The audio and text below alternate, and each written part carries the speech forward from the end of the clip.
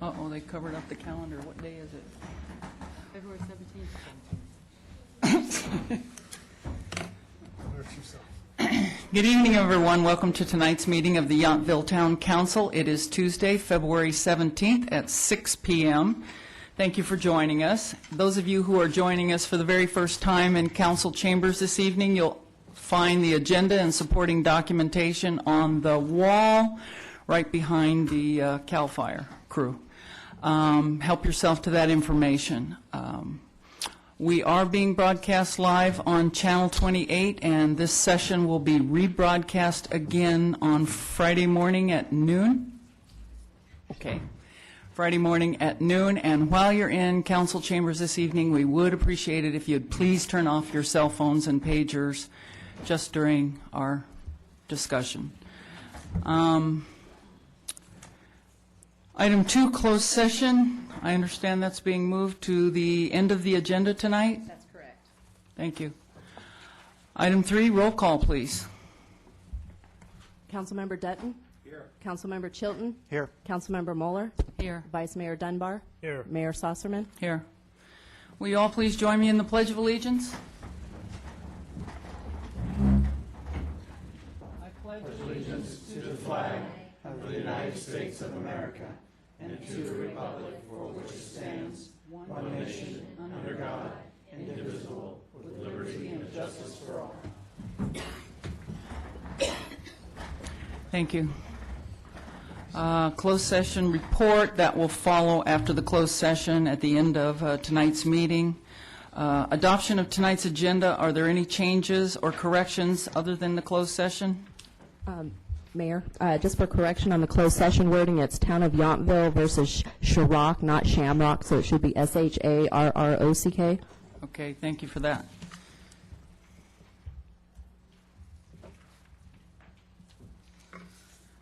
Anything else? Can I have a motion? Move for adoption. Agenda. Second. All in favor? Aye. Opposed? None. That motion carries. Item 7, public comment. Anything that's not listed on tonight's agenda, public is welcome to address. Anyone from the public with any public comment?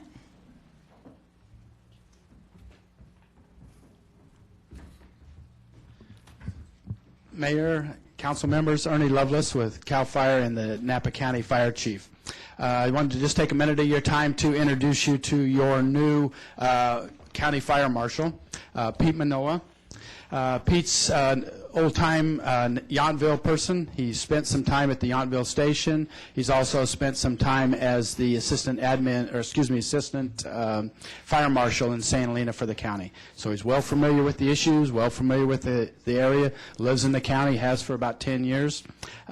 Pete's just started, today was his first day actually, so he'll be getting some business cards and getting them out to you and working closely with Public Works. Looking forward to the opportunity to meet with Steve on a one-on-one and get to know some of the other issues that are fairly new in the town. Gabrielle Avena, who was the fire marshal here, has recently been promoted to a division chief in my office as the admin chief. So that's the reason for the turnover. Great. Thank you. All righty? Pete, Welcome have a back. few words? Come on. Welcome back. Thank you very much. You guys know I'm not too shy about speaking in front of people, so it's great to be back in the place where I live and the place that I like to serve. And it's good to see familiar faces again, and hopefully we can work out what issues are in front of us and take care of them and take care of the public. Good. Thank you. Thanks. Anyone else? Public comment? All righty. Seeing none, I'll close the... Yes, ma'am. Hi, this is for not agenda items, right? Correct. Yes.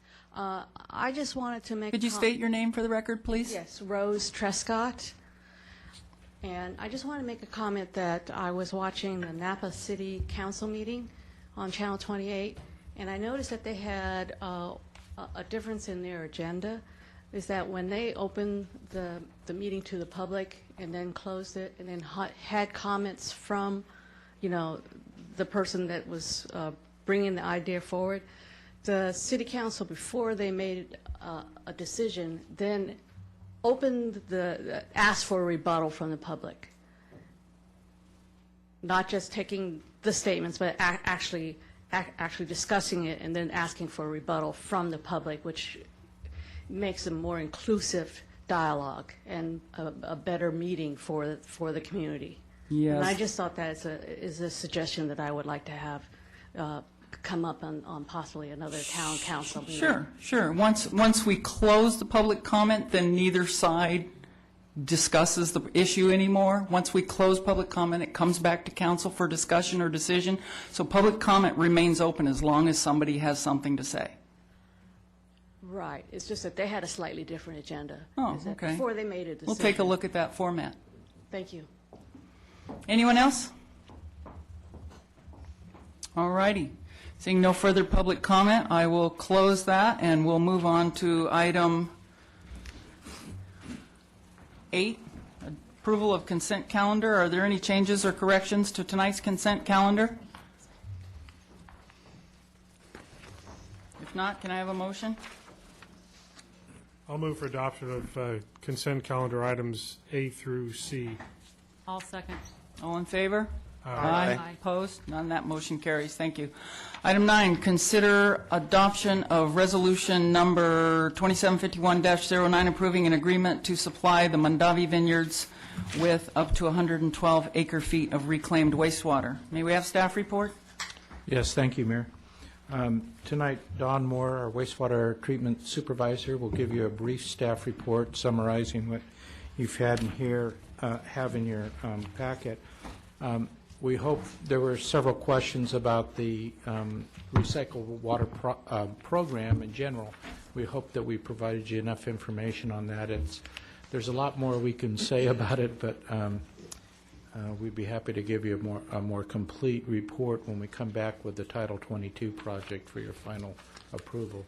But if you have any questions of either Don or myself, please bring them up, and then if we need to do a little research on them, we'll be happy to do that. So, here's Don. Thanks, Mike.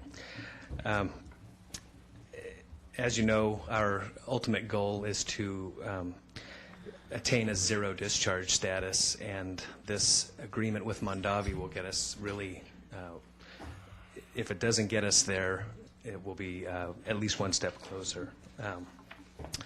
The agreement that was brought to your attention 2 weeks ago did not accurately represent our intentions, and there was some cutting and pasting of names and numbers that didn't jive and honor the original, our existing users. The agreement before you is a short-term agreement that will not jeopardize the existing users' contracts and get us closer to that zero discharge. A long-term agreement will be in the near future.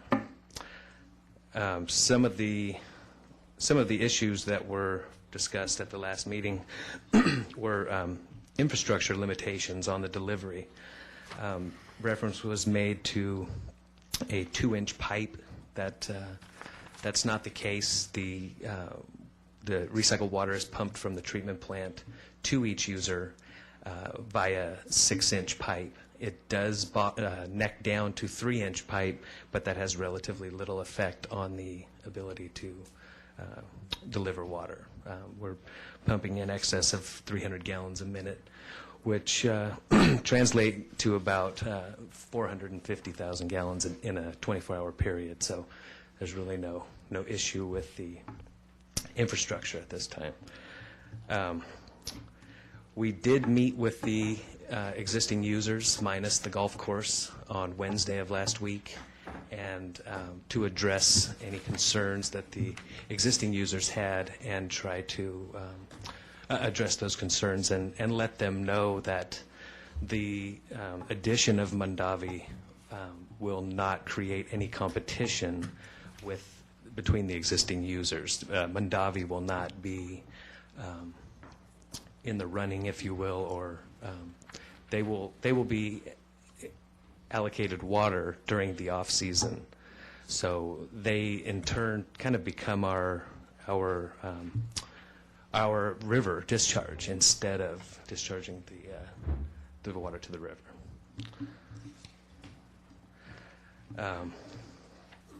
That's really, in a nutshell, that's really all I have to say. Again, this is a benefit to both the town and the Mondavi Group, and gets us one step closer to the zero discharge and kind of utilizing this resource of recycled water. Good. Council have any questions for staff? Councilmember Chilton? Just one question, Don. Our current users, was it discussed about the possibility of them taking this water as opposed to Mondavi, and was there any interest on their part of doing that? Well, the existing users have limited storage capacity, and what has happened historically is that the users start off the season with full ponds, and they irrigate and they use the water down, and we replenish it, and we kind of juggle back and forth between the 3 and the golf course. And by the end of the season, everybody's just about empty, and we have historically used that storage to our advantage, building up to the wet months when we can discharge. So long story short, once their ponds are full, there is minimal usage during the winter. They have been very flexible. We've had a great relationship with our users, and they do take it a lot of times when we need them to kind of make room for us. But other than frost protection, there is no real use for the water in the winter. Thank you. Any more questions? Councilmember Dutton? Just a few clarifications, Don. You alluded to the fact the golf course takes no water from May 16th through the 30th, but on your chart you show that they do? They have no obligation to take it when we're allowed to discharge to the Napa River. Now, the discharge of the Napa River is, we can start discharging on October 1st if there is sufficient flow in the river to meet a dilution factor of 50-1. That is rarely the case, so they do take water during those months when we should be, or when we're allowed to discharge. We rarely discharge until mid-December. This year, we just started discharging this weekend, so this is an odd year, and made the Mondavi agreement, or the Mondavi, the chance of having another place to put the water really, it just really looked like a good thing for us, and turns out it will be. Just to hitchhike on that, then, is just as I understand it, reading through this, basically the current users are satisfied. The Mondavi will take whatever we can give them, basically. Right. We plan to keep pumping to Mondavi during rain events. That's what we were looking at, was all of our current users are full. They use a little bit, and we can pump to them for 2 or 3 days, and we kept doing that, but eventually there was going to be, hey, we can't really water anymore. So I think to answer your question, yes, we'll keep pumping to this abundant storage available at the Mondavi property. 2 other quick points to share that the council had asked, one of which is this agreement has been, the price and terms are the same as the current producers, so that's been resolved. And also, I do want to stress it really is a short-term, one-time agreement, and we will continue to negotiate a long-term agreement in concept based on these principles, recognizing the existing priority status of the existing customers as we move forward. One other piece of information that the council had asked was, why don't we use this for our own town properties? And that is something that the town is evaluating. The short answer, very succinctly, is we don't have the infrastructure to use this. Reclaimed water requires its own distribution system, and it's something the town will need to budget and develop a infrastructure pipeline to bring it to the town's facilities, and then we can use it. And that will be part of our longer-range goals to look at that. So I wanted to be able to answer that question that you'd asked, which is why aren't we using it ourselves? That's a good point. Another kind of offshoot to that, in addition to the cost, is that we've proven that, and that's why we had the current users at the last meeting, was that there is not a lot of available water to do that. We kind of, during the months that the current users need it would be the times that we would try to be irrigating as well. So we don't want to jeopardize our relationship with the existing users. So that's another point. Any more questions, Vice Mayor? Just want to make sure that you've answered, and I think you have, but there was a question I highlighted on page 3 of your report under the infrastructure limitation on delivery. The last sentence, you mentioned the town's ability to deliver the desired amounts to our current users is limited more by operational issues than infrastructure. The operational issues, is that what you're talking about when you're talking about their pond capacity? Right. All the users have different, they're all very close in proximity. However, they all irrigate in different manners and all have different storage capacities. So one may be using a lot of water and not have a lot of storage, so we have to kind of try and keep up with them, while another may not be irrigating as much and has a lot of storage and a lot of available water. So yes, it's the recycled water program is quite a juggling act. And the town manager just referenced the fact that the infrastructure is a separate entity, but we're not talking about any infrastructure needed to supply Mondavi. No, and that's another thing I wanted to touch on. There is no reference in the short-term letter agreement regarding a meter charge, and our current users all pay a monthly meter charge. However, the recycled water line goes from the treatment plant across the river and through the Mondavi property, and there was no direct no cost at all to the town to get the water to the Mondavi pond. There was already a valve and a turnout. Mondavi rented and got the piping to go from that valve and turnout down to their pond. They're renting a meter, so there's no charge right now to the town for the delivery, other than the electrical use for the pumping.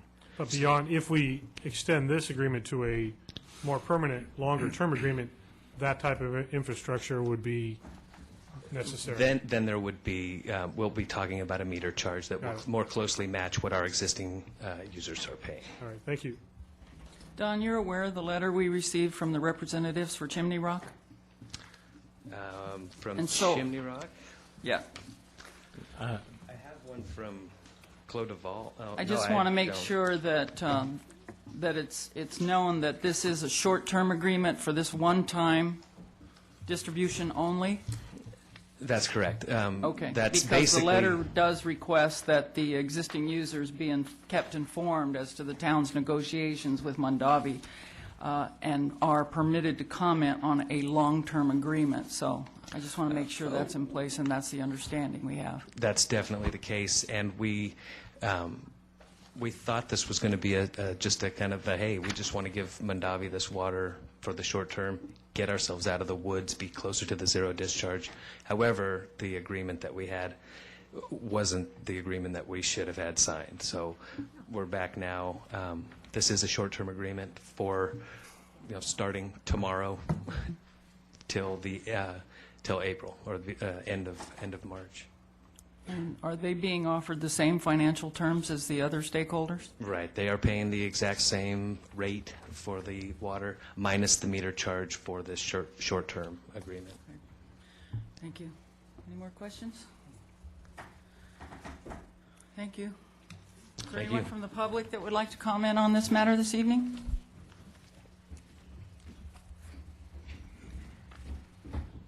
Madam Mayor, thank you. Al Wagner from Claude Duval representing. I just wanted to say thank you to the Public Works Department and Director for getting us expeditious work in the process, and we appreciate them with the zero discharge efforts. We still would like to comment that as we go forward in the future, to Lewis's comments, if we look at the usage page, most of the water that we received in 2008 was delivered after our contractual agreements because of we draw our ponds down to allow the water department to discharge during the non-rainy season. So we just request to be at the table at all future meetings, and I'm sure as everyone else, but we appreciate all the work, and thank you, and appreciate everything that you've done and allow us to comment. Thank you. Thank you. Anyone else?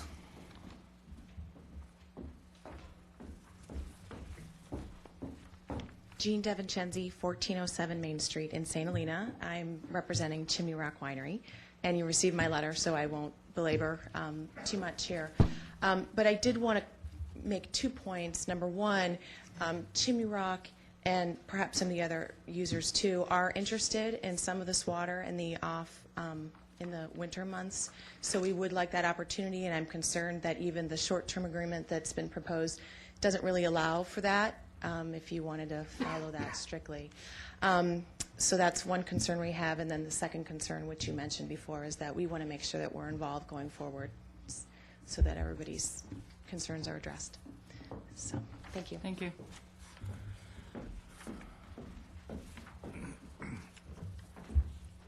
Mayor and Council, Kirk Grace with Stag's Leap Wine Cellars.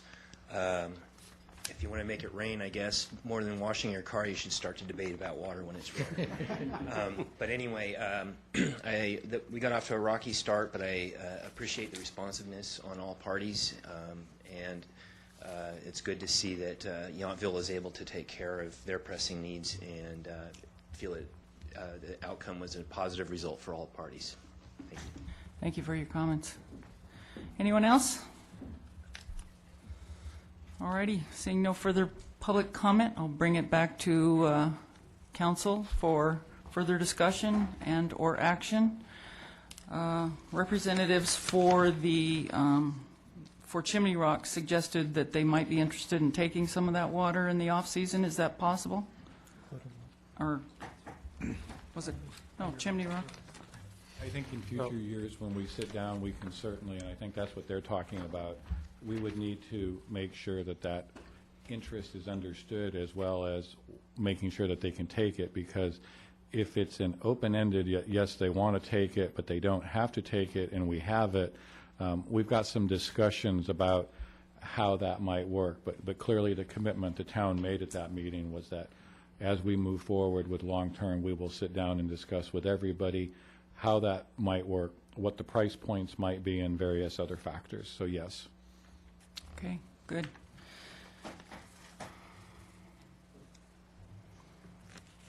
Council? Councilmember Mueller? No, I don't have any comments. It looks fine to me. I'll just commend staff for taking this one back and obviously improving on what we saw last time. And it's great to have all the representatives from the wineries here so that partnership can continue. So I support this. Again, it's a 1-year or 2-month deal. And if we can find, if this brings the idea of taking some of the water even next winter by some of the existing users, then we probably benefited by having this discussion. Councilmember Dutton? I just reiterate what Councilmember Jones said. I think we all learned a lot about our wastewater and how it goes. And I think it'll be more important as we, again, work towards that zero discharge, which I think will be a real feather in our hats. And it's nice to know you have the people that you can go to make that program work. So I'm happy for it. Great, thank you. Vice Mayor?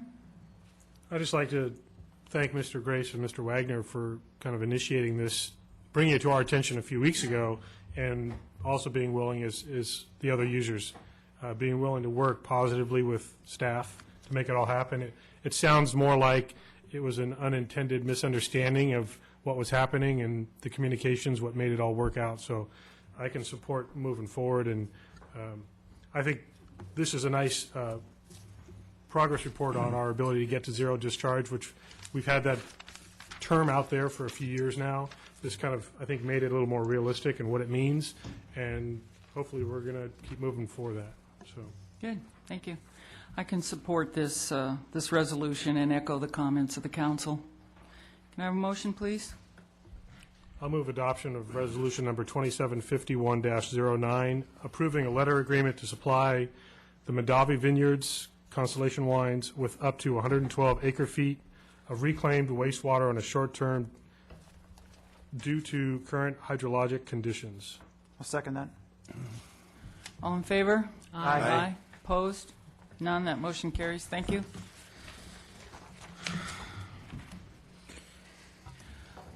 Item 10, public hearing, final master development plan review, Sorrento project. May we have, before we call for staff report, I just want to disclose the fact that I did meet with the applicant to discuss the project. I will also step out of this discussion as the project has specifically stated they want to have a competing entity with my own business. Okay, let the record reflect that Councilmember Chilton is going to step down. Mayor Sosserman, I also disclosed the fact this past Friday I did meet with Steve Henderson and Bill Byland in regards to this project. Thank you. And Mayor, I'll also mention that I had an email contact with representatives of this project. Nobody talked to me. I'm just kind of curious about what the discussions were about when you talked to the... Yeah, we can discuss that. Okay. During public comment. Okay. May we have staff report, please? Thank you. This is a continuation of the preliminary master development plan review that took place on September 16th of '08 by the council. We're now at the final master development plan stage, and this is I'll go through the site plan quickly, and the design team is here to make a presentation to the council from the applicant. This is a 12,603 square foot site located in the residential scale commercial zone district. And I will remind the council that in the residential scale commercial, the zoning ordinance provides for uses which serve the daily needs of town residents. Also, that's under general conditions, and uses requiring a permit, they list uses such as new restaurants, inns, and other businesses that rely principally on visitors for their clientele shall not be permitted. And then there is a third provision under criteria for use permit that this provision appears in all commercial zone districts. The proposed use provides benefit to residences. Those were the topic of a discussion we had 2 meetings ago regarding the residential scale commercial zone district and their uses. Let's see.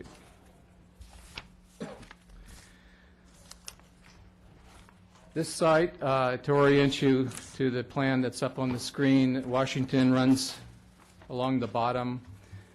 To the south is the Piazza Quercia development, a vacant parcel to the north, and then beyond that, Wrench Market on the north side.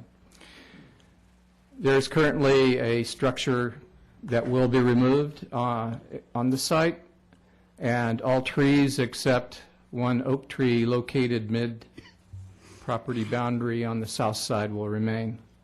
The other trees will be removed, but new plantings will be installed as part of this project.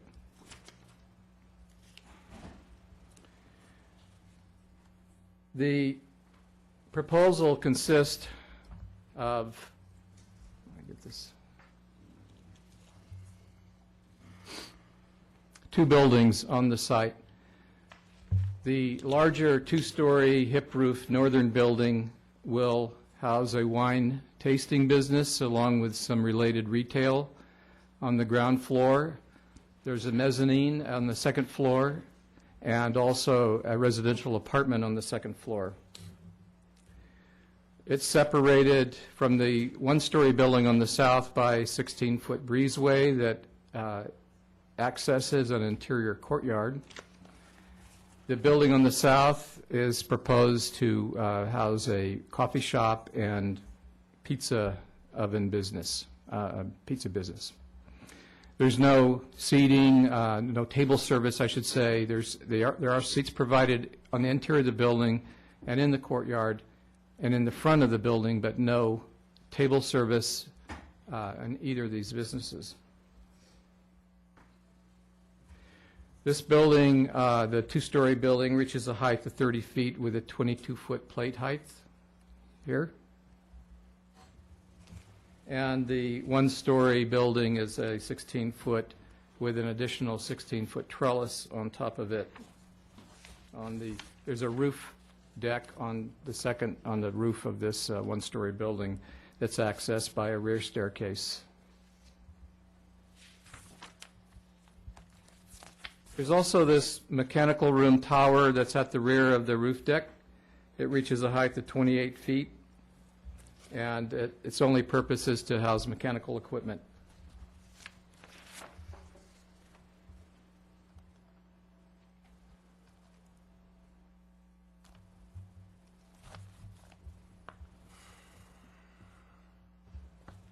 Get this turned the right way.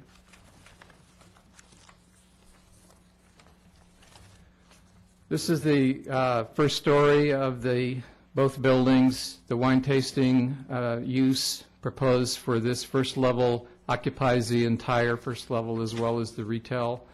And then the second story has this 583 square foot mezzanine that wraps down this side, and the rest of it is open to below, which is about a quarter of this floor area.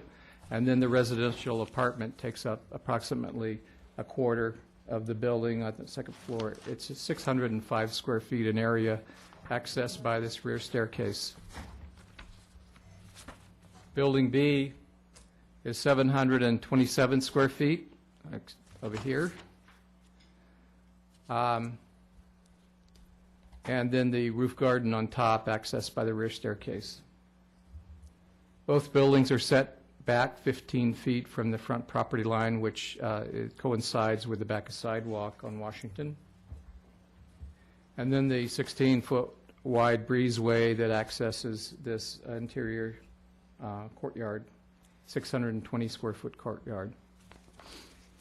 Both of these businesses will have access to the courtyard, and it's separated by a 6-foot stone wall to the rear parking area that contains 13 parking spaces, including one handicap space and one designated space for the residential apartment. Refuse is in the southeast corner, and this area was selected because it is the furthest away from the east residential unit, a single-family dwelling on the east side over the fence. And also the Piazza Corsia refuse area is also located in that general area. There's a 24-foot wide driveway off of Washington that will be shared by the property on the north side of this site when it is developed. And it accesses the parking in the rear.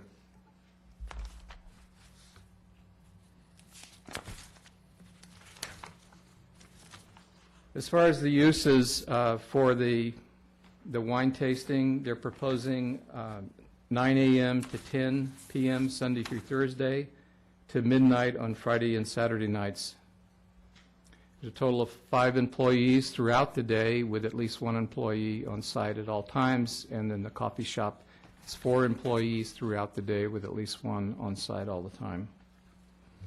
The wine tasting business proposes 24 special events through the year. 4 of those are major special events, and the remaining 20 are minor events. And each of those is distinguished by the number of people in attendance, the minor being 15 to 25 people, and the major being 50, up to 50 persons.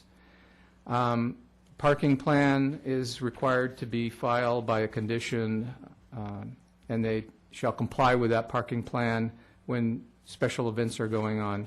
The major special events are required to get a special events permit through the town.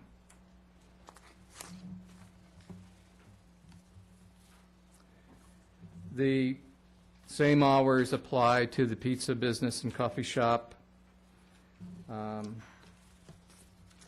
There's a total of 12 interior seats inside of the coffee shop. However, as I noted earlier, there's no table service inside.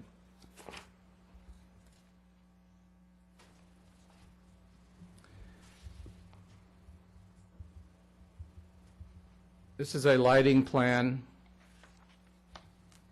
There are conditions in the resolution that require compliance with the town's lighting ordinance, full-cut features. And essentially, it amounts to 2 parking lot lights that will be mounted at a 6-foot height on a wood fence at the rear that separates the development from the residential unit, or single-family residence on the east side. Pathway lighting along a 4-foot wide sidewalk that connects the parking lot to the front. There's 2 lights attached to this building on the north side, the 2-story building at a height of 10 feet that will illuminate the driveway going in. And then there are some lights in the trellis that covers the breezeway at the entry that are spots.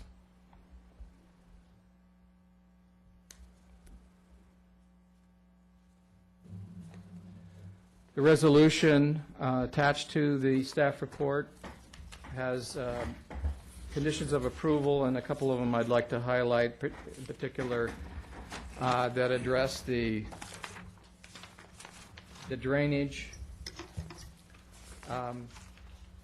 We're requiring that there be no net increase in off-site drainage into the storm, from the historical amount of storm runoff from the site.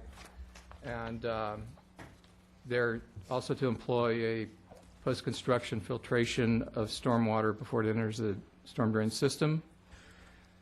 Along the frontage, they're going to be required to plant a total of 3 street trees. There's 1 existing, and there'll be 2 added, and these will essentially match the spacing found across the street. Also along the front, staff will be bringing to council in March standards for the planting strips that would be, are the strips along Washington. We have a variety of materials that are used in the planting strips, including lawn and gravel and DG. We are proposing a more standardized or smaller palette of selections for those planting strips. The condition in the staff report would obligate this project to comply with the selected and approved standard for planting strips. They have currently proposed a material that's a DG, and these would go between the trees and the planting strip. It's bound by a pine resin, so it's a fairly firm all-weather surface. And then other standards along the frontage that we'll be bringing will be street trees. Sidewalks are pretty well set, and then lighting.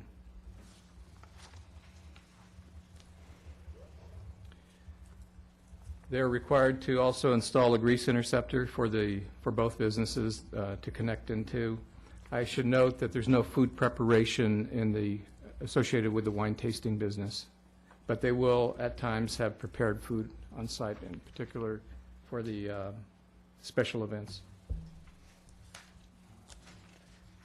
The parking and transportation plan shall be submitted to the planning department for approval, and they are required at the special events to comply with that plan. For the major special events, they envision shuttling in from the off-site winery location for the guests.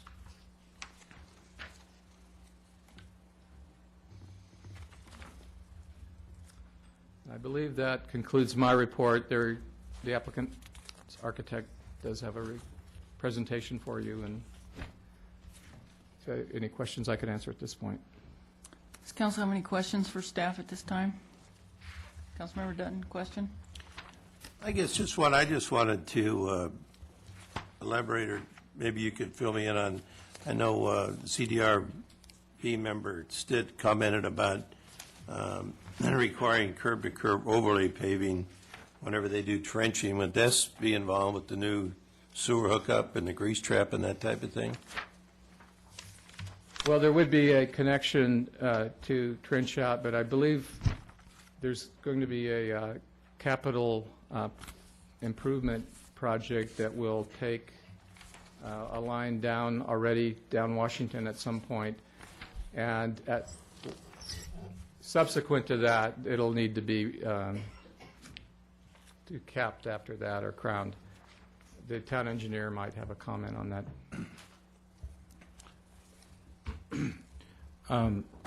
Yes, it's, as a matter of fact, it's already been capped. Oh, okay. So, thank you. Councilmember or Vice Mayor, do you have any questions? I do. Seem to be confused by a couple of the documents in here referencing the hours of operation that are being proposed.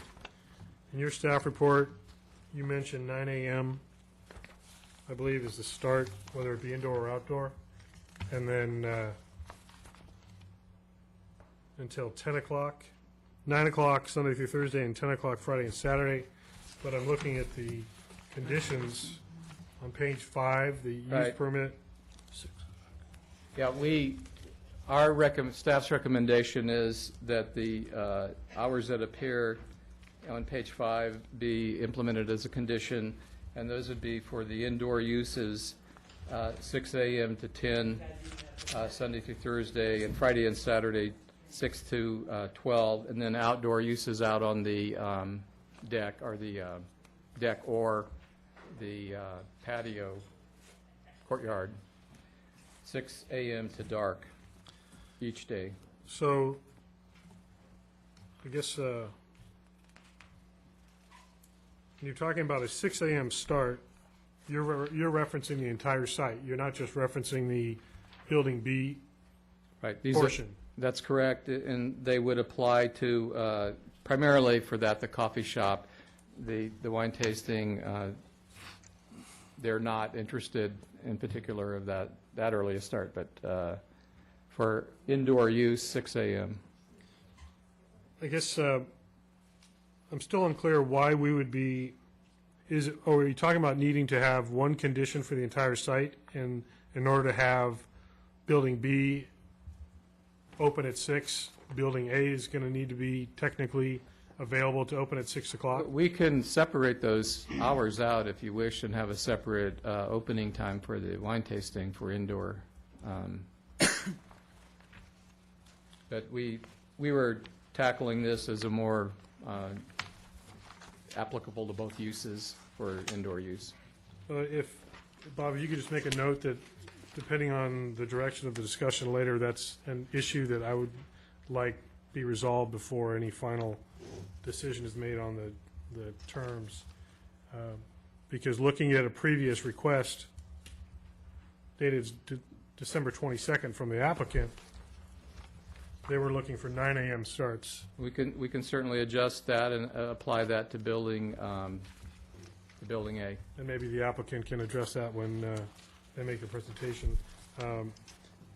You did not reference, and I'm sure the applicant will, about the color, the exterior color change to Building B, or maybe I didn't hear that.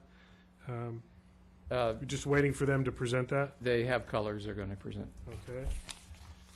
And there's also a reference to a request to change the minimum number of guests allowed for the minor special events. In your report, according to their letter, they're requesting a minimum change from 10 to 15 persons, Right. and that's what you've stated in your Yes. 15 to 25 is your minor. They made that request, and we incorporated it into this report.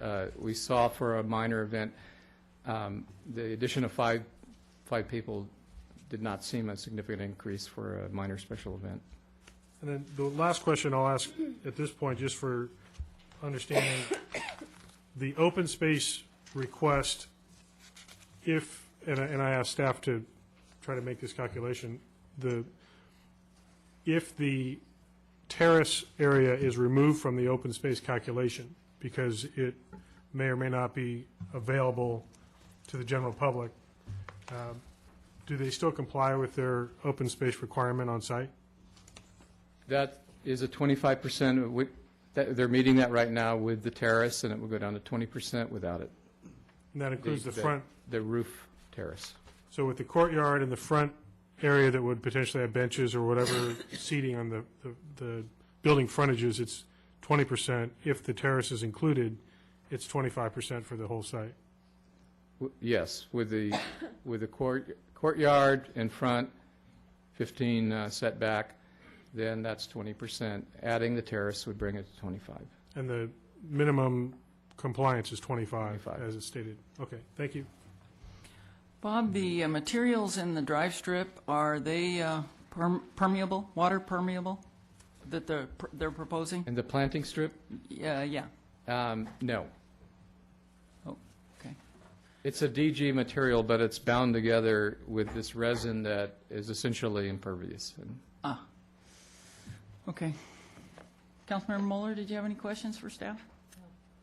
Is the applicant here?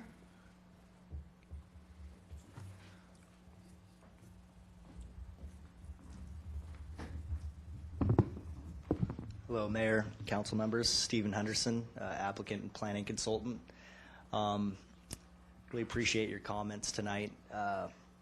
Wanted to back up into the project here and go over where we started at the concept stages. And the primary change, which was per your recommendation, was to open up the site and create more accessibility to our rear courtyard. And we'll see on the next slides this is the front of the building, and again, this is at the concept meeting where we had 3 retail or commercial spaces, and again, without the access to the rear courtyard that we have. And again, this is a slide showing the overview of the site plan. Again, this is the concept proposal, and we have separated the buildings. And, you know, we're really excited about your comments that you made about the initial concept and opening up the buildings, because it really creates kind of a more vibrant area for the community to utilize these spaces. Again, I know it was a comment by the council to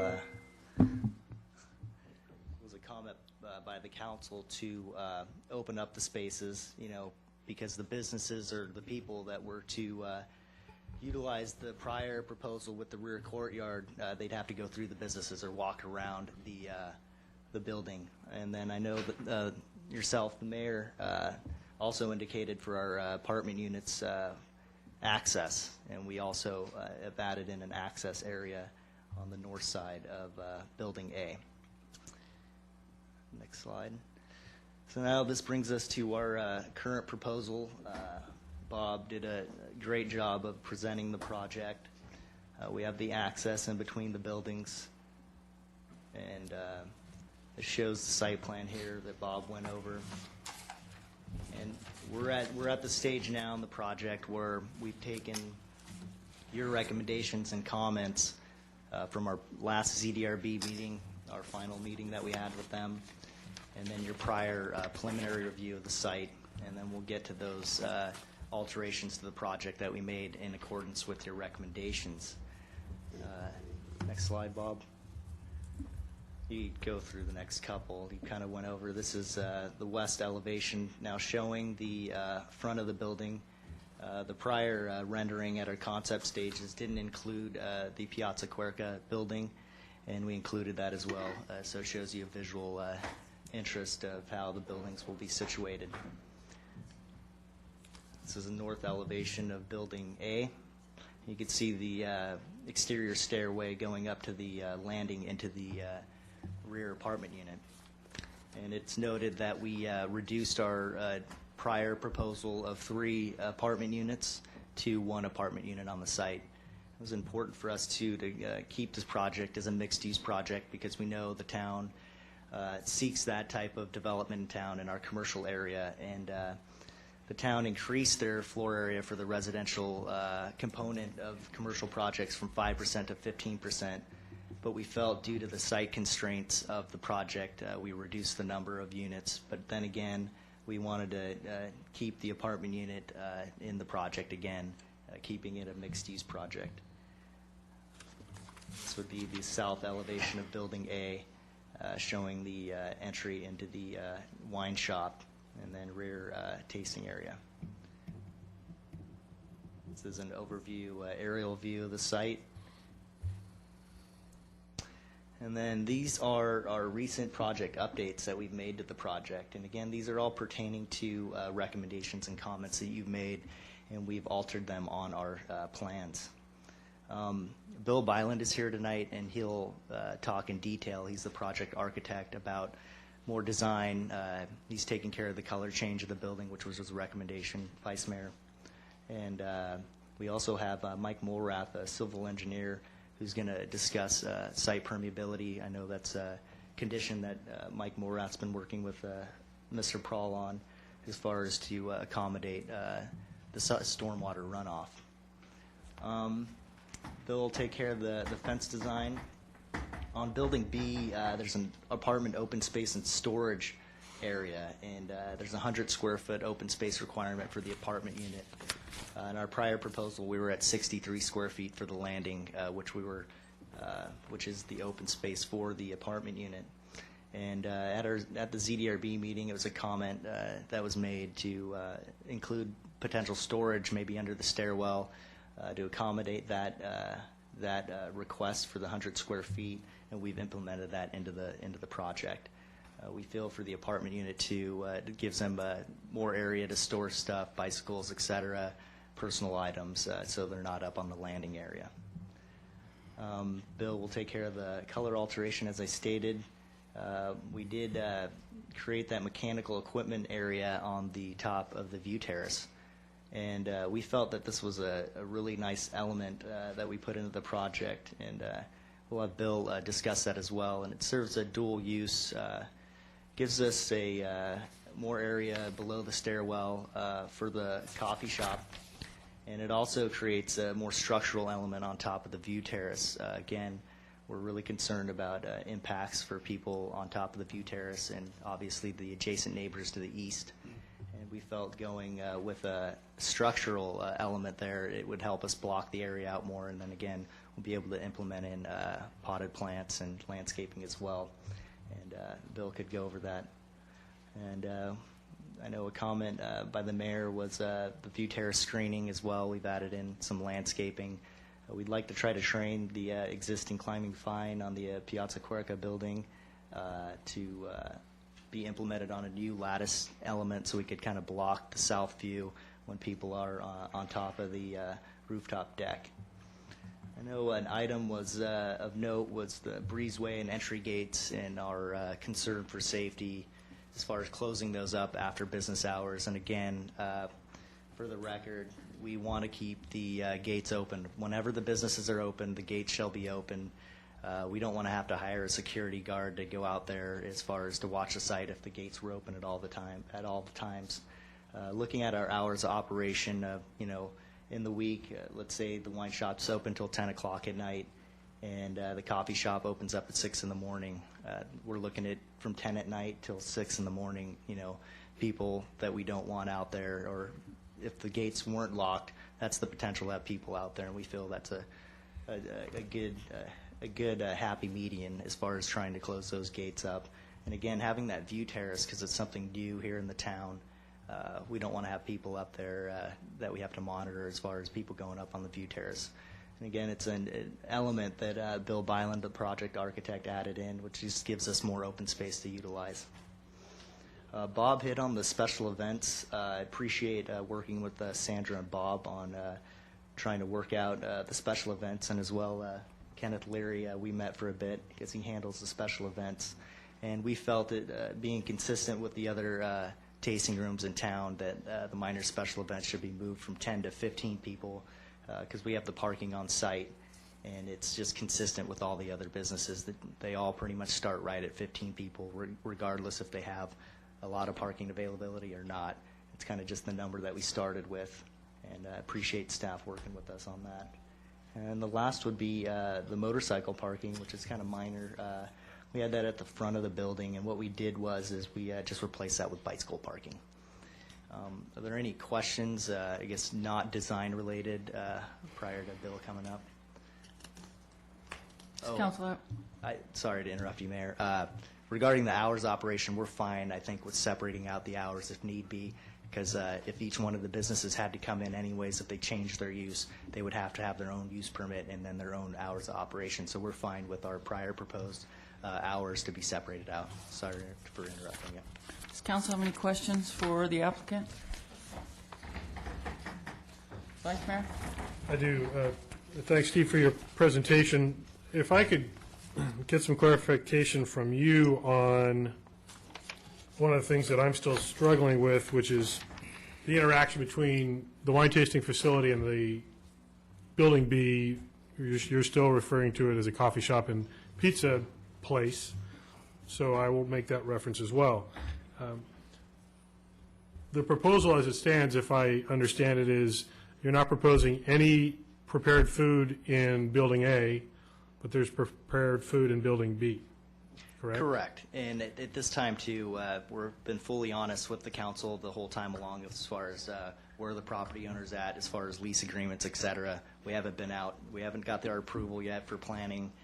We got to go out to plan check, et cetera. But there is a few potential business owners that could go in there that we're working with. And just to let you know, the word from the property owner, too, is that we want to have the coffee shop, and it was just something that we worked with staff as far as if we could have an oven in there, and we've been working with them, and we just feel that it's just an additional use that we could potentially have something like that in that space. And again, they would be separate uses. There'd be a tenant that's going to take over Building B, and Summerson Wine Company would take over Building A and have the operations in there for their office and wine shop.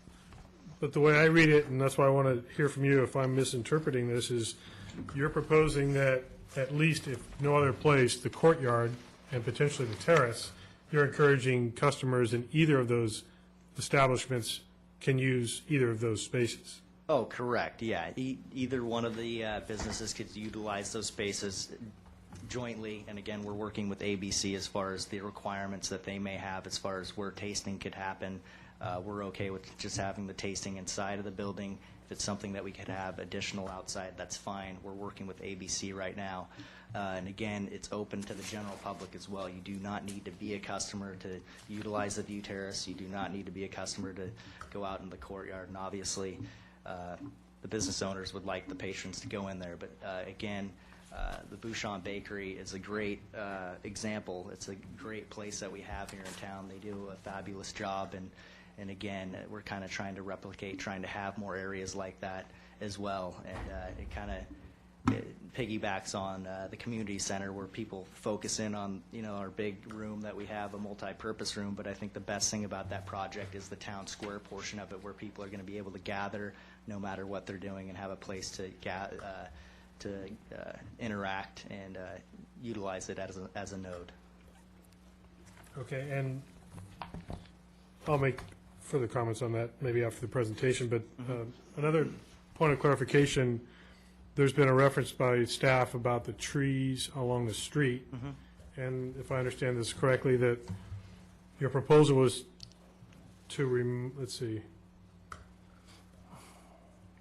existing street tree has been eliminated, but without finding the specific wording here, staff was recommending that you continue the existing pattern of street trees. Is that your intention at this point or not? Yeah, correct. Okay. We met with the landscape architect. We had a preliminary meeting today around 2 o'clock, and unfortunately the landscape architect isn't here today, but if we could scroll through to the next couple plans, we could see maybe one or two past that, Bob, onto the landscape plan.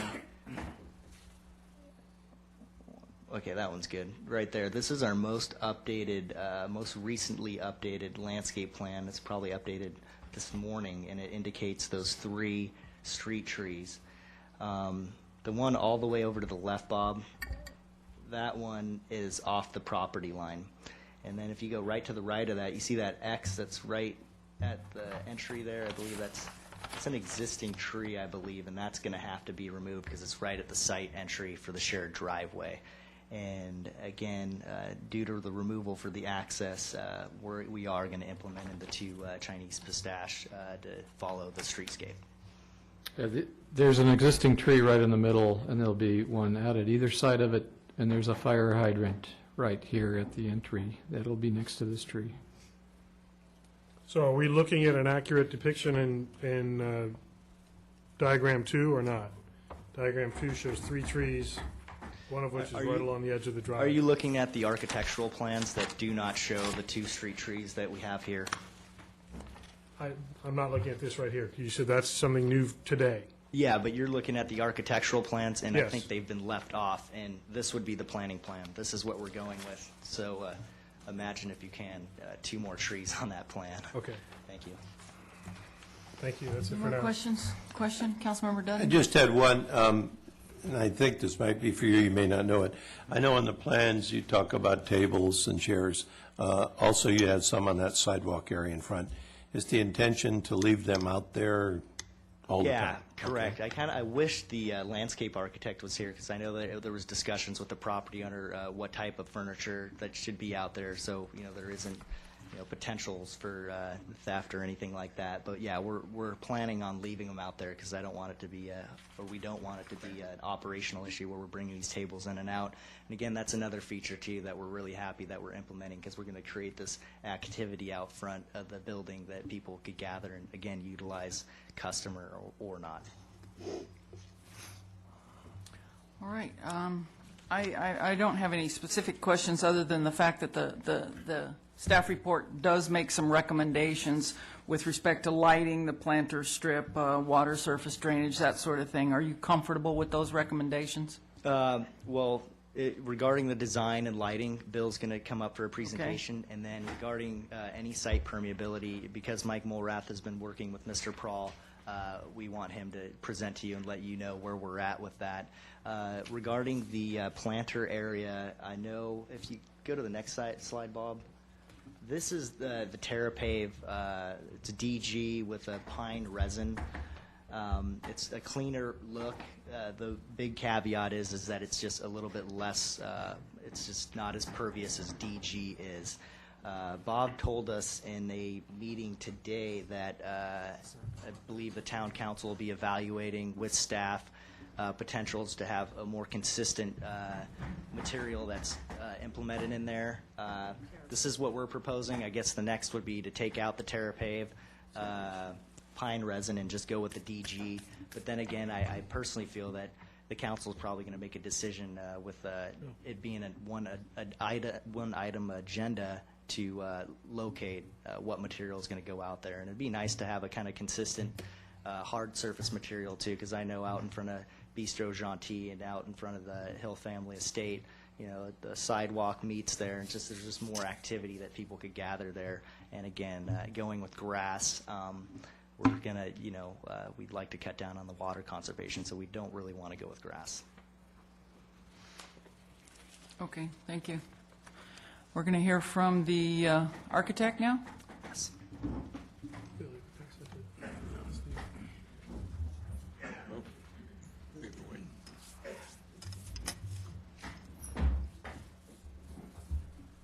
Thank you.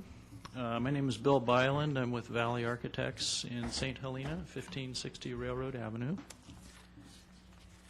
And Steve left me a few things to talk about here. I'm going to start with the fence and then go on to changing colors and then talk about finishes perhaps a little bit. This is a picture of the type of fence that we're proposing.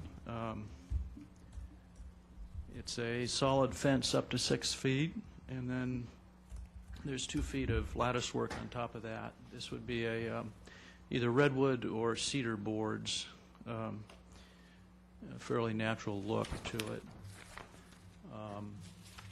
And that would be across the backside of the property and down the south side.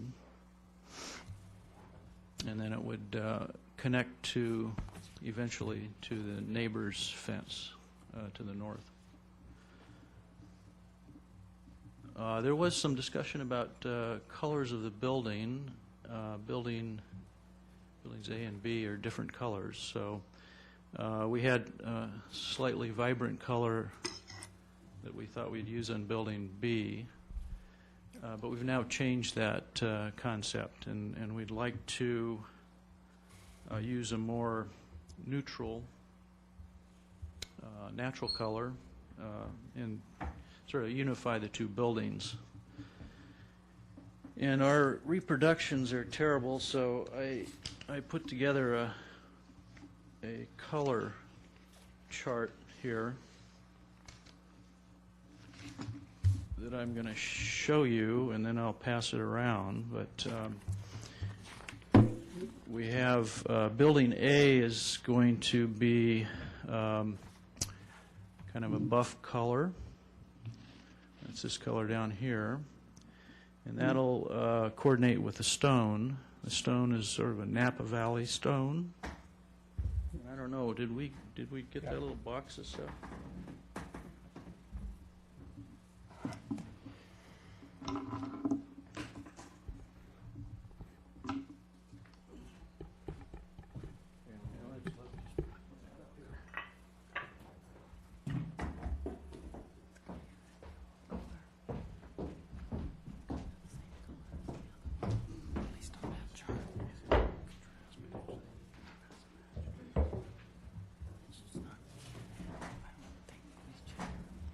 So the stone we're talking about is a Napa Valley stone, sort of buff color, oranges, browns, and buff colors.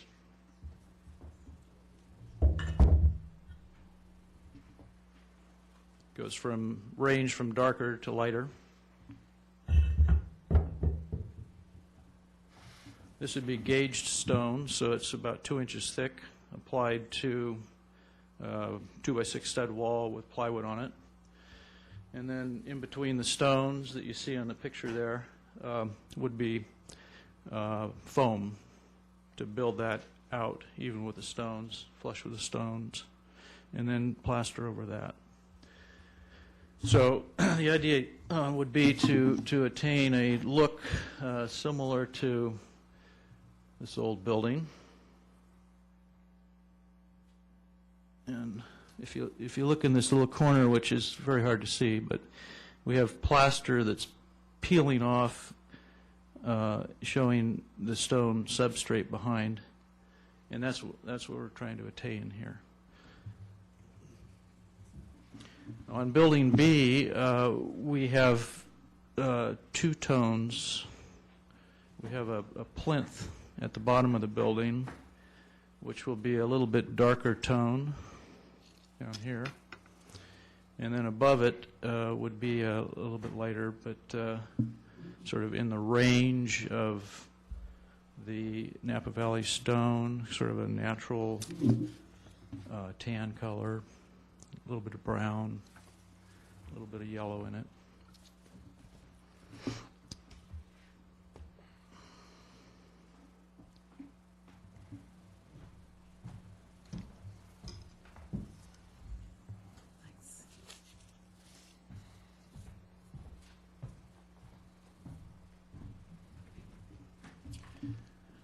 The trellises will be wood, redwood, and there'll be natural finish on those. Also, we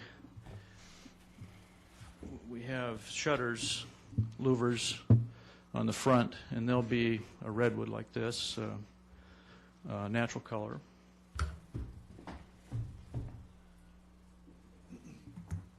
The roof, we're using a shingle-like material that looks like this, but colors will be more, we're going to add some brown tones in with the shingles, so it'll be sort of variegated with the grays and browns to sort of mimic the shake roofs that you have in town here already.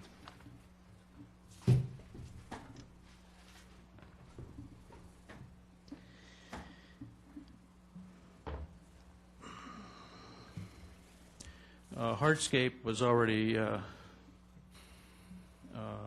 talked about in general.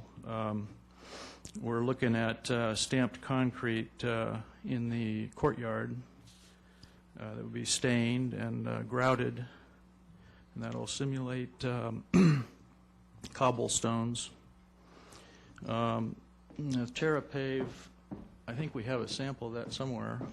Yeah, right Here it is, right here. Okay. proposing that for hardscape out in the front. Railings and gates would be wrought iron and probably painted either black or a dark brown.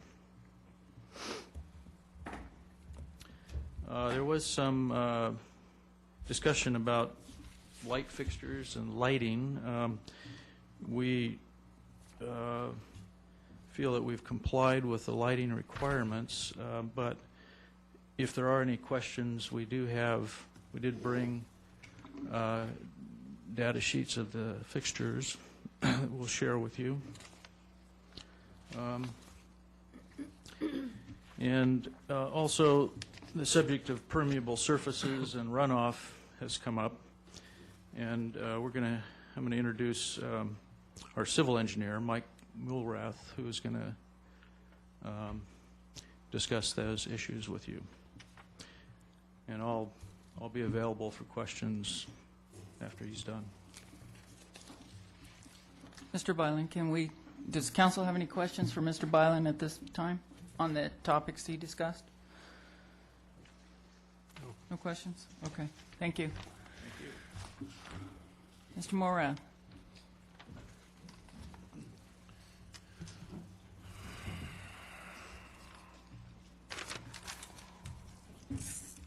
Good evening, Mayor and council members.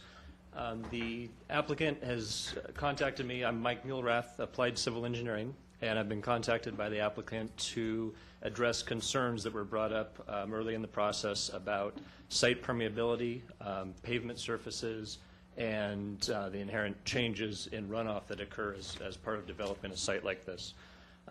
Bob, if we might have a site plan available. Thank you very much. The site is very challenging from a stormwater runoff perspective for a couple of reasons. When we first look at the site, we see that we are definitely increasing the amount of pavement compared to what's there now. Okay.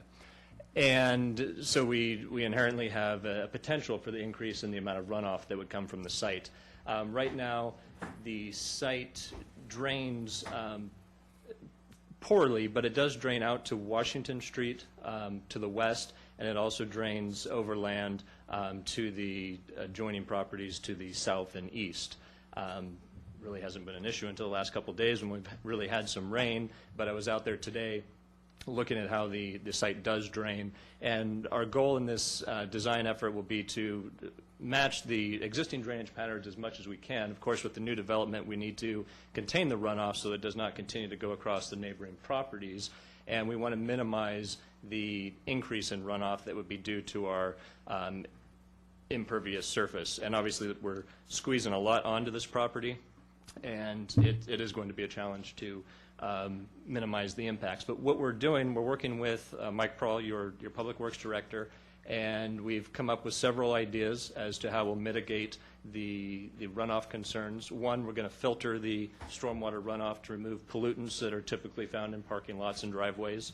And we're going to do that both via directing runoff to landscape areas and also via filters that will actually fit into the drainage structures. And there's various media filters that are designed specifically for these applications. As far as runoff quantity goes, we don't have a soils report for this particular site yet, but what we're envisioning is a system that will allow runoff to be collected into drainage structures or landscape areas and then allow it to permeate into the existing soil. Depending on what those rates are, we will have to choose from several different systems as to how we accomplish this, but we're going to maintain the post-runoff conditions equal to the existing runoff conditions based on percentages of impervious area before and after. Part of the design may include pervious pavement surfaces, but until we know what the underlying soils consist of, we don't know that pervious pavement surface will actually allow infiltration. So we don't want to commit to that solution, but we are comfortable with committing to the goal of maintaining post-project drainage patterns similar to existing drainage patterns. So if there are any questions directly related to the site perviousness, pavement, or runoff, I'd be happy to answer those now or after other questions. Council, have any questions for Mr. Milrath? Thank you.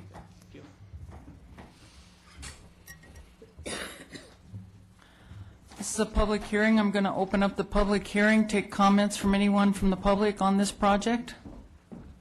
Anyone?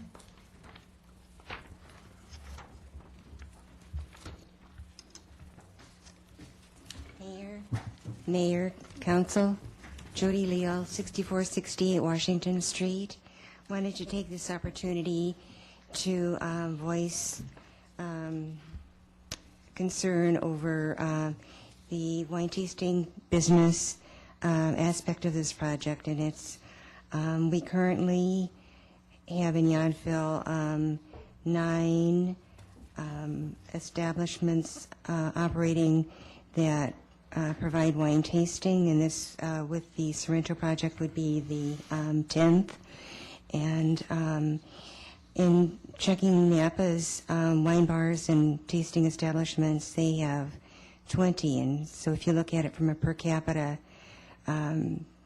perspective, we have, we will be having 10 times as many as the city of Napa. And I do have a petition about people that are concerned about the mounting number of wine tasting businesses, and asking the town if there's what can be done to limit the number. Can there be a policy adopted? What can be done to address this? Thank you. Thank you.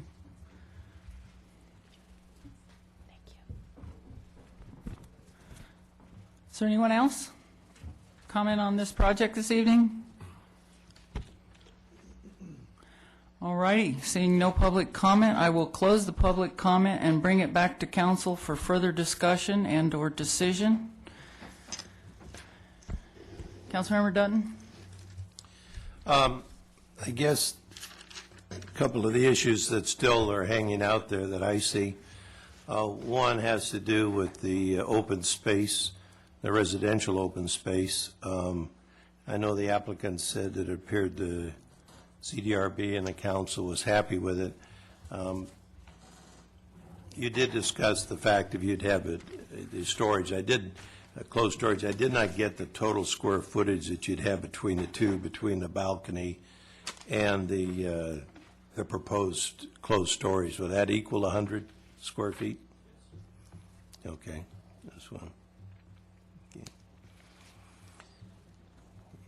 And your idea again was to, just to reiterate, was to close off the gates when the last business had closed, as I understand it. That's when the gates would be closed to that particular, to the back courtyard. So, okay. That's all I had right now.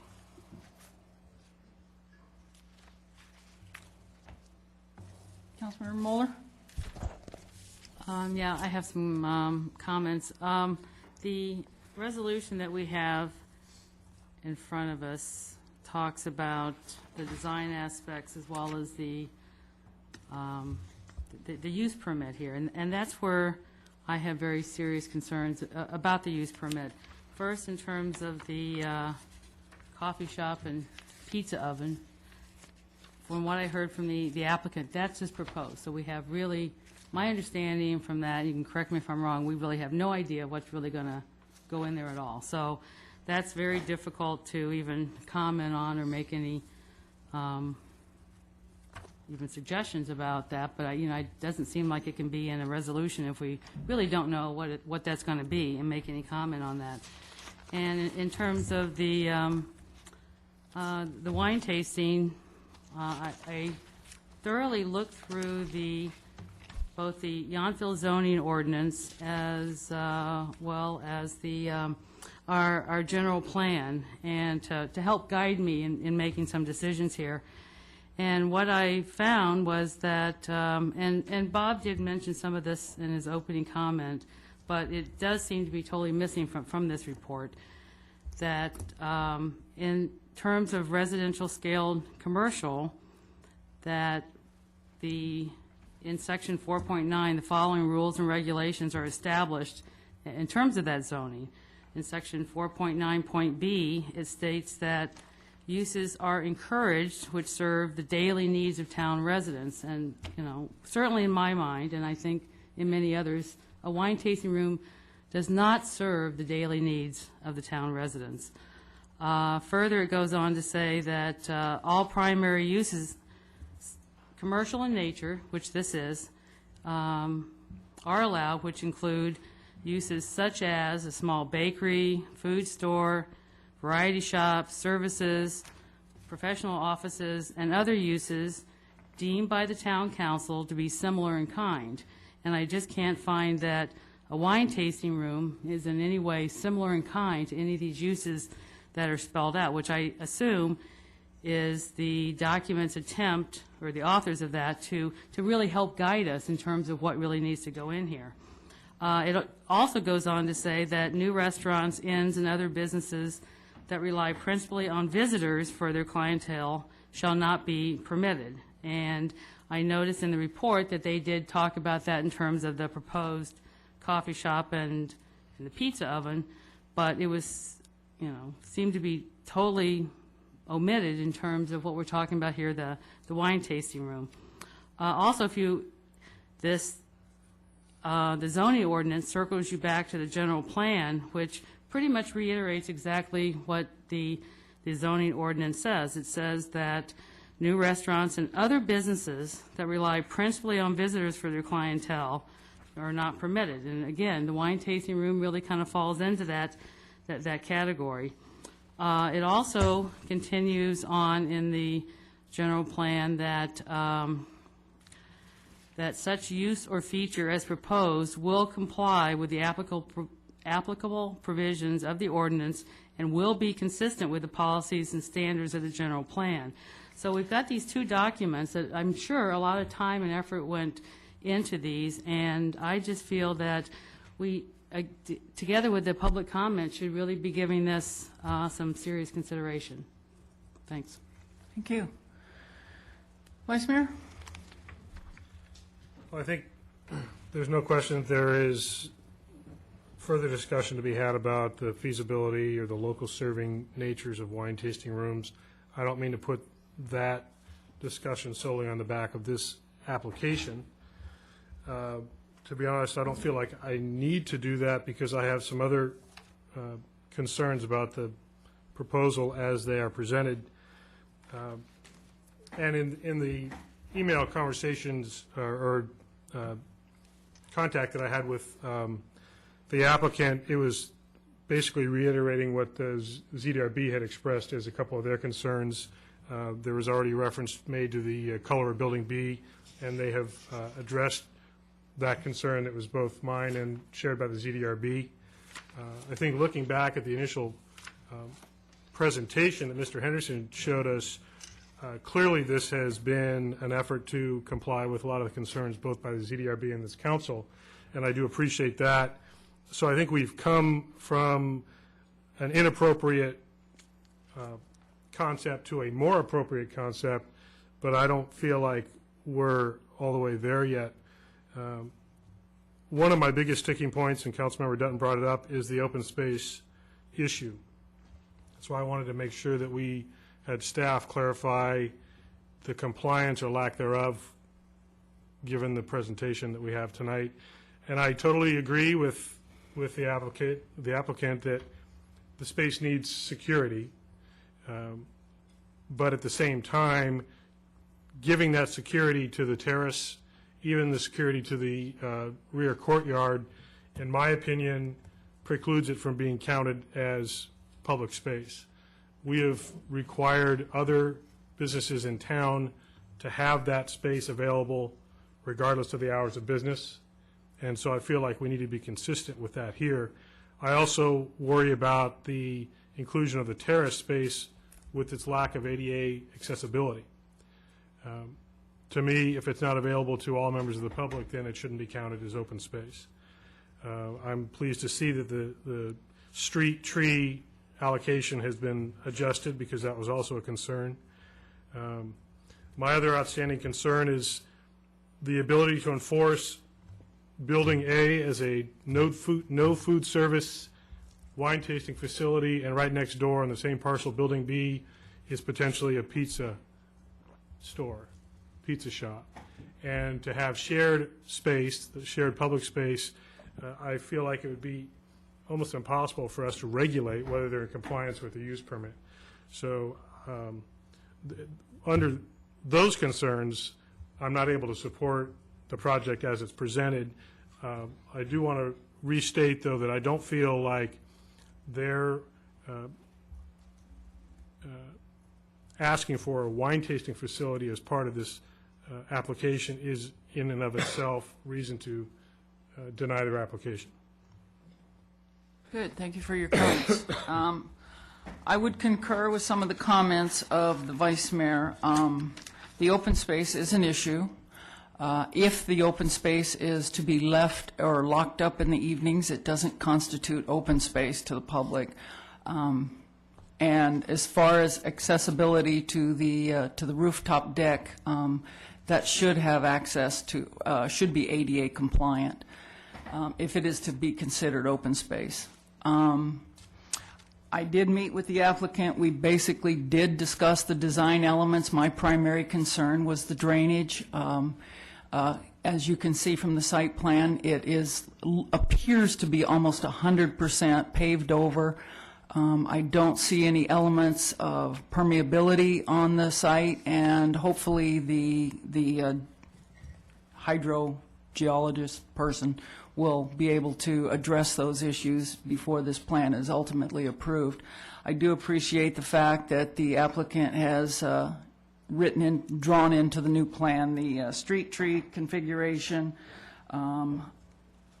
anything on the drive strip, anything other than lawn is a good suggestion, in my opinion, as the lawn, while it isn't consistent with the neighboring properties, the lawn does have a tendency to attract animal waste, and it's not really nice to have that tracked into your business. So I can agree with the nature of the drive strip. The lighting plan, staff is making recommendations that all lights adhere to the IESNA standards. I'm not sure what those are, but there is some light spillage in the parking lot into the residential area, and I would suggest to the applicant that they take a look at something that would preclude that light from spilling into the residential area, particularly if they intend to be, the lights intend to be on after 10 p.m. at night. Perhaps shorter light standards or the lighted bollards throughout the parking plan. As far as the use permit, I will make the observation that the tasting room is in conjunction with retail. It is a dual use, and I won't address that until we can address all the design features. And as far as the residential open space, I'm comfortable with that. So as the plan is presented this evening, I think we need to come to an understanding of what constitutes open space, what that percentage should be, and it should be accessible to everyone from the public. As the project is presented overall, I like the concept, I like the design. There are a few minor elements that we have to work out before we can approve this. And as far as the use permit, I would just say that with respect to some of the comments made by the Vice Mayor earlier on, we would have to refine those hours of operation. So those are my comments. I hope the applicant has sufficient comment from the council. I don't know that we're in a position to approve the final master development plan at this time. I'm not sure that we can work those items out here tonight. I would defer to staff if staff feels that those recommendations can be addressed this evening.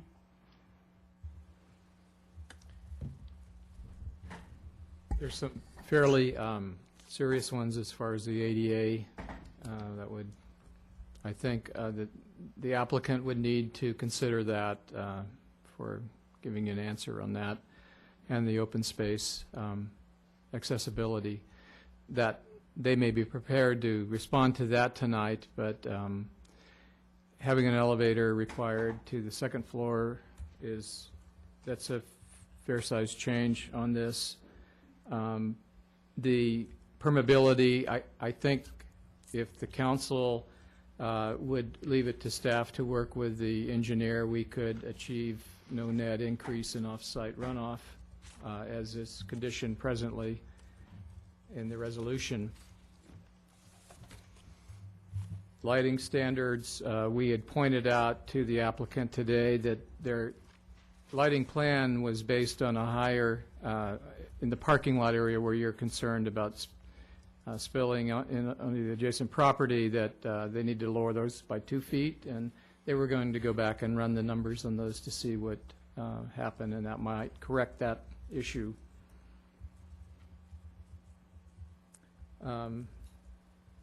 But the open space issue for the overall project of 25% being achieved and having it ADA accessible is a fair consideration that I don't think would be resolved tonight unless the applicant is ready to respond to that. Mayor, if I may comment to staff.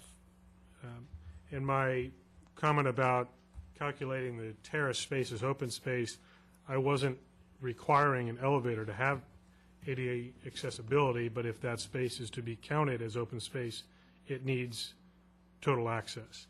So if they can create open space that doesn't count the terrace and the site is still ADA compliant, that would be a consideration. Yeah, and unless they counted the terrace, we'd be down to 20% rather than 20. They required 25%.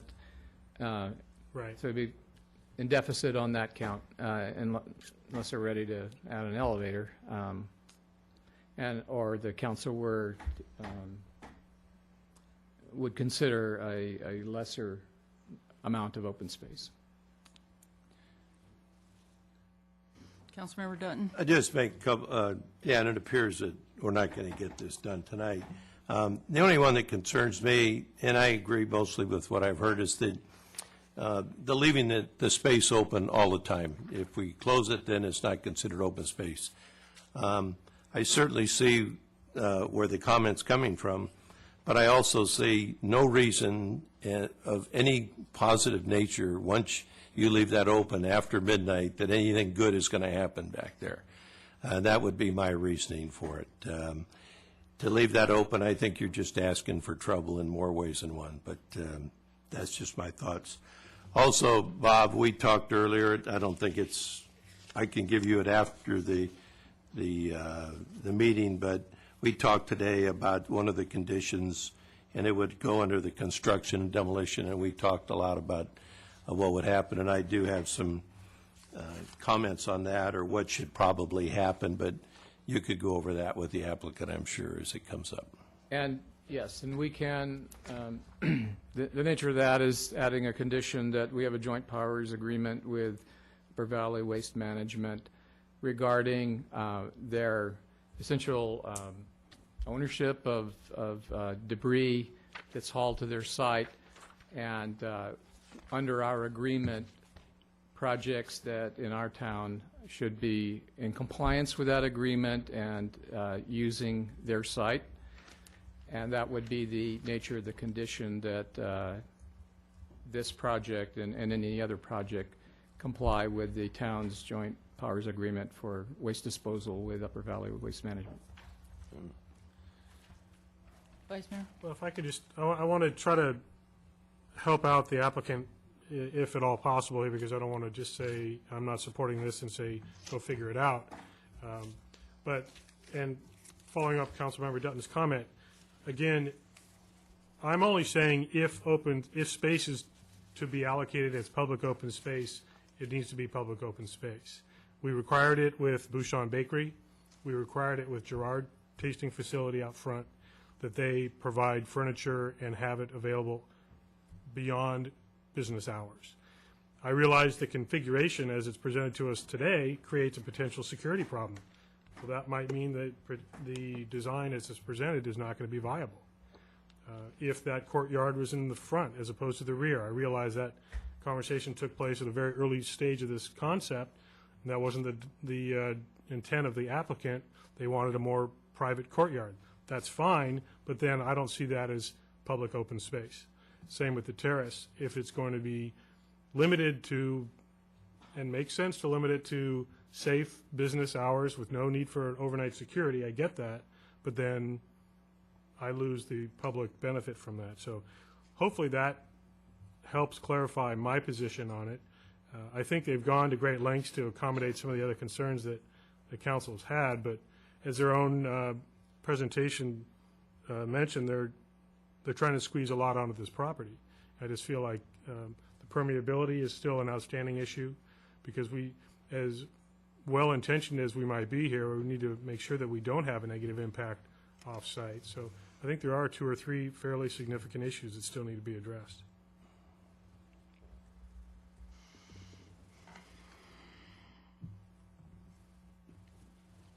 Well, I'm going to leave defer to staff and the applicant to work out the permeability, the drainage thing.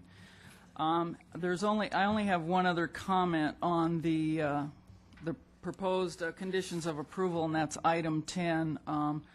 It's a little awkwardly worded, and you might want to readdress that. It says only prepackaged food is permitted for the wine tasting use. There shall be no food preparation on the premises for this use. Service and consumption of prepared food shall be limited to special events. So that's kind of specific, and I think the wording is a little awkward, so you might want to take a look at that condition. I agree with Councilmember Dutton. As this facility is designed, you would need to have some sort of secure area after hours.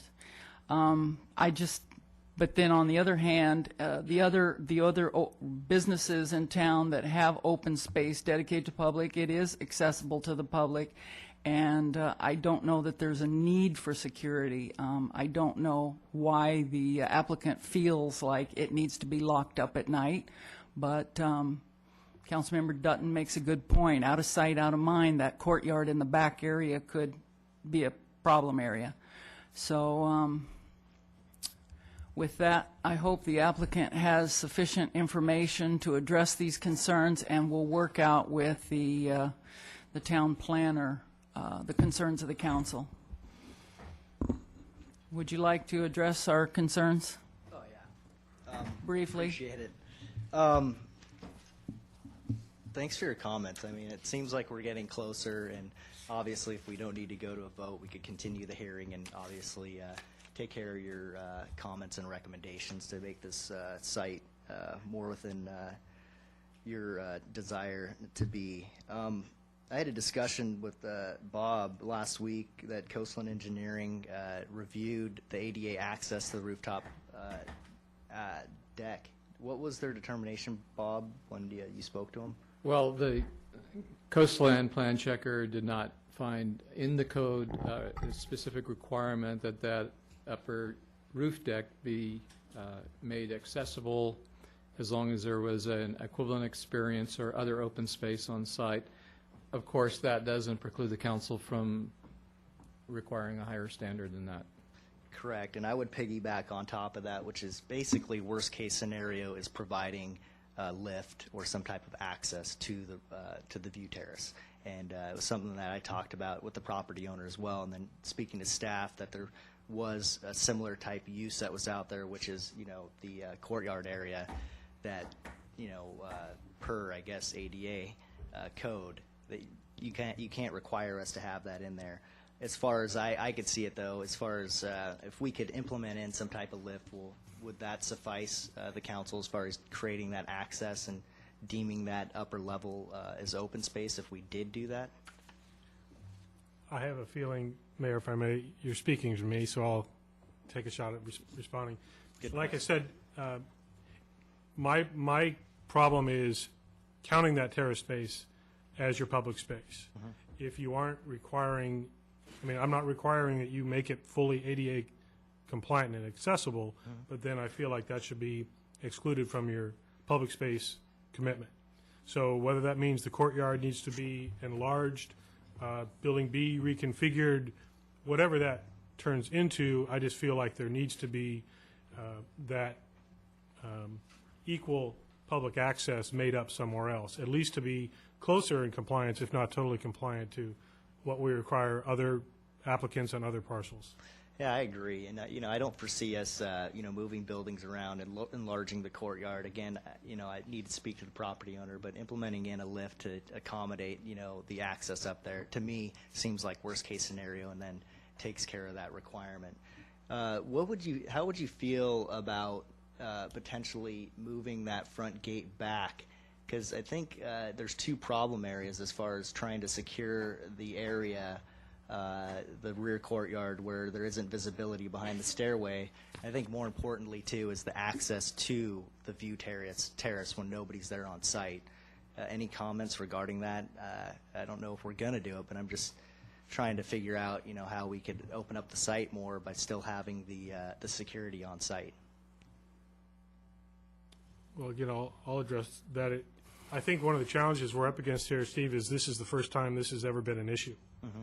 And I personally, I like the idea of it. I think it's an interesting element to bring that energy up to that level. It just creates some new issues.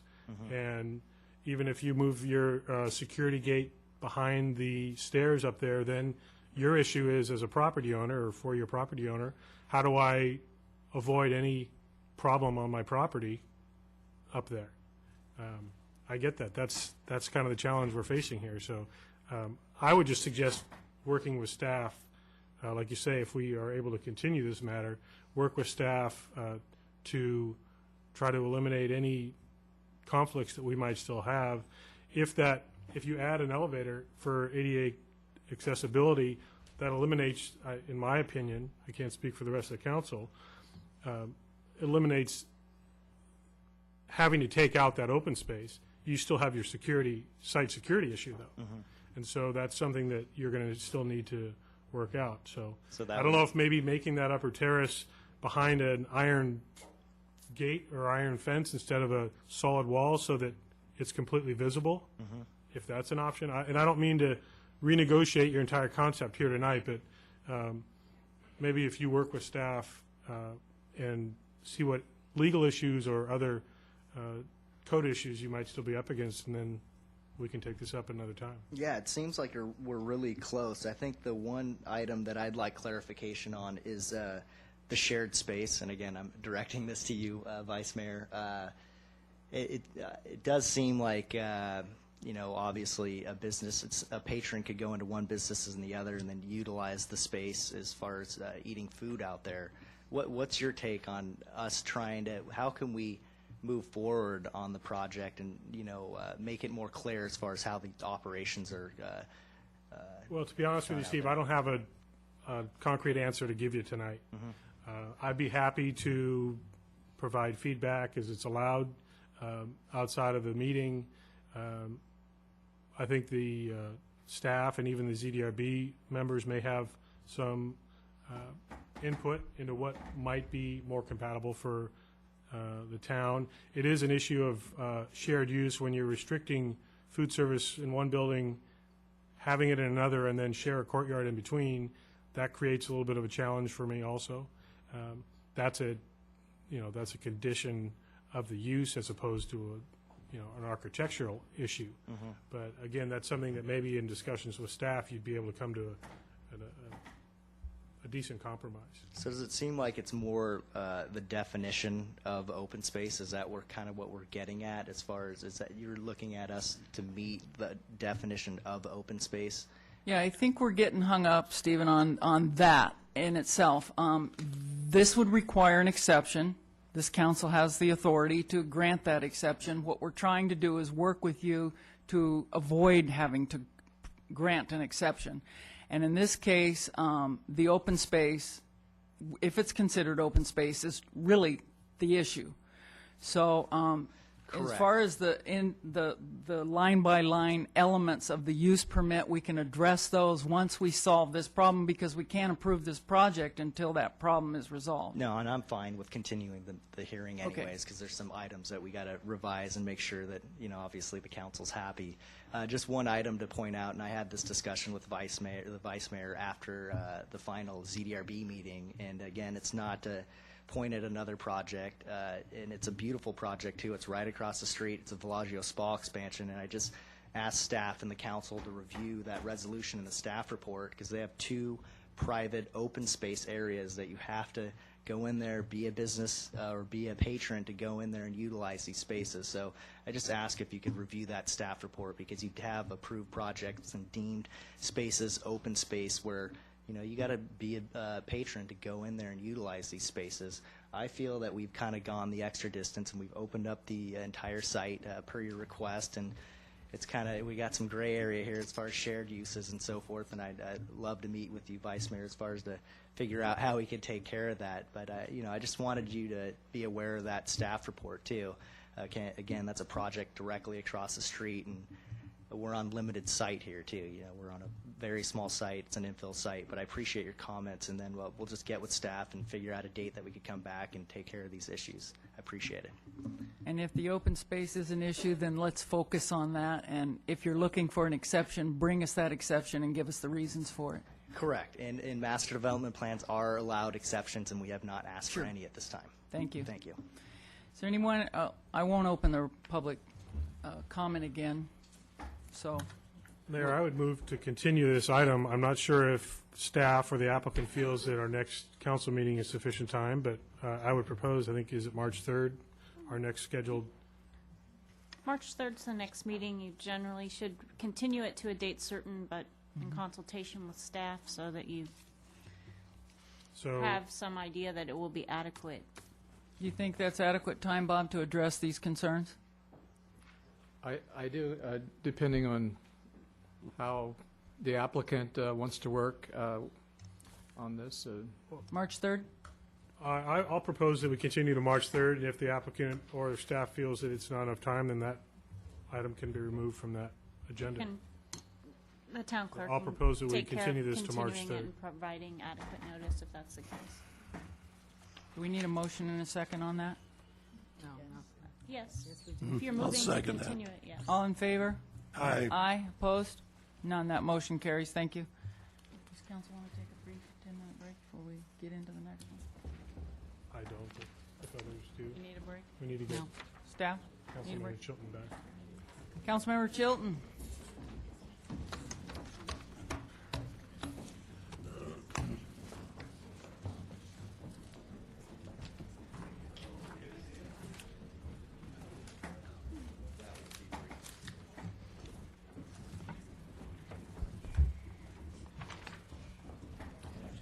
Item 11, public hearing, design review and sign review, formerly PJ Steak Vita Restaurant. May we have staff report, please?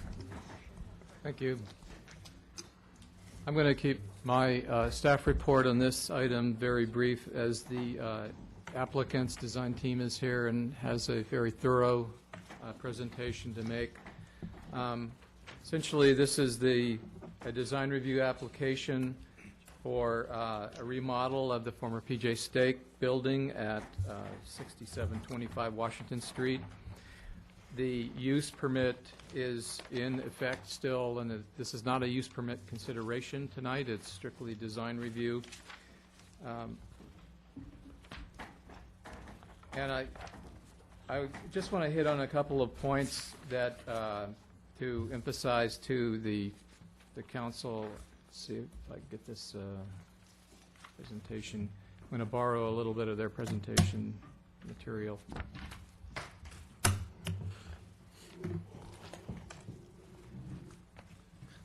This is the site plan currently, with Washington Street on the right side here, and there's a one-way loop driveway system surrounding the building, accessing a rear parking lot, with the existing structure shown generally here. It's currently set back to a deck from the sidewalk about 18 inches along the frontage. It has a number of notches in the building, this interior courtyard. There's no pedestrian access from the rear parking lot to the front. And what I would like to emphasize, some of the positive changes that are going to result from this design is that the current building is over our 25% FAR at about 30%. This proposal will eliminate second-story elements and lower the building mass at the street to a one-story configuration, and thereby reduce the overall FAR to complying 25%. They're going to be adding 2 parking spaces to the rear, from 25 to 27 parking spaces at the rear parking area. They're going to, from that parking area, provide a sidewalk access that currently does not exist. You have to walk down the driveway to get to the front of the building. And they're also going to completely change the orientation of the structure and the business, the use to the street, to where they're going to open up the front more with more visibility into the building, and the applicant will certainly talk about that, and move the deck back from a current 18 inches to approximately 3 feet on the south side to 6 feet on the north side. So there will be increased setback that will be landscaped at the front of the building.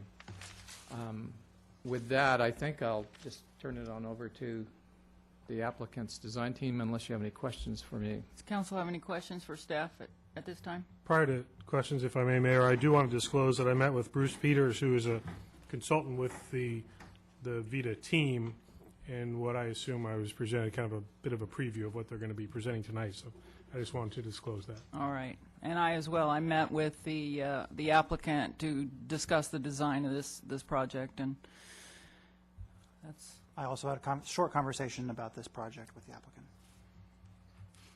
No conversations? Bill, any disclosure? Okay. Is the applicant architect here to... Questions of staff? Did you have questions? No, I didn't know if anyone else. Good evening, Mayor Saucerman, and members of the council, staff. My name is Donna Oldford. I'm a planning consultant of St. Helena. I'm here tonight representing the Vita restaurant. And we have several other people here tonight. Laura Cunningham, the applicant, is here, as is Abby Turin, the architects, Abby Turin, and Basil Samaha. And Abby is going to speak to you in more detail about the design of the building. Bob, thank you for covering the FAR compliance, and we feel that the project also improves circulation. It does meet the parking standard. We feel that the project is a positive element in context with the design guidelines for the North Washington corridor as well. I remember sitting in the committee meetings when these guidelines were first envisioned and formulated, and some of the things that were discussed at that time was happened to be the need to make certain that the unifying elements and the sense of place that was created by those guidelines were the streetscape, the landscaping, the pedestrian orientation, and the emphasis on the landmark buildings along that corridor. And the fact also that the character of the area, the historic Old Town area, was largely defined by the diversity of uses and also design. I'd like to think that unifying sense of place and that character is not so unforgiving as to preclude any specific type of design or building material.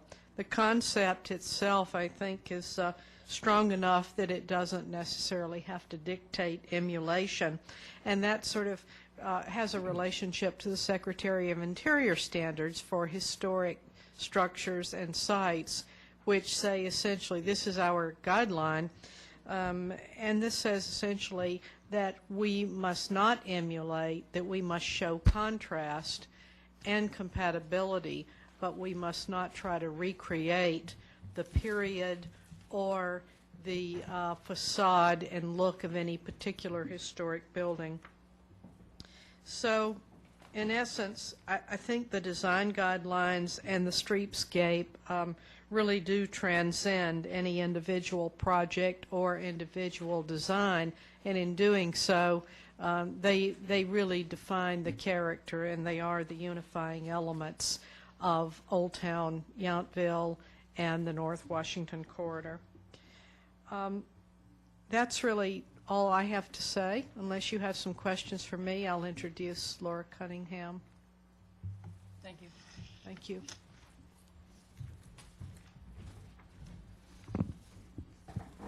Good evening, Mayor Sossaman, Council. I just wanted to touch on, Abby Turin is going to be going into detail on the design, but I wanted to touch on the genesis of the project, which started about 18 months ago, actually.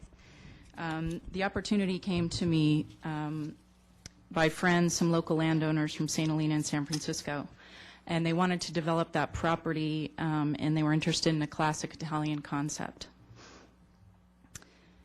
To be honest, I was a bit wary of the space from a operational restaurateur standpoint. I felt there had been longstanding design issues, flow issues, relationship issues of the building to the street, and that in order to complete a successful project, we were going to need to create a very dynamic, significant change to that space.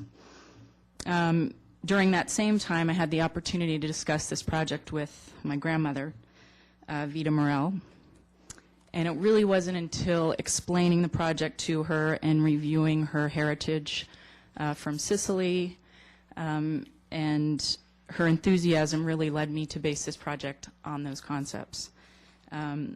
So when I returned from meeting with her, I met with several contractors, colleagues, other restaurateurs in the area, and talked about the options for this space to become a successful, viable business. So I knew that I wanted to create something different on Washington Street that we were currently offering. I wanted to create a modern Italian restaurant in today's version of Italian restaurants. I know that the landscape of the Napa Valley, we're all very comfortable with that Tuscan country feel of Don Giovanni, Hotel Lucca, Villaggio, but I really wanted to create a departure from that. I also, it was very important for us to have our own integrity, being right next to Masonry, which is a gorgeous historical landmark, up the street from the French Laundry, which is the same, and then also being right next to the larger landscape of Lucca. It was important for this space to have its own depth, weight, presence, but in a very subtle way. In order to do that, it was really important for the existing structure to lessen the mass, which Donna spoke about. It is a two-story. Bob, can we go to the Père Gentil slide?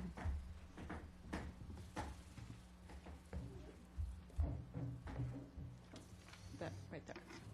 So the goal for me was to decrease the mass. You're currently looking at a two-story structure that's been added on to, I think, 3 or 4 times over the course of the last 22 years, which has created, for me, from an operational standpoint, a very disjointed layout as far as a restaurant goes. So in order to do that, we wanted to decrease the building in height and in weight. We also wanted to enhance the landscape. There's little landscape on both the north and the south side, and we wanted to increase that front exposure and relationship between the sidewalk and the front of the restaurant. And in regard to the operations of the restaurant, can you move to the floor plan? Other direction.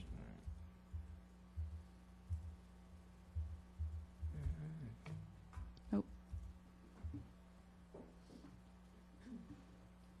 That one? There should be a larger one of that.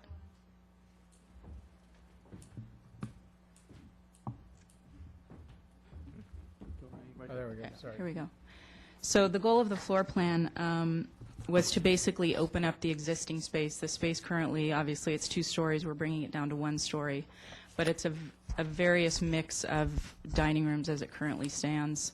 There's a front room, a side room, 3 upstairs rooms, and then kind of an L-shaped corridor in the front that is very separate from the rest of the restaurant. So our goal was to create an open plan dining room. So you'll see the various seating we have right now, 86 to 90 seats in the main dining room, 20 seats on the terrace, 12 seats at the bar, which is just to the left of the entrance, 12 seats in the private dining space. The private dining space was something we really wanted to offer, and we're calling it semi-private, meaning that when it was not in use for a private party, it would be available during the day or evening for a community table or a much more open, casual setting. Another element to the restaurant was the pizza bar, which is just above the private dining on this map, which would offer people a quicker experience to the restaurant if they just wanted to go in and, have a pizza, a glass of wine. It was kind of based on the old, I don't know if any of you are familiar with Piatti, that used to be where Red is.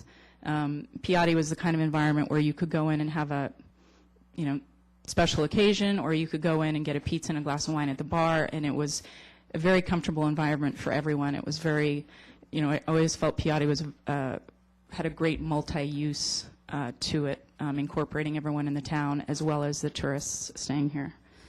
The menu will be mid-range based on Yountville pricing, and we're going to feature classic Italian cuisine with the influence of Sicily, and I kind of say Rome South. So you'll have great pizza, pasta, seafood, meat, protein for sure. Cheeses that are unique to the area, obviously bread products, and pizza dough coming from the bakery. In regard to the interior, it's not finalized to date, but it will be. Our goal is to create a very warm, comfortable environment where, as I said earlier, the goal is to really provide comfort for, someone coming in a pair of jeans to a couple celebrating a special occasion. We're not trying to define this restaurant as fine dining, although the food and the dining will be finer, but we really want it to be a comfortable environment for all.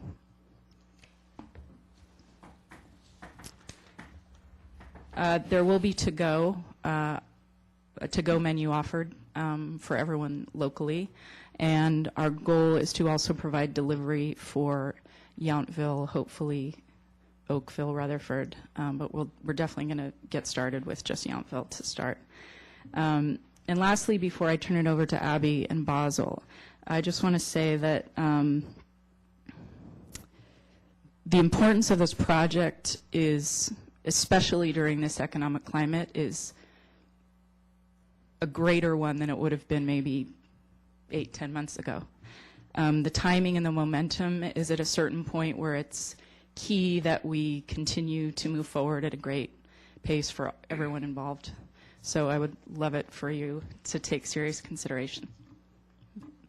Thank you. Does anyone have questions for the applicant at this time? Thank you.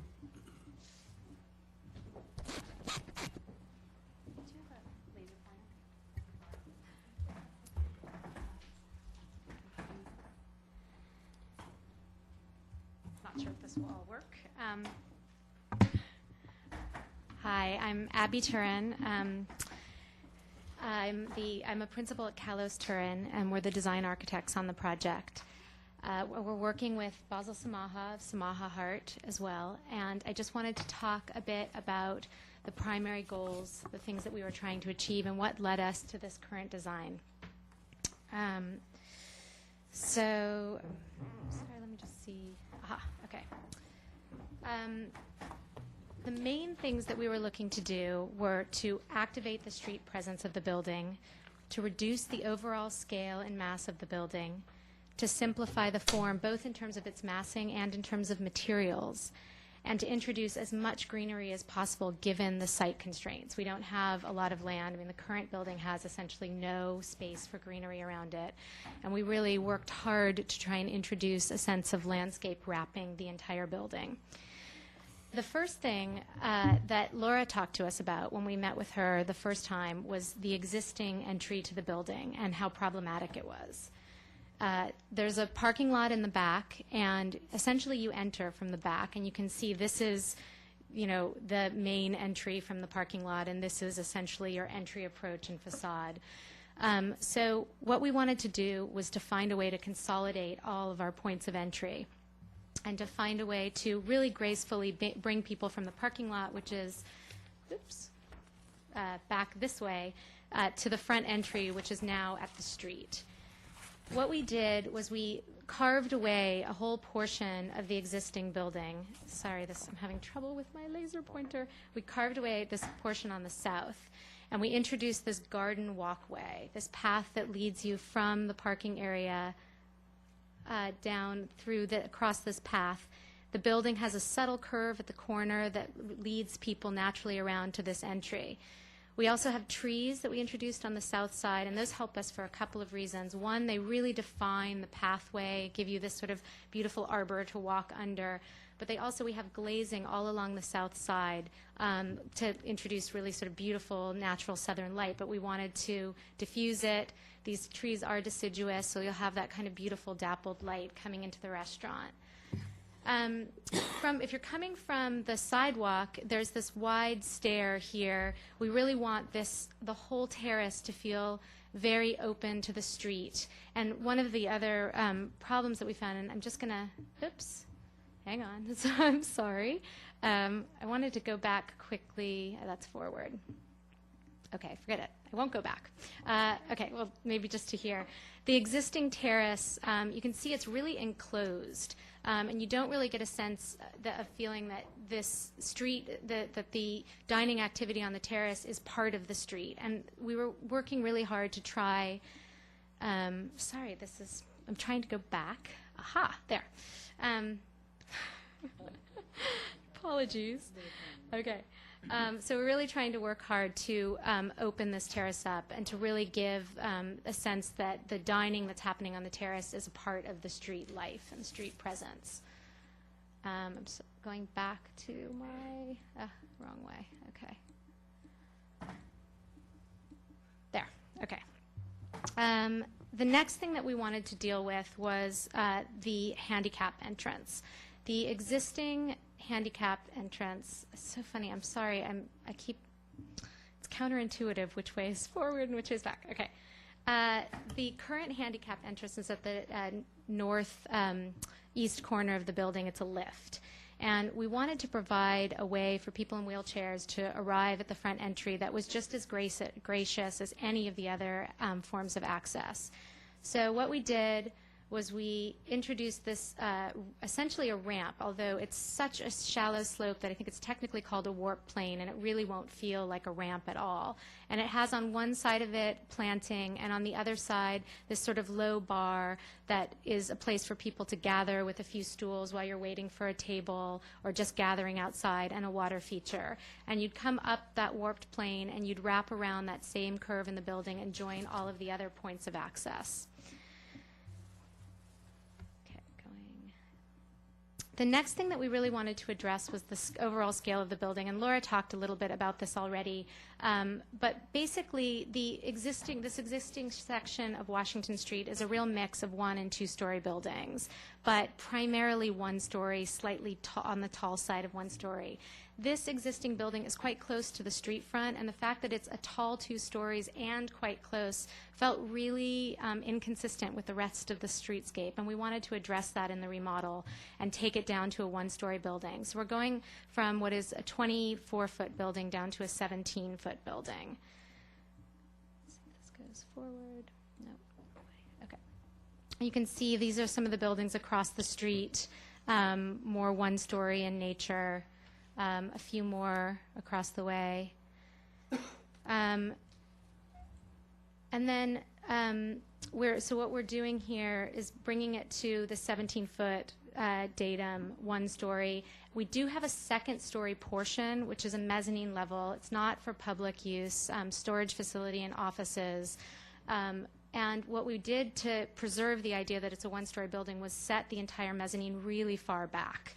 And not only from the front, but also from the sides. It's inset on all sides, so at no point do you get a jog up in the facade from 1 to 2 stories. And I really think that, I mean, this rendering is a view that you probably never have in actuality. You probably will never even see this from the street, and that was our intention, to really make it quite subtle. The next thing I want to talk about is simplifying the overall form of the building. Oh, sorry, one quick thing. We did do a street rendering that shows the masonry building, that shows Vita, and then the proposed Hotel Luca, which is under construction. You can see that Luca's 1 story popping up to 2 stories on the other side. Masonry is a 2-story building, and we're sort of pulling this datum line at the base of the stone.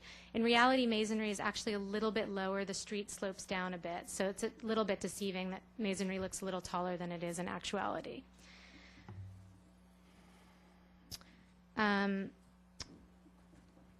So to get in a little bit to the simplification of the form, the existing building is a mix of different heights, various additions that have happened over time, and really very sort of complicated in terms of its massing and form. And we really wanted to simplify it and do a building that was all about really clean lines, simplicity, and a real sort of point of view.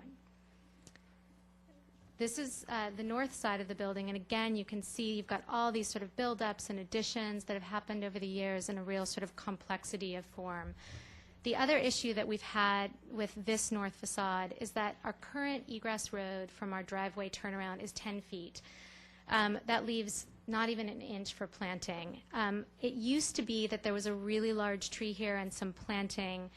The current Luca plans, this is where Luca's property begins, does call for a little bit of planting here, but essentially what you would get is this entire facade exposed with no greenery. And we thought that was really an issue, and so we struggled hard to figure out how to deal with that. And what that led us to was this idea of a vertical garden, and that is a new form of planting technology, which we got really excited about. I have a book, actually, somewhere which I can pass around if people are interested. But it's essentially, there are these panels that get applied to the face of the building. They're filled with a felt-like material, and then they have irrigation running through them. And the plants are inserted directly into those panels so that you don't actually have to have a strip of ground at all along at the base of the building. You can grow the plant material directly out of the building. And these are a couple examples. This is a project in Paris by Jean Nouvel, where the entire facade of the building is covered with this vertical garden. And then this is a Herzog and Demiron project in Rome, in Madrid. Again, this sort of whole face of planted material. And we love the idea of employing this technology because it really lets us enclose and wrap the building in green in a space where we have, very little land.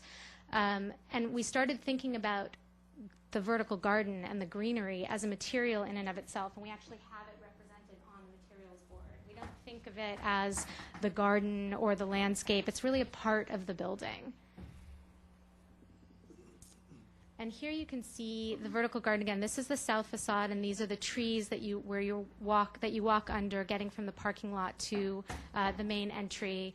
And the vertical garden runs in the building here, and again on the entire north facade that we just looked at.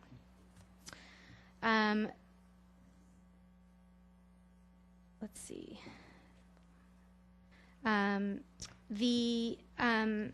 The other thing I just wanted to mention quickly about the vertical garden is that it sort of has an added benefit of being a natural cooling mechanism for the building. So it has some sort of green points along with the aesthetic ones. And Basil's going to talk a little bit more about what we're doing with regard to sustainability. Getting into materials, when we were trying to, we started discussing what the exterior material should be. The building that we were most drawn to on the street is the masonry building, which we really love, and it's such a beautiful building. The stone is so beautiful. there are a number of reasons why we didn't want to mimic it.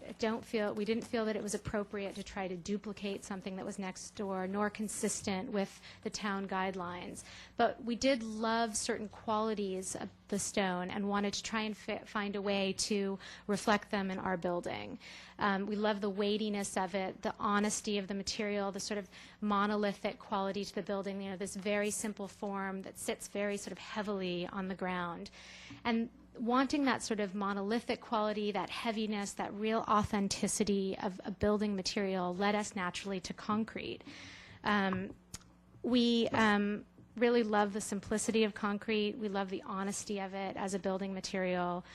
And what we liked almost more than anything was the idea that there would be this balance and this equilibrium between the lushness of the vertical garden and then the simplicity and the clean lines of the building and the concrete. And that really was the goal of the design, to have this play between those two elements. Because I know that concrete is not perhaps the most obvious of finished material choices, I wanted to just talk quickly about the history of concrete and architecture. I don't want to belabor the point, but just to show how this material has been a really important part of the history of architecture and isn't just a utilitarian material. This, I know, is a big jump back from 126 AD. It's the Pantheon in Rome. The Romans were famous for their use of concrete throughout all of their structures. The dome of the Pantheon, in fact, is made in concrete. Jumping forward quite a bit, this is a Frank Lloyd Wright project outside of Chicago. It's the Unity Temple, and I actually love this project. I've loved this project my whole life and have been to see it several times. I was so surprised when I was looking this up for this presentation that it's 1906, and I hadn't really realized that before, what an early example this is of modernism, and also a really early example of Wright's interest in concrete as a building material. Jumping forward a bit again, this is the Schindler House. It's in LA. Schindler was basically one of the fathers of California modernism, and this house is really iconic in California as sort of dawn of modernism. The reason that I wanted to show this in particular is that we love this house for a couple of reasons. One, for its simplicity of form, but also and the simplicity of the concrete, but specifically because here it's paired with the lushness of this garden. And we love that play in this particular house. Really quickly, just a Le Corbusier project. It's late in his career, Ronchamp Cathedral, but two types of concrete, and I just wanted to talk a little bit about that. The walls are this sort of gunite concrete, and then the roof is this poured concrete form.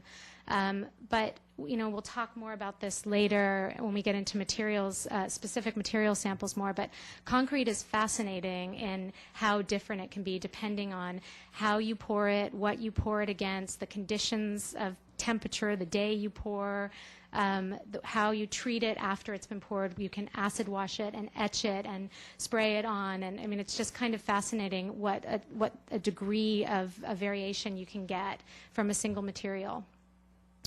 I just wanted to show a project in Italy, another iconic project. It's the Carlo Scarpa Brion Family Cemetery. It's outside Italy, and here you can just see, I'm sorry it's not more clear, that this concrete has been poured against wood boards, and so you can actually see the texture of the wood in the boards, in the concrete, excuse me.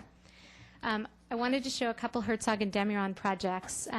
They use concrete a lot. That you have a building, a really famous building by them across the 29, Dominus Winery. And they use it a lot. These are just two of their projects. And this is a project from a valley over, Geyserville. It's won many, many awards. It's from 2005. It's a Jim Jennings artist's house on the Oliver Ranch. It's a particularly beautiful concrete pour that Oliver Construction did. And then they had an artist come in, and you can just barely see these sort of lines that get scored through these walls, these sort of clean walls in the landscape. And then the lines that are scored, you can see they reveal the aggregate in the concrete. And we've looked into that a bit as well. So other materials, we have a materials board here that has a concrete sample, the vertical garden, and I realize I'm supposed to be using the microphone. And then the bronze windows. And the bronze is represented here, but this is a project near my office in San Francisco, and I just thought gave a better aesthetic, a better visual of what a bronze window would look like adjacent to the concrete, although that's stucco there. And I then just wanted to get into landscape a little bit. We're working with a landscape designer, architect in LA named Marmel Radziner, but I'll speak on their behalf. The planting in general reflects the California context and the Southern Italian cuisine. They've selected plants that grow well in the Yountville climate. They're Mediterranean in nature. And just to run through, these are the existing trees at the back of the property. We're preserving those and only replacing the planting underneath.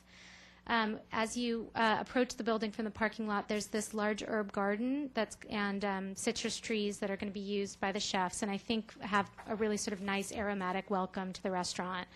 We've talked a bit about this southern garden with the trees along the side, and I can show you.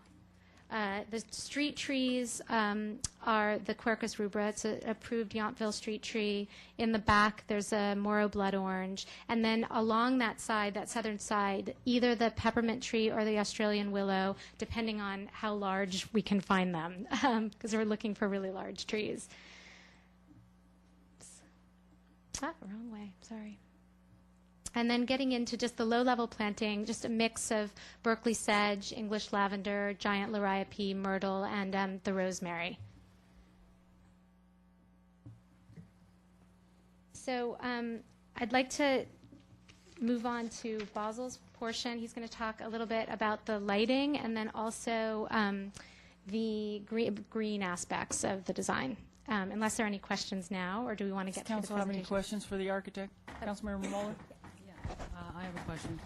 I know I'm supposed to only ask questions, but I think this is really exciting. But if you need to use the ADA non-ramp ramp, so you drive in the back of the parking lot, can you go back to that and just show me how, when you get out of your car, how you go in the front door?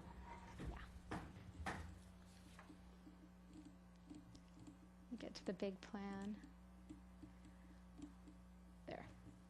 So you're asking, so either there's a drop-off point here that's level. Okay, So let's you drop either off. get dropped off here and you go around, or this entire thing is level, and the spacing between the pavers is 3 inches, or 5 inches, I believe. It's ADA compliant. And then the material between the pavers is elfin thyme, which is quite dense, so you can actually officially roll a wheelchair over it quite smoothly. So if you're coming from the back, you have a really smooth access in a wheelchair. So when do you use the non-ramp ramp? The ramp is coming from the street. Anyone Okay. coming from the street, anyone, if you're parking elsewhere besides the back. Okay. So, yeah. Thanks. Any more questions for the architect? Vice Mayor? I'm not sure if this is for you or not, because it may some of my questions go more to the internal operation, and maybe Ms. Cunningham can address those again after we're done with your presentation. But specifically, you might be able to address the terrace in front. When inclement weather, the expectation is it's still being used or not being used out there? I think the idea is that we'd like it to be used and usable as much as possible. There are a couple things. There's a cantilever in the roof. There we go. There's a cantilever in the roof, so for rain, you're pretty well protected unless it's, torrential with wind blowing, in which case you probably don't want to be outside. And then we're also looking at various ways to heat the exterior so that you can use it a little bit longer. In terms of shielding, the cantilever is also really useful, and we did a bunch of light studies to figure out exactly when the terrace is going to be shaded, and essentially it covers 11:30 on for almost every day of the year. So the cantilever works really effectively at providing shade on the terrace. And the expectation would be, if there isn't available use out there, is the furniture being stored? Because I see very limited storage space on the entire site. And that may, again, get to an operational question that's someone else's scope, but, and maybe I'll just leave that hanging if that's Okay. not your, Well, I should probably let Laura address that. But the idea, I think, is that the furniture is really a nice addition to the architecture, and the wood of the furniture, I think, looks good with the concrete. So while you wouldn't leave it out all of the time, I think the intention is that the furniture can be left out. so But that I would should- just be a question Yeah, to be Laura can answered at some clarify. point. And I wish we did have the perspective that we might all be seeing a little more frequently, which is straight on the building. Just for the sense that my understanding is that we're looking past the terrace into windows, correct? We are, and there is a really clear view, and I'm actually going to go to the street elevation right now. So there are trees here, but this entire section is glazed, so you see directly into the restaurant. I mean, you, of course, a person can see underneath the arbor of the trees. So we can go back if you would like to the elevations. Here, the tree is less, is sort of ghosted, so you can see a little bit better the glazed portion and the view in. So a portion of that front wall is glazed or glass. The other portion is part of the concrete structure. This is a concrete piece. The glazing goes from here to here, and this is the curve, actually, so it's a little bit deceiving. I mean, the building really starts to wrap toward that southern pathway at about this point. Okay, and could you explain a little bit more, and maybe I missed your discussion of the water feature along sure. that boundary wall? So,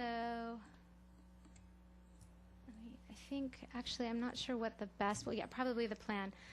So this is it's a low concrete plinth. It has some space for stools, and I think there's some discussion of valet for some portion of weekend nights. The valet would be here. And then this whole section is just a really low plane of water with one very low bubbling up thing just to introduce the sound of water. And then Basil will talk more about this, but it's lit with LED lights, so it'll just have a very subtle glow at night. But it's a really subtle water feature. It's not sort of a fountain. And it's only on the north-facing side. It's not on the south-facing side of that wall. There's planting on the south-facing.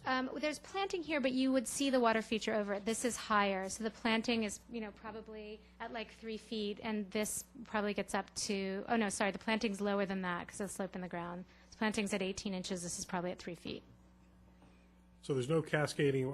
The reason I'm making a point of this is whether this, from the street, as you're approaching from the south, is another hard surface concrete element, or if the water feature is softening the element on the south side of that, or if it's only on the north side or the top.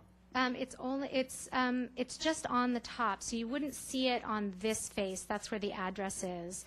You get sort of maybe a couple of feet of the concrete showing, and then tall planting in front of that. And then the fountain is, my light's fading, but the fountain is here, and then plainer, just a sheet of plane of water. And the last question I have is, at the ZDRB meeting, you alluded to an issue with the alignment of the pedestrian walkway. Yes. Is there an issue that? Well, no, there is an existing problem with it where the masonry sidewalk has been straightened out. So then you have this sort of double driveway, and then the walkway at the current building, at the existing building, is skewed, so you don't really get that sense of a continuous walkway. We're straightening it out, so it will align and match the masonry walkway. And the So- idea then is to get a sense of continuity. That separation is far enough back that it doesn't impede the pedestrian right of way. It looks like it goes almost all the way to the. Oh, no, it's just the perspective. Right, Yeah, okay. yeah, no, it definitely doesn't impede the pedestrian access, yeah. Thank you. Councilmember Dutton, any questions of the architect? I just had one on, clarify on the south side, is that a door right near the bar area? Or it seems to show it on the plan, is that an emergency exit door? Oh, yes, that's an emergency exit door here, yeah. Okay. Okay, thank you. Do you want to have her address my operational issue or not? Good evening. Basil Samaha, Samaha and Hart. We thought you needed another architect. So I'll try to be brief. Bob, could you take it forward a bit? Keep going to the lighting plan. Right. Back one. Great. Thank you. So I'll just be brief, go through the lighting plan and some of the green concepts that we have. Basically, the goals were to softly light the planting around the building, to provide adequate lighting for all the circulation paths, but again, to try to keep that light and diffused.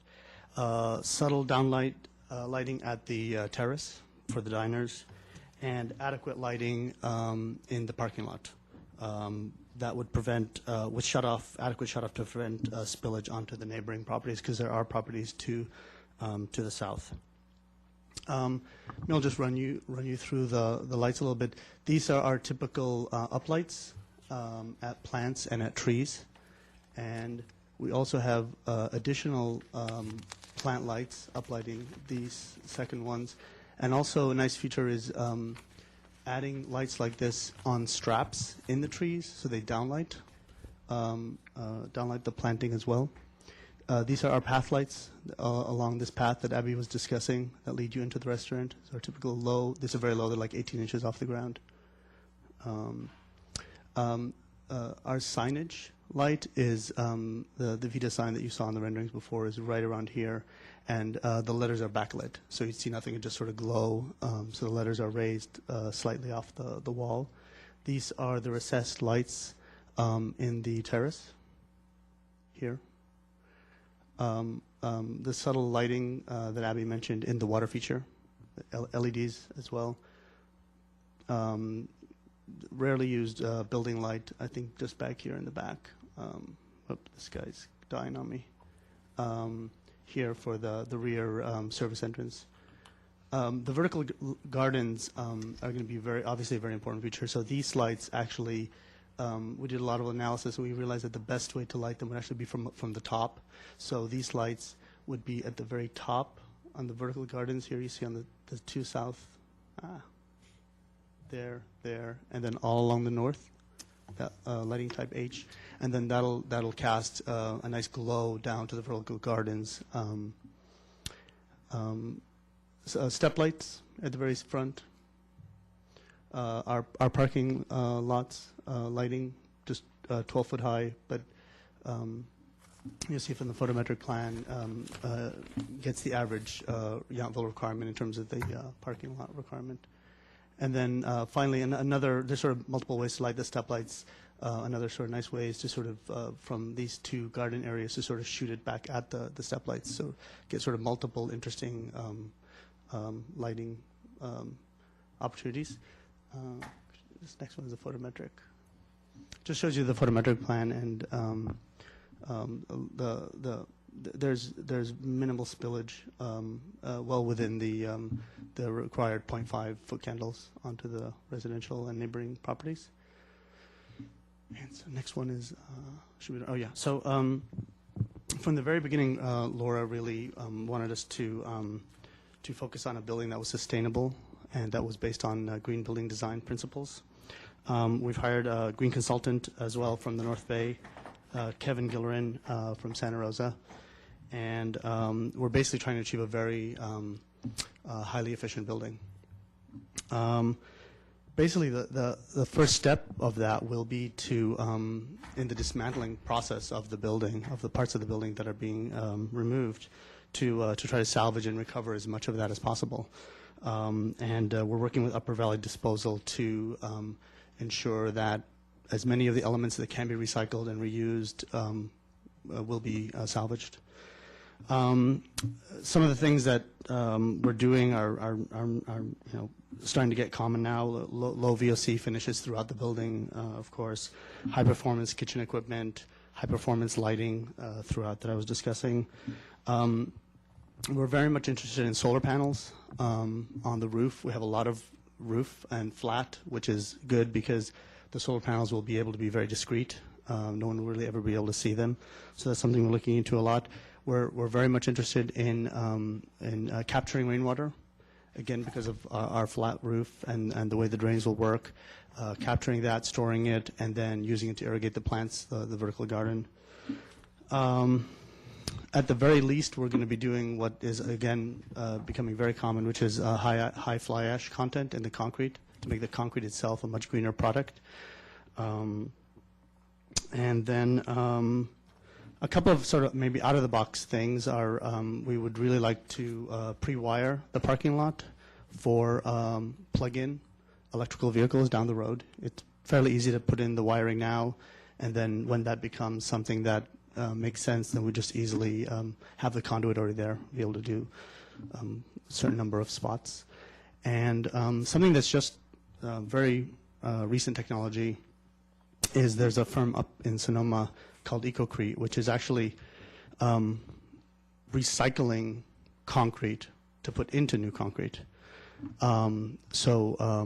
It's I think they're up to 80-90% recycled content. So they take old concrete buildings that have been demolished, pulverized, and then put back into new concrete. So that's something that's just sort of hot, brand new technology that might be conceivable for us by the time the building goes under construction. It'd be really exciting to imagine. I'm not quite sure what the building is made out of now. We haven't seen existing drawings to it, but it quite well could be concrete block with the plaster over it. So it'd be kind of exciting to imagine actually reusing the actual concrete blocks in our new structure.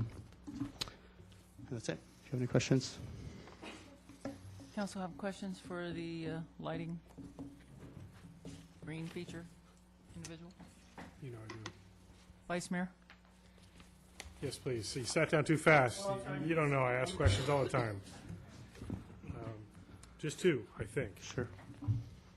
One has to do with the rainwater capture you just mentioned. I see nothing that's visible on these drawings. Could you explain what the drainage is and where it would be captured? Right. We call these flat roof buildings, but obviously they're not in reality. They're usually in this situation we do center drains. They'd be centered down the middle of the roof, and we'd have internal drains. And typically it'll be a tank, probably underground, that all those drains would feed to, and then we would be able to sort of pump that back up and use it in irrigation when that time of the year when it would make sense, when we're not getting natural irrigation. I would just recommend that you check the water table as soon as possible to make sure you can do that. Yep. The other issue I had to do with the light spillage in the southern part of the parking lot. You have a townhome residence that's almost right up against your parking lot, and while you mentioned in the photo array that it's within your limits, could you explain maybe on the diagram where specifically that residence is and how I can it falls definitely in do that. compliance? Yeah, thanks, Bob. That residence is right here, and the red are all points where there is some foot candle. That's what the color key represents, and all of this red area is under 0.5 foot candles, which is the town's code requirement. So there's nothing over 0.5 foot candles in that zone that's on the other side of the property line. Okay, and what's the height of those poles there? 12 feet. Is there any kind of shield or anything that goes on that south side so there isn't any kind of direct illumination? I'm thinking if you're in an upstairs bedroom, you don't want a beacon sitting outside, 10 feet away from your window. Yeah. Well, they basically the throw is as much as possible one directional, and so we can maybe go back one to the. You sort of see this is the fixture itself. Mm-hmm. So, but I don't know if any fixture on the market that won't have some spillage to the rear side, but the idea is that it minimizes it, and it would be below the 0.5 foot candle. We actually tried a whole bunch of. We started with very low lighting and realized there was just no way that was going to happen. Then we went to bollards, and because actually it was something important. We wanted to try to keep the mood of the whole restaurant and to maybe have a parking lot that didn't have your average sort of 12 foot, and it's pretty much it becomes a hazard. It's impossible to really light that central part of the parking lot, even with a 4 foot tall bollard, and But it's something, it's a concern of us, and I think we'll continue to try to maybe find ways to mitigate it as much as we can. I think it's really only an issue for one property owner. Yeah, and you're right. And I'd be confident that with staff, you could potentially mitigate a problem if there is one that exists. So, thank you. Great.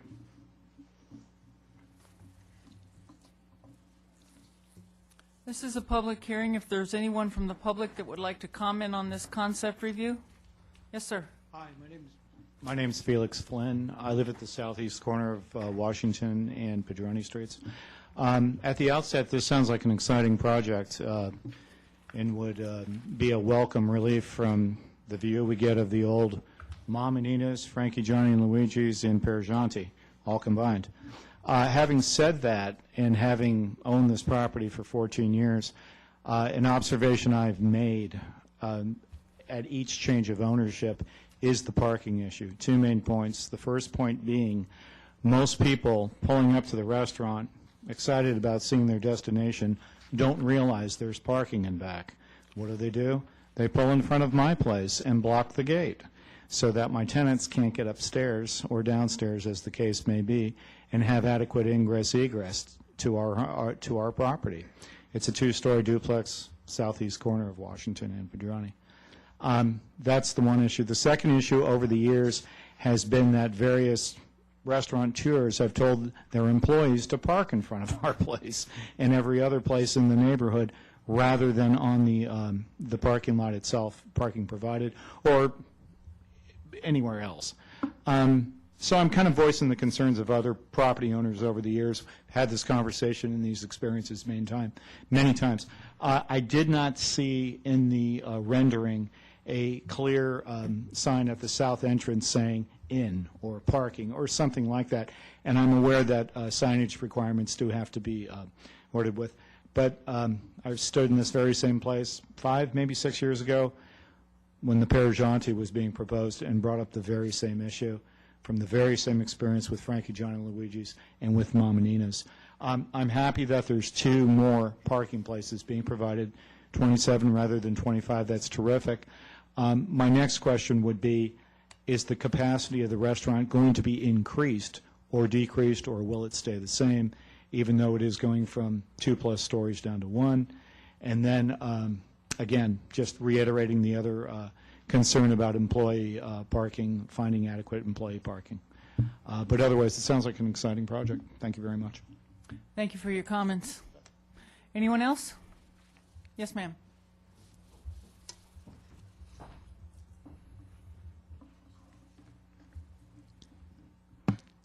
Good evening. My name is Judith Caldwell, and my home is located at 6880 Jefferson Street in Old Town Yountville, just around the corner from the site of Vita, an incoming Italian restaurant. My public comment this evening is from 3 voices. The first is as your Commissioner of Art and Culture. Secondly, as a very happy resident who feels fortunate to live and work in this precious town. And thirdly, as an Italian woman who enjoys the authentic cooking of my cultural heritage.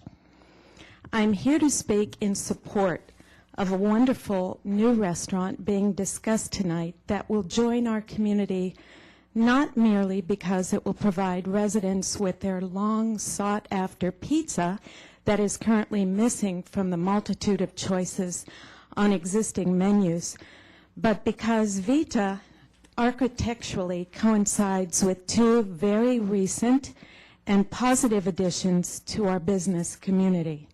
They are Maisonnerie and Bartisono. Artistically and aesthetically, the construction of these 2 sites is pristine perfect. They are 2 fine examples of Yountville taking courageous and steady steps to grow into its future. Not only would Vita fall naturally in line with these 2 already existing pieces of architecture, but its own clean, elegant design is uncomplicated with its simple horizontal and vertical elements, and will continue to lead Yountville into its future with a modernistic flair. Yountville's architecture is no longer the simple architecture that it used to be. Perhaps in exploring the project at hand, it's important that we look 10 years down the road and ask, will a restaurant design such as Vita play an important component part in Yountville's history in a decade? My feeling is that it certainly will. Vita's proposed mass is reduced from the building that currently exists on site. Its flat roofline is reminiscent to several other restaurants and buildings in town, such as Bistro Gentil, Hurley's, and the large brick building behind V Marketplace. As your Commissioner of Art and Culture, I strongly recommend that Council consider allowing this project to move forward. It will add a refreshing new balance to the architectural components that already exist in this wonderfully popular town. I feel that the applicant and her well-chosen team of professionals have enough talent, creativity, goodwill, and a respectful understanding of compliance to provide a positive addition that will not only contribute to, but also strengthen the north end of Yountville, which for a long, long time has been at a loss to entice many businesses to succeed and stay in that particular area of town.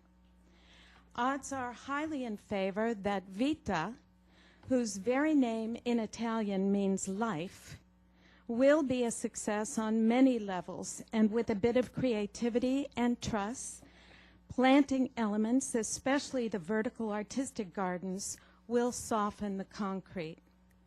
I heartfully request that the Council remain open to this new artistic possibility, something new, something exciting, something alive, and successful in the north end of town. Thank you. Thank you for your comments. Anyone else? Yes, ma'am.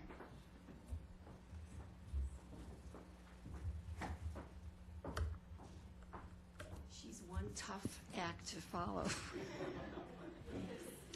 Carol Fink, 6600 Yon. I was making notes while this team was talking. Notes all over the place. The most important notes to me are that the pizza bar will be there, and that not only would they have to-go food, but they would have delivery. So, between to-go and delivery and a project that I was hearing from friends looking at this rendering that it looked a bit too modern and too stark. But when you looked at all the vertical landscaping, it's a completely different, absolutely gorgeous building. And, as someone who's lived here for about 12 years, anything that Laura Cunningham would propose to work on and her team of people would be magnificent and would be elegant and would be tasteful and would just be a fabulous addition to the town. But I love that she's able to do this in memory and in honor of her grandmother and to use her recipes, and that there's been thought about the green elements, and the food mostly really gets me. That whole side of the street, we have the whole right side of town going to St. Helena is all French. The whole right side is now basically all Italian. So we have our banks straight, and I just hope we can get this going as quickly as possible. Thank you. Thank you for your comments. Anyone else?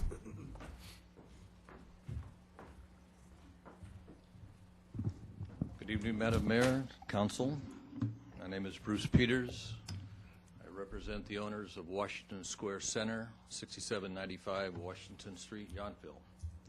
I want to express to the Council that the partners are in complete support of Laura Cunningham's Vita Restaurant.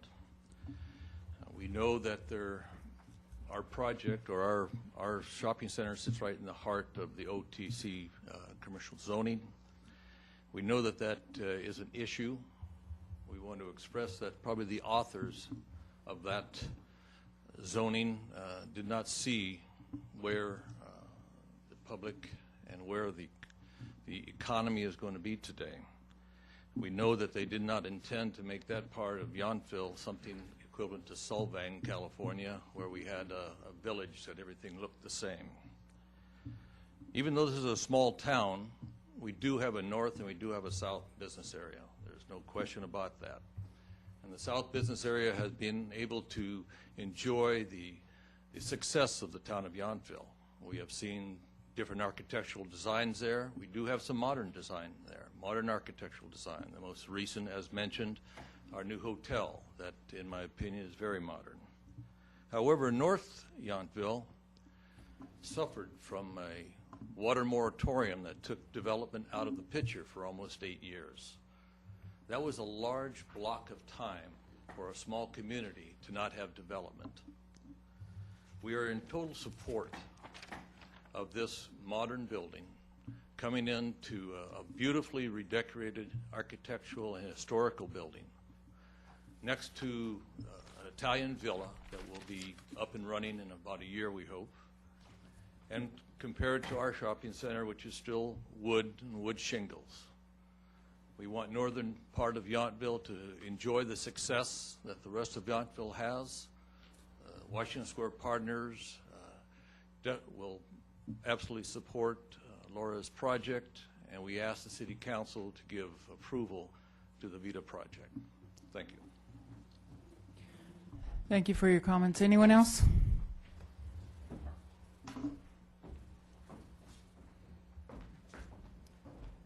Good evening. My name is Michael Polensky. I'm the owner of Masonry. I am here. There's nothing more than I can add tonight. I think everything has been beautifully laid out.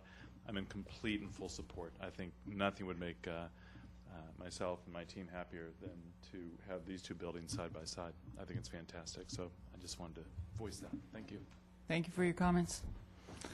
Anyone else comment on this project this evening? Yes, sir.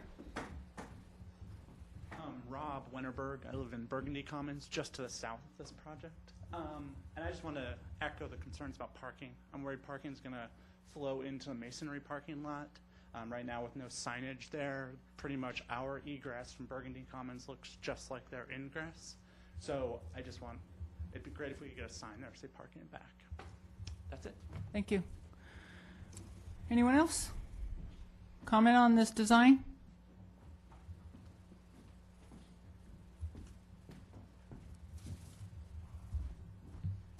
Tim Bringman, and I just want to say that I think the design and the concept is really fabulous. A lot of the projects I see in town, I have to be honest, I really don't like. I love this one, and I urge the council to please let Yountville have this new restaurant. Thank you. Thank you for your comments. Anyone else? All right, seeing none, I'll close the public comment and bring it back to council for discussion and/or decision. Mayor, if I could get back to some of the questions I had that were more operational questions, if I could have Ms. Cunningham back up before we bring it back to council. Council's free to ask questions of the applicant. Thank you. Thank you for returning. If I may start with the site storage issue, both for the terrace furniture and also just general storage. Looks like the majority of that storage is up in that upper mezzanine level. Right, there is some storage in the upper mezzanine level, but like probably 70% of the restaurants in Yountville, the storage spaces that you don't see that are in Napa on, off California Boulevard or various locations in St. Helena, there's no possible way to store so many extra tables, chairs, kitchen equipment, equipment for the rain, there's just no way. So there will be a portion of restaurant equipment stored depending on the season in Napa. Right, there's a small Ford. Yeah, daily storage, dry goods, goods that you're going through on a weekly basis, daily basis, all of those will be stored on property. Larger, chair replacement, table replacement, any broken, all the repair, maintenance, all of that will be stored off property. The reason I asked specifically, just looking at, and I haven't calculated any square footages yet, just looking at the A2 floor plan, I see only a very small storage area in the northwest corner. If we have an enlarged version of that floor plan, I know we saw one at some point. The very beginning.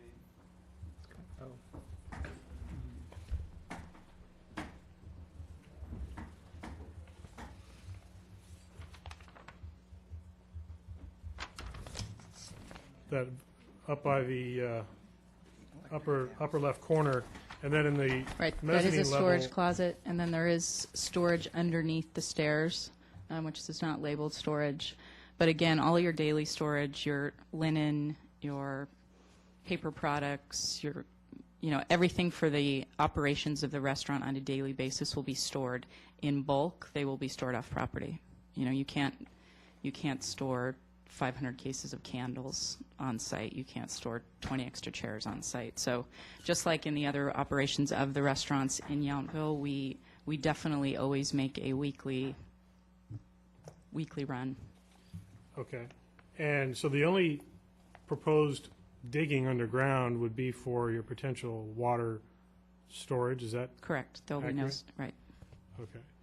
And in terms, to respond a little bit to some of the residents' concerns about parking, and we know that that's an ongoing question, again, not to be solved or not by one particular application, but could you maybe address not only the issue of parking, but also the issue that sometimes has been a problem in residential neighborhoods of employees using the street as their private dressing rooms or public dressing rooms? And are you prepared to address that? I see you have looks like a restroom and some office space upstairs, but is there any anticipation of containing these things onto your property? We're looking to definitely have a changing room, as we do in the other restaurants, very small, some locker space. There's current locker space at the Père Gentil site. Parking in the north end of town versus the south is much harder. I think the residents are incredibly sensitive to it. I happen to live right in the midst of it. I think it's just a matter of A, how you manage your staff, B, the areas that you designate for staff parking, encouraging carpooling. I would say 30% of at least our current restaurants, 30% of that staff does live in Yountville, which has been great. They walk to work, ride their bikes to work. But the encouragement is always to, A, carpool. There is a designated area for which is behind now the Grosenders building, that was dedicated, for instance, for Bouchon staff. We are talking to one or two landowners on the north end of town about possible some additional evening parking for staff. But, honestly, we do our best to train the employees to use as much public space as they can, to not park in front of a neighbor's house. But in all honesty, and during the summer, it's, especially in the north end of town, it's very, very difficult. If you could just finally address the concern about not increasing capacity with this, and I think it came up Actually, initially. we've decreased, currently the floor plan, we've decreased the seats by 6. But we also wanted to increase the flexibility, so that the tables in the main dining room will have a table of 4 will have the opportunity to be a table of 6. The various areas of banquet seating are great ways to, increase parties of 6, 8, 10 larger parties, as well as have many parties of 2. But the existing seating capacity is a few seats less than Père Gentil had. Just really kind of wanted to make that clear to the public that we're not talking about adding seats. We're not, no. Total capacity to the restaurant. Total It's the capacity will be- existing use permit for that. Exactly. Great, thank you. Thank you for those clarifications, Vice Mayor. Councilmember Tilton. I don't have any questions. We're wrapping up.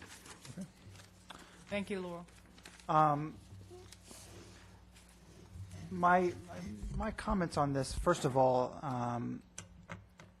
I think one thing that probably has to be appreciated, and it seems to be with every project, is the constraints of the space, which seem to be substantial in this case and in virtually every case in this town. And I think that in general, that the applicant and the design team have addressed those in an excellent way. I want to make some comments, and this comes from the ZDRB meeting, which I also attended. Board member Matt Lamborn made some, what I thought were some excellent comments, and I wanted to highlight some of the same things that he said. He read from our design ordinance, which talks about Old Town Commercial.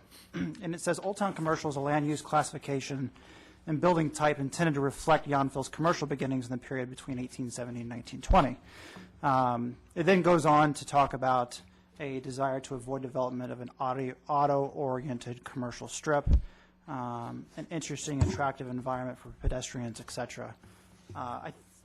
This project, in its current view, in my opinion, has achieved many of those. It's interesting to look at some of the ordinances on design in town and now look at what Yountville is, because there has definitely been an evolution. And I personally believe that projects like the Bardessono have added to the architectural interests of town. My question is there a way to take some of the positive elements that we see here and what I would consider soften the front of this building? What I like the most about this building is the concept of the vertical gardens. I keep thinking hanging gardens, which I know is wrong. The vertical gardens, and bring that more to the front of the building as opposed to the sides. Because I have gotten hung up on looking at the overhang that juts out with concrete. It seems to create an element that I think is stronger than the intention of this project, which is talking about reducing the weight and softening that area from the large building that is there. So I don't want to overshadow what I personally look at as a spectacular design, and to also say how can this be, in my opinion, it needs to be modified slightly to be softened into Old Town as opposed to what to me does not blend in quite to the degree. And I absolutely do not think that this town would be well served. Solvang was probably the best example I've ever heard. We should not be a cookie cutter town, and we're not. But I'm afraid that this takes that one step too far. Thank you. Councilmember Mueller? I was just so excited when I first saw this design because I'm just kind of an amateur architect fan, especially of Frank Lloyd Wright, and I'll have to show you the pictures. I printed out the same pictures that you had. I just thought this was very exciting, and when I see the Frank Lloyd Wright design, to me, it's always startling to me because that was done in like 1905, 1920, exactly the time period we're talking about here. Unlike, I never got used to the Tuscan style around here, and that was done, I don't know, in the 1700s. It doesn't really fit in here. So the time frame to me with this building is just perfect for Old Town. So I think it's very, very exciting. And when you really look at the front layout, especially compared to the other two buildings around it, I just think it just melds so well in there, but yet has its own standout character. I just think it's personally fabulous. I just wish you the best of luck and hope you get it built real soon because I think it's great. Thanks. Thank you. Councilmember Dutton? I'm glad that Mr. Peters brought that up because when I read the Old Town type thing too, it sort of beckoned to me that they wanted like a theme village, and that definitely is something I don't think they intended. And but I'm glad. I think that this design, as everybody said, that it's just fantastic. And as you went through the presentation, it just everything is a massive improvement to it. And I think there's a lot of aspects that they brought up that were good, and I think it should be considered. I mean, everything from the building reduction in size, I think it fits in well with there. Obviously, we got a little more parking spaces, although we still got a long ways to go to solve the problems. And and I think we're going to be working on those for a long time. The greater setback from the front was certainly needed, and I think the landscape plan definitely softens the whole building itself. I understand Councilman Chilton's, man, he could be is that a faux pas maybe? Yeah. Higher aspirations. Sorry there, no, but anyway. Is that a compliment? Excuse me or a- there, Councilman. About the front, but I saw it a little differently in that what it did is open it all up, and it sort of speaks like, hey, we're a restaurant, come on in, here we are, type thing. So I really like that piece of it, opening it up there. And I think I'll just wrap it up. I agree entirely with the staff report when they say the simple structure uniquely blends with the surroundings and different architectural styles. And I think this is a building that will actually get better with age, and I look forward to seeing it. Vice Mayor? I'll first comment on some of the practical issues that we're talking about. The massing is the easiest example of going in the right direction. I mean, rarely are we talking about projects here in town that are reducing the scope that's on the site. So I applaud that effort. Improving the street presentation, clearly, I think, is the more we looked at that parcel, the more disconnected it appeared, frankly. Even when there were people sitting on that patio, it didn't feel like there was what I would anticipate is the vibrancy that this could potentially have. I understand you're looking for your own identity, and you're certainly proposing an individual identity. That's where the big challenge for me falls, because I have no question whatsoever that the quality of the project is going to be first rate. The quality of we do have pizza in town, by the way. There are places you can get pizza. But the quality of the cuisine, I'm sure, will be exceptional. The service, everything else, I think will be the level that we all would expect with your reputation and your team's reputation. So that part I don't worry about. I am sensitive to the neighbors' concerns, and I think that's going to be an ongoing effort that the town staff needs to engage. Not only my concern originally was the lighting, but I get the driving down the wrong access to park in the wrong spot. The street parking is an ongoing issue. It is a public street, and we're doing what we can to at least reduce the employee impact on resident parking. I'm not sure what we can do about guest parking, because we don't want people telling us we can't have our own friends park in front of our house, but how do you differentiate that person from somebody else? All that gets me back to, and Councilmember Chilton brought up this issue, I highlighted a little bit further down that same ordinance about the Old Town designation, and promoting, the part I highlighted was promoting an interesting, attractive environment for pedestrians and enhancing the interface between commercial uses and the street. And that's the part that I've kind of grabbed as my motivation for supporting this, because while it feels a little bit out of place because it is so distinct, I think it achieves virtually all of the other goals that we're trying to achieve with a project like this. Board member Dornbecker at the ZDRB meeting brought up the comparison, which I found interesting, which is the Mondavi site further up Highway 29 across the street from Opus 1. And some people love that contrast, and some people hate that contrast. But what I think this project will allow us to do is sit at that pizza bar and have a glass of wine and debate whether we love or hate the building we're in. And I was trying to find that very slide. Sorry to interrupt. that's quite all right. But just to wrap up, I do feel like there is a modernization. I believe it might have been Mrs. Caldwell that mentioned the modernistic flair and kind of an evolution of the style. We have a very eclectic style, I think, that has evolved, and I think this is an example of the next step to that. I do think the landscaping will soften what people feel is too much of a hardscape.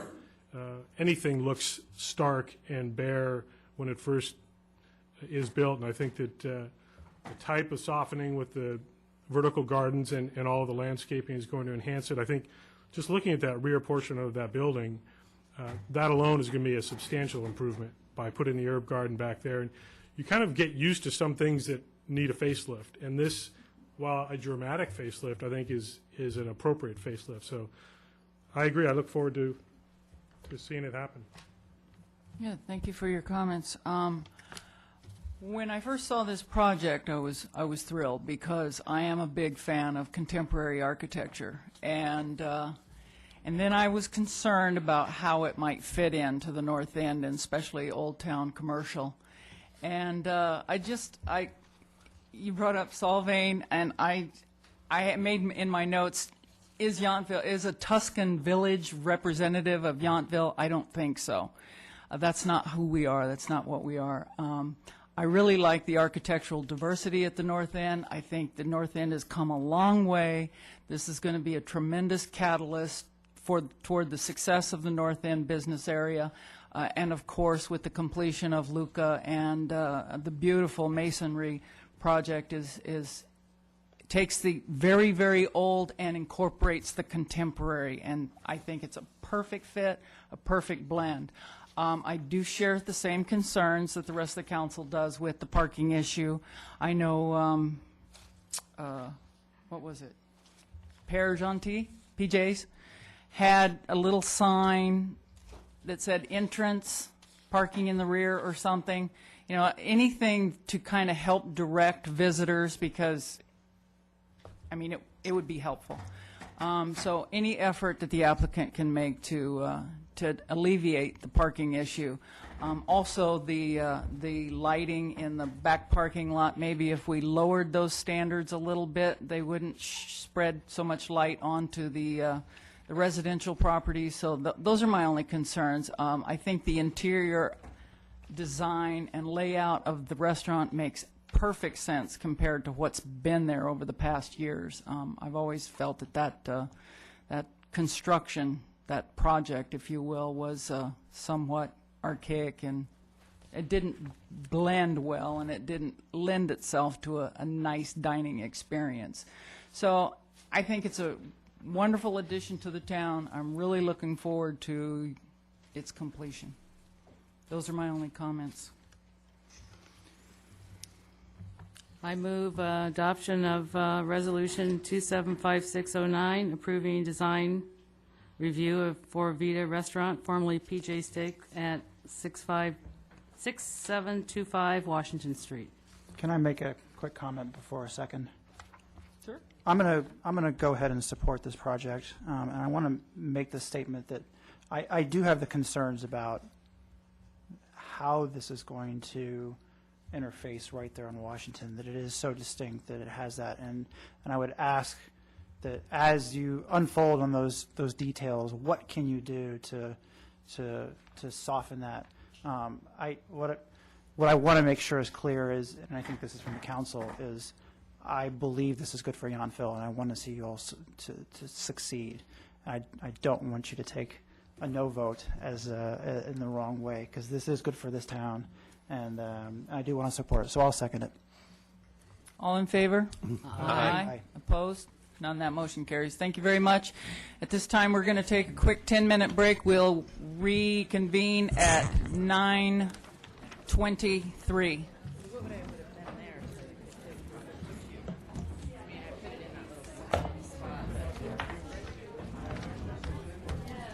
Hey, Clint.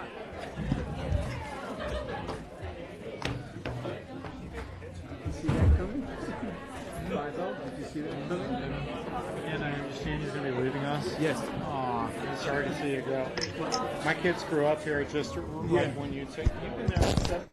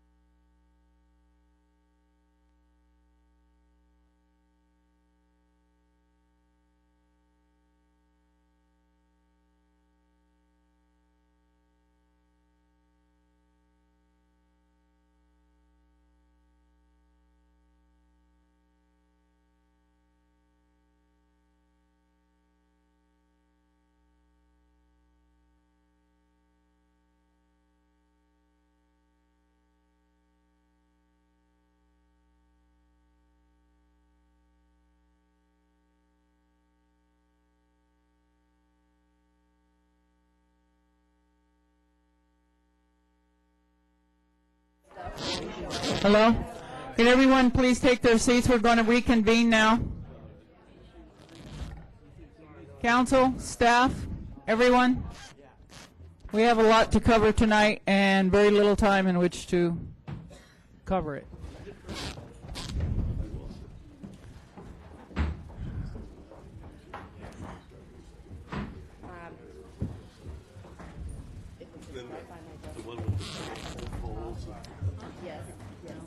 Thank you very much. Item 11, design review, oh, I'm sorry.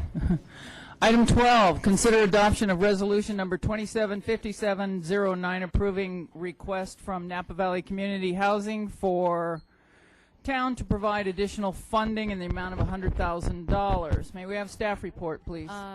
Mayor Sosserman, my residence and business is within 500 feet of this property, so I need to recuse myself. Let the record reflect that Councilmember Moeller is stepping down from the dais.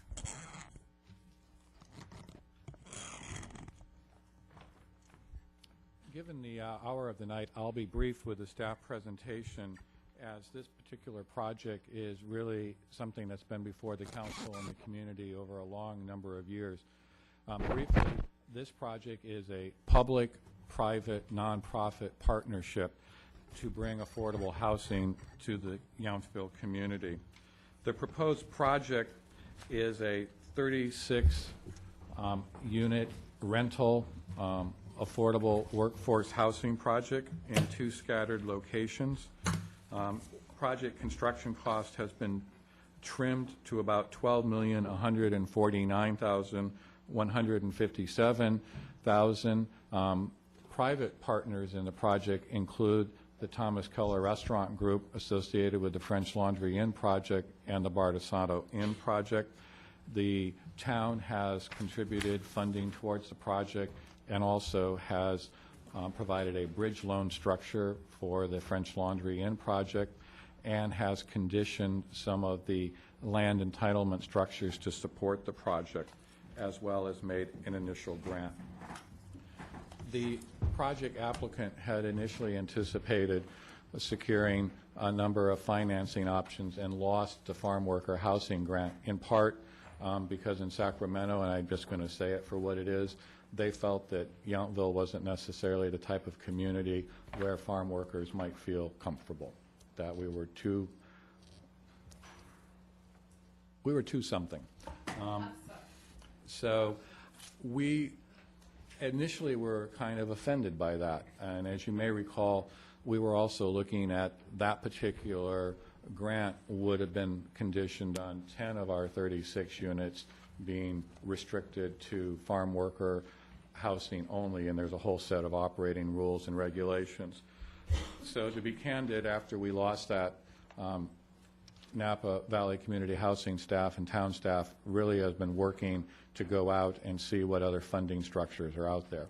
We've approached a number of nonprofit regional grant foundations, Napa Valley Vintners Association, Napa Valley Community Foundation, and also I'm pleased to say that they were very successful in working with our Napa County to utilize some of Napa County's funding in exchange for the count, not the actual credit, but actually the RENA count.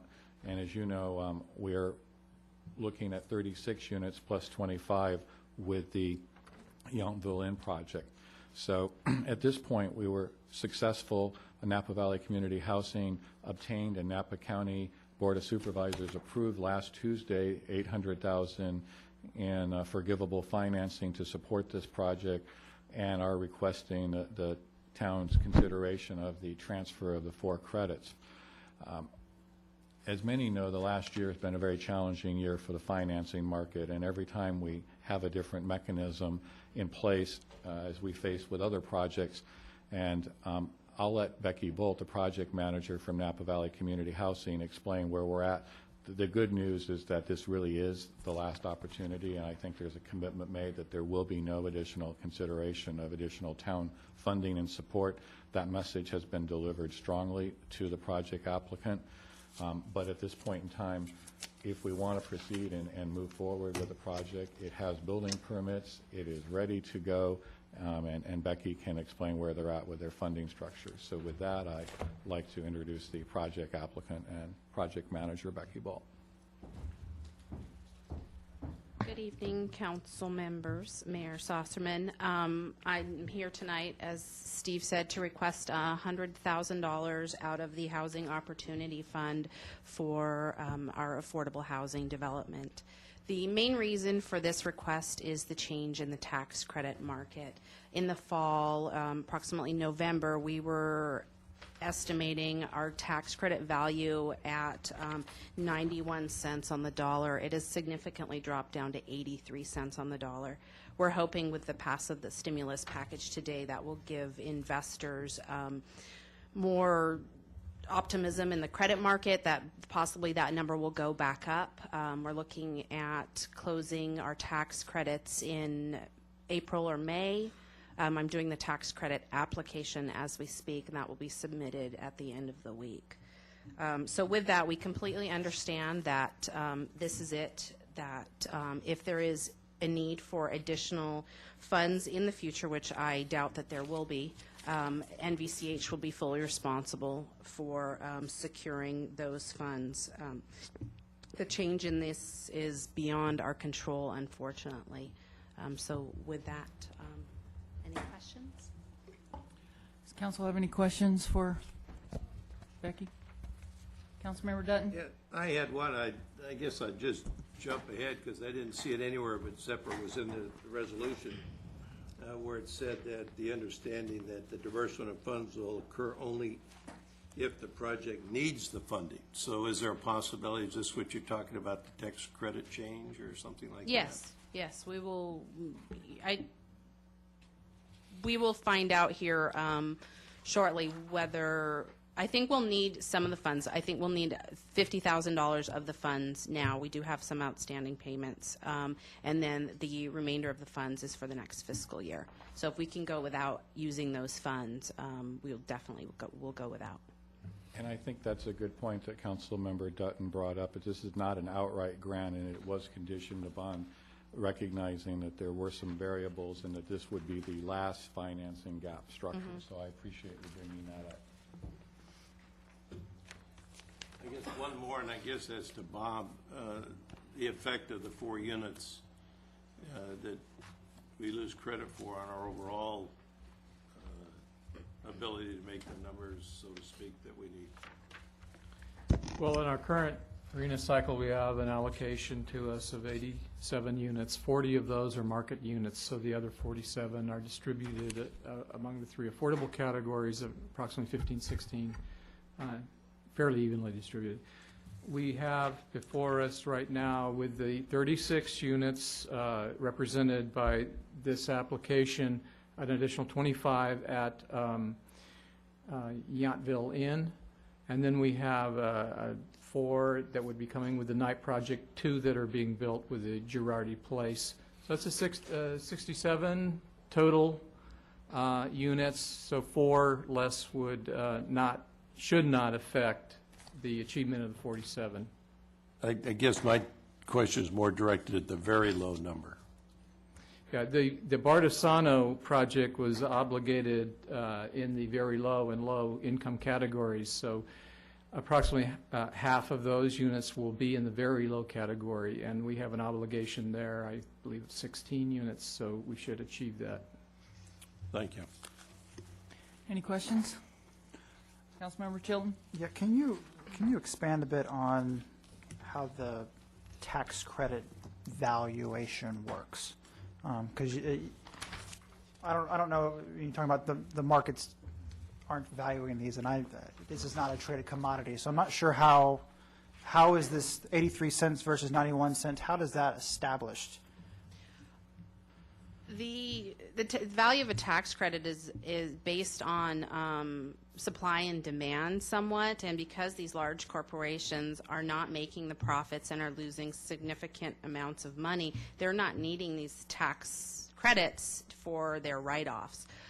So in that, the tax credits aren't as valuable. Large corporations, Clorox, Edison, they're all pulling out of the market Fannie Mae, Freddie Mac, they're not putting their money in tax credits or as much money as they used to be. Some of the investors have completely pulled out. We're fortunate that our development is here in the beautiful town of Yountville. It is very appetizing to tax credit investors to come up and see their project and dine at our beautiful restaurants. So that does lend to the investors that we have specialize in affordable tax credit lending just in this area. And we have a commitment from Merit as our tax credit investor. So we are secured with that. With a price? No, not with a firm price yet. They said, we submitted our new numbers to them, and they said, that looks good. We'll try to get you more money if we can, but as it sits at 83 cents on the dollar, that we'll commit to that right now, which at our previous project in Napa, 5 years ago, we were looking pretty much dollar for dollar, so it is a significant difference. What other funding sources have been looked at for this $100,000? Steve and I looked at wine auction. I don't recall some of them off the top of my head. If you'll help me. Napa Community Foundation. This is going to be my ultimate question is, what's going to happen if you don't get this $100,000? I mean, we had a situation obviously with the farm worker housing, which was a fairly large gap. I know part of that was made up just because the construction market is quite favorable. I mean, I sit here and look at $100,000 and go, if you got a $12 million, I forget what the total dollar of the project is now, is there $100,000 to be found in there of cost savings as opposed to coming back to the town and asking for $100,000? I want to know what the other alternatives are. At this point, there aren't many, if any. We have a tax credit application that's due on Friday. We had a meeting with our contractor and went over the entire project, and without losing the design integrity of that project and removing trellises, and we cut down on our construction costs by going out to bid when the market was good. However, we changed a few design elements that would not impact the approved design as we have.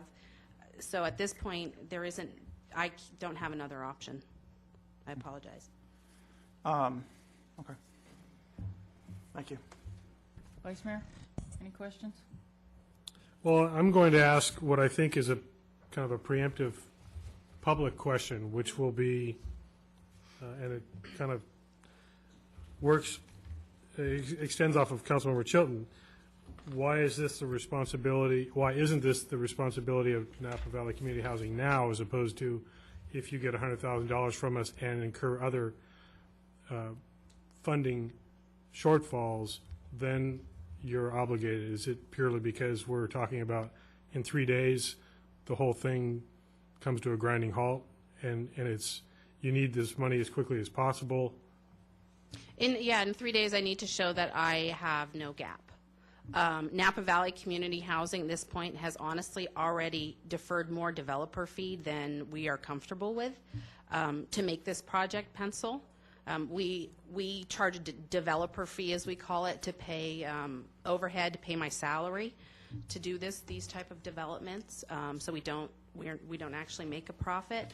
And we've already deferred some of that fee more than we normally do to kind of to narrow down the gap so that I'm only coming to you for $100,000. And it's simply because the tax credit market has dropped so significantly. We've cut design, we've cut costs in construction with the fees, and this is what's left. So the $604,000 is what you're referring to, the deferred developer Yes. fee? Yes. So you've taken that hit? Yes. Your organization. So the county partnership, $800,000 from the county? Yes, I went to the county and asked for $800,000. And For 4 units? For 4 units. $200,000 a unit credit?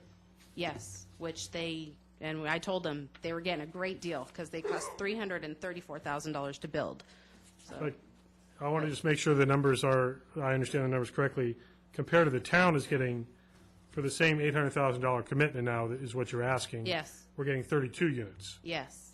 The county's getting 4, and we're getting 32. Getting 4, yes. Okay. And it's the same amount of money, $800,000 from the county. 800,000 and 800,000, yes.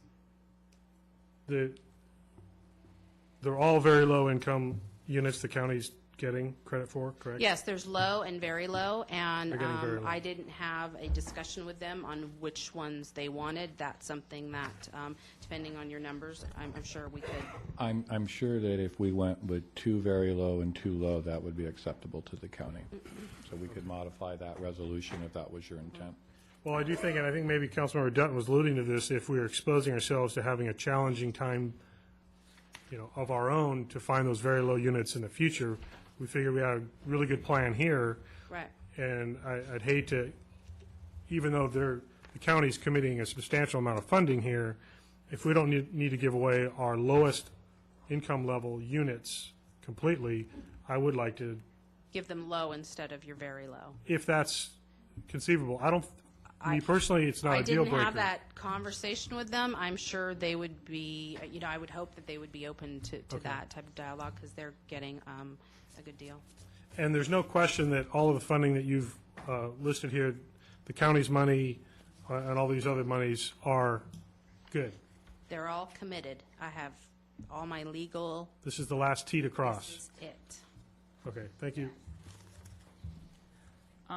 I don't have any questions, but before I open up the public comment, I do want to make note of the fact that we did receive 2 emails, one from Robin Johnson and one from Richard Gervasio, and both of them are opposed to granting this additional funding. With that, I'm going to open up the public comment. If there's anyone from the public that would like to comment on these matters this evening, feel free.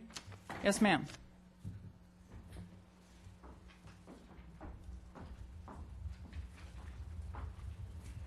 Mayor and Council, I wish I could feel as positive about this as we felt about the last issue. Vice Mayor Dunbar, you took away everything I would have wanted to say, and you said it much more clearly. I just feel like this shouldn't have to be handled on our backs. Everybody's hurting. Many of us are closer to being able to live in this low-cost housing than we might have been a year ago, which is pretty scary, but it's true, especially for we seniors who are living on, on a fixed income, and we're seeing it just go down the toilet. So I really have a problem with another $100,000 on the backs of the town. Thanks. Thank you. Anyone else?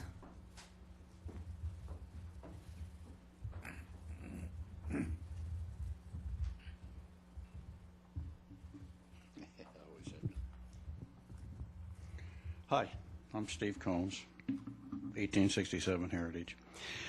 I want to, maybe Steve can enlighten me a little bit here, but I want to talk about this, the 4 units that get transferred out of Yountville's affordable housing inventory and get transferred over to the county's inventory, although the units are still going to stay here in Yountville. Now, if I understand Bob correctly, we have, when these projects are finished, these 2 projects are finished, we'll have enough units to satisfy the governor and the boys in Sacramento. Is that correct, Bob? Well, the RENA allocation is it's more of a situation where we are obligated to have our planning documents and to allow for the situation to happen to where those units could be, in those categories, could be constructed. Doesn't mean necessarily we have to ensure they're constructed, but we have to provide the opportunity in our planning documents that they are constructed. But in actual numbers of what's coming down the pike, we've got 67 units coming at us that are the majority of those are entitled projects. That would be the 25 at Yountville Inn and the 31 or 36 from this project. Meaning they're approved. Okay. Building permits ready. How does this square us with the state? Well, in the low, if I may. Yeah, Mr. Coombs, could you just direct your comments to the council? Oh, I'm and then sorry. we will address them I at the apologize. close of Okay, public comment. Good. I'm concerned about the transfer of these 4 units, okay?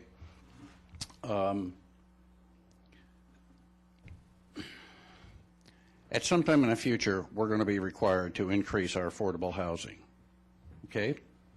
We have very little land to do much in the way of development.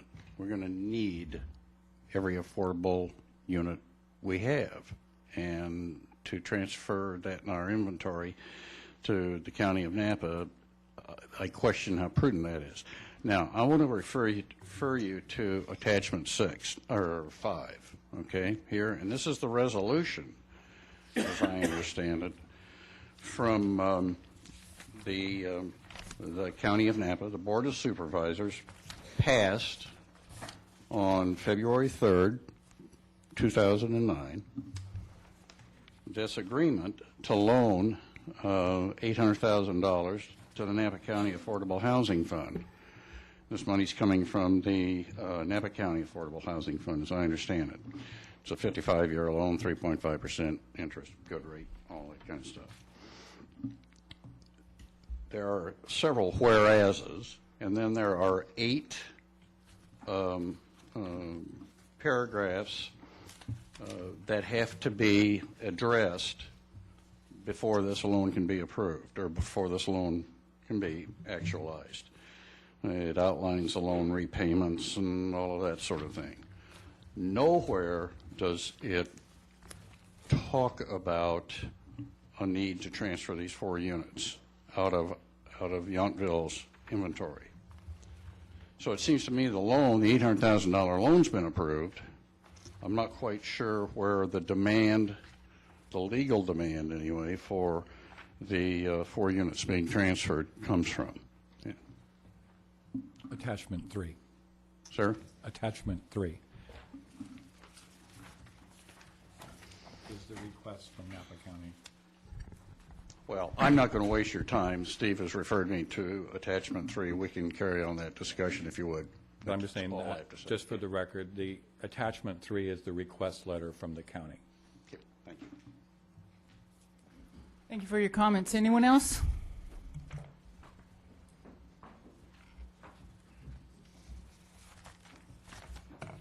Margaret Jefferson, 1926 Oak Circle.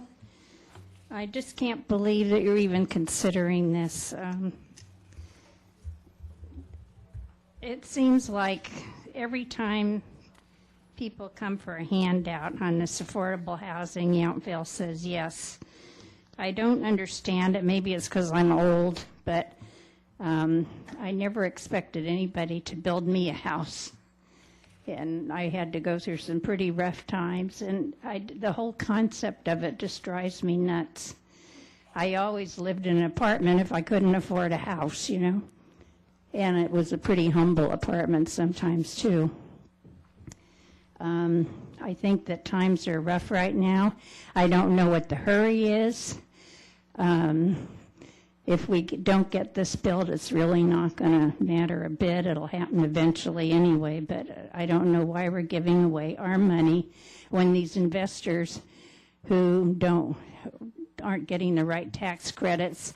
It's so condescending. They come up here to eat in our fine, beautiful restaurants. Meanwhile, they are subsidizing, or they're invested in this affordable housing, and somehow, do they really care about what they're doing for these people? I don't think so. It's just a big business thing. And it just grates on my whole sense of morality. I get so upset when I get on this topic, I can hardly talk straight, but those are my thoughts tonight. Thanks. Thank you for your comments. Anyone else?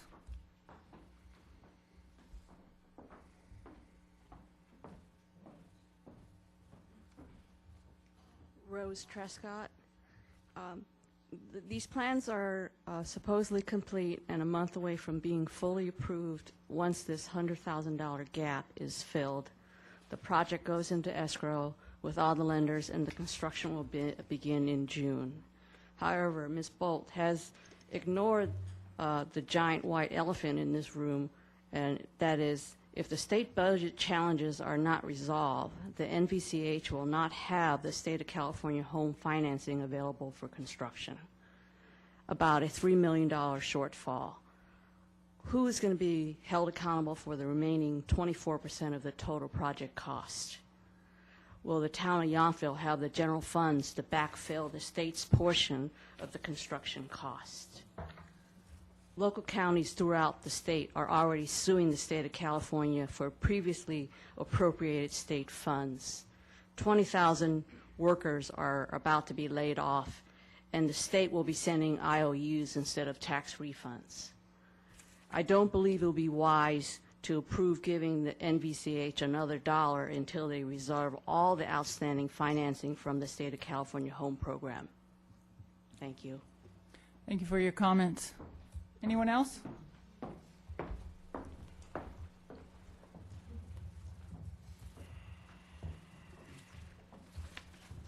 Evening. My name is Todd Trescott.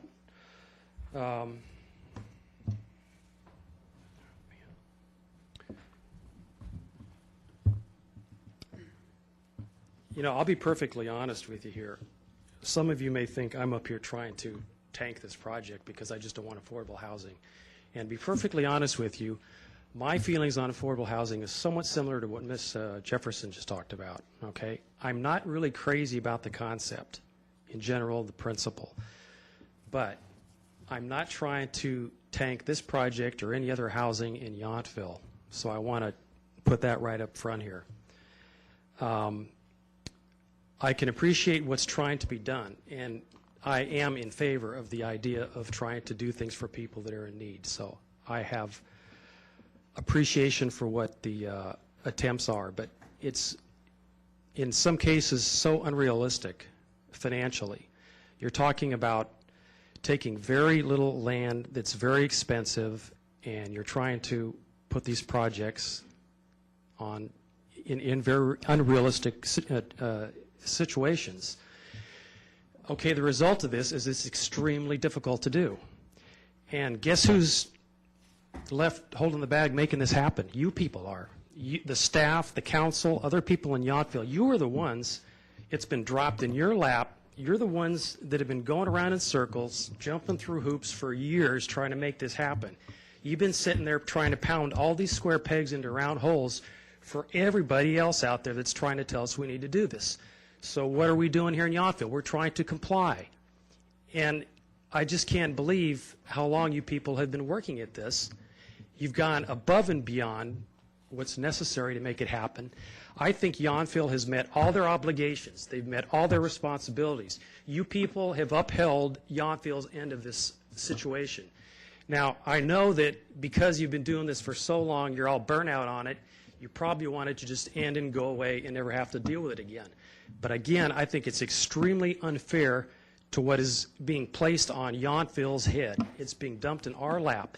Everything's all done, everything's ready to go, but at the last minute, oops, no, we need a little bit more money due to circumstances completely beyond our control, responsibilities of which we have no part in. You know, when the Joe Cerna Farm Housing Fund backs out because we're trying to put in their farm housing for their farm workers, I mean, that I didn't know that, but that, I mean, that irritated me, you know, from the get-go. And after I heard you, I was just trying to sit there for about 15 minutes trying to calm down. That's just doubly insulting, not only to us, but the people that we're trying to take care of, okay?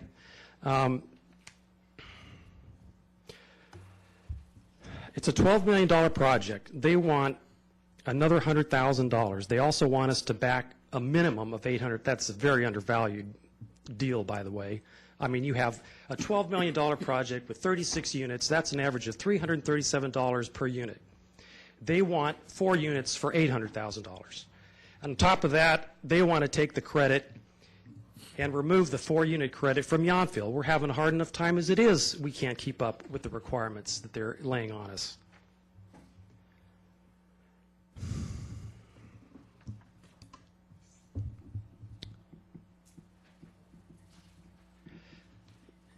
You know, regardless of all this, if you look at more of the realistic situation, the economics of the situation in the country, in the state, I mean, the economics are telling us there's all kinds of alarms going off here, folks. I mean, Jesus, things are bad, and they're probably going to get worse before they get better. Tax credit values are probably going to go down. Property values are probably going to go down. Money from the state of California is very questionable. I would say with all the lawsuits, including Napa County now, and many other counties in California are suing the state of California. They're suing them because they're withholding funds which they were supposed to be getting. California doesn't have the money. They're broke. So they're not giving people money. Is that going to be the case with our $3 million? What happens? I mean, unless you have that $3 million in your little hands, I wouldn't count on it. They can approve it. They can maybe even allocate it to you. There have been cases where they've sued and taken money back from people that they've given. And if you think you can sit around and wait with a California IOU these days, you know, expecting this to come through someday, maybe, hopefully, I wouldn't hold my breath on that either. So what do we do if this $3 million from California goes under? Does that tank the project? Do we try to proceed with a California IOU? What kind of jeopardy does that put the investment that Yountville has already made in this project if that happens? So at the very least, I think you'd have definite stipulations that you have to get that California money at the very, very least before anything else proceeds. And quite frankly, I mean, I'm insulted, and my feeling is right now, I feel like we're being blackmailed. It's the last minute, it's the last hour, and all of a sudden, nope, they're giving us the impression that let it be on your head, you know, if you don't pass this project's done and gone for. Well, out of a $12 million project, I think they can find $100,000 somewhere else. I think we have met our responsibilities. We have met our obligations. You have done all that. We've done more than I think our fair share of this. If they can't get money from the Farm Housing Fund for their farm workers, or there are other possibilities as well. There are all kinds of people involved in this project. If they can't figure out amongst themselves how to come up with $100,000, another possibility is the Chamber of Commerce. Have they come across with any money for this project? This is also supposed to be for their local workforce. What have they contributed to this? Okay, so anyway, I'm done ranting and raving. I have one possible idea, and that is to take the pressure off you folks. What you have here is you have two items, in my opinion, rolled into one resolution. You have the 4-unit transfer, and you have the $100,000. Those are two separate items, and I think you should consider splitting them off into two separate resolutions to vote on. I think you should have the option of giving yourself some leeway and some options, and maybe even time to consider more carefully what you want to do and how you want to proceed. You might like the $100,000 approach. You might like the 4-unit approach. You might like doing both. You might like doing neither. So why not give yourselves a little break here and kind of back off and give yourself a little relief from the pressure that is apparently trying to be placed on us for this whole project to either go through or not go through with one vote.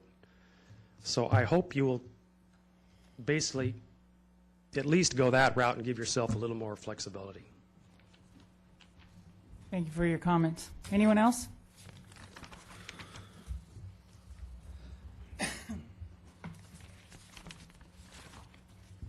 Renata Halliday, 1893 Mulberry Street. I concur with the other speakers, and I also ask you to consider there is talk about closing Yountville School, which would affect this project, since the proximity of the school was so important.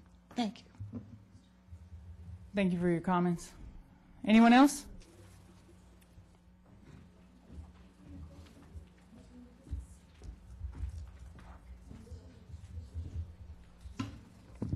Tim Bringman. I would like to urge the council to deny the NVCH request for an additional $100,000 from Yountville and to deny the transfer of four affordable housing units to Napa County.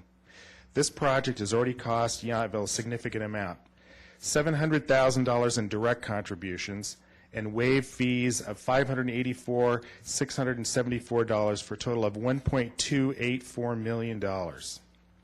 That represents more than 25% of the general fund expenditures for Yountville in the 2008-2009 budget. In addition, because of deteriorating economic conditions, NBCH has been forced to ask for Yountville for more money. NBCH has also brokered a deal to transfer credit for 4 units to Napa County. These units would cost an average of $1.3 million to build, but they're being given away in exchange for a loan of only $800,000. That's a loss of $550,000. And Yountville is still responsible for building those 4 affordable units. At an unknown cost, we simply can't afford it. We are in the midst of a severe economic recession. To date, the state of California plans to lay off 20,000 workers. The financing for the project is far from finalized. NBCH is hoping to get $2.9 million from the state of California. This is once the budget crisis is solved. NBCH will undoubtedly be asking Yountville for more money if this grant gets cut, as undoubtedly it will. Another reminder of the economic crisis is the fact that the tax credits that NBCH intends to use to fund the projects have plummeted in value. Even wealthy people don't need tax credits for income they no longer have. I truly admire people that maintain a positive attitude in the face of crisis, but we simply cannot proclaim that Yountville is recession-proof. Yountville must be realistic and hope for the best, but plan for the worst. We simply cannot afford to give another $100,000 away and risk running out of money to pay our own bills and pay our staff. We have to think of ourselves first and not make an unfunded state mandate our top priority. Yountville's TOT income is down 13% for the latest reporting period, and it is expected to get worse before it gets better. The federal stimulus plan does not appear to include any funds to stimulate tourism or financial aid for the ailing banks. That's a separate program. California only requires Yountville to provide zoning for affordable housing. Mr. Tiernan pointed that out. They will not punish Yountville if they can't find enough money to build it. With the current economic situation and the California budget crisis, how can anyone believe that a lawsuit to force construction of affordable housing would succeed? That was the motivation for approving this project. This is a perfect opportunity to pause, catch our breath until the economy improves. Perhaps a new, better opportunity for low-income residents will arise with a plan that provides a more comfortable place for them to live, adequate parking, and fits seamlessly into Yountville's neighborhoods, just like the existing affordable housing projects that NBCH already currently runs in Yountville. It is a disturbing situation for Yountville to be forced to build out of a fear of a financially, It is a disturbing situation for Yountville to be forced to build out of an out-of-place and financially debilitating project because fear of a lawsuit. In the midst of the worst economic crisis in almost 80 years, Yountville must be fiscally conservative. We simply cannot afford to give away $100,000 and sell 4 affordable housing units at a significant loss. I strongly urge the Council to deny NBCH requests and revisit the issue when our economy is more stable. Thank you. Thank you for your comments. I need a motion to continue. So moved. Second. All in favor? Aye. One more brief comment. Brief. Yes, 15 seconds. I apologize. Thank you. I just wanted to make one more point.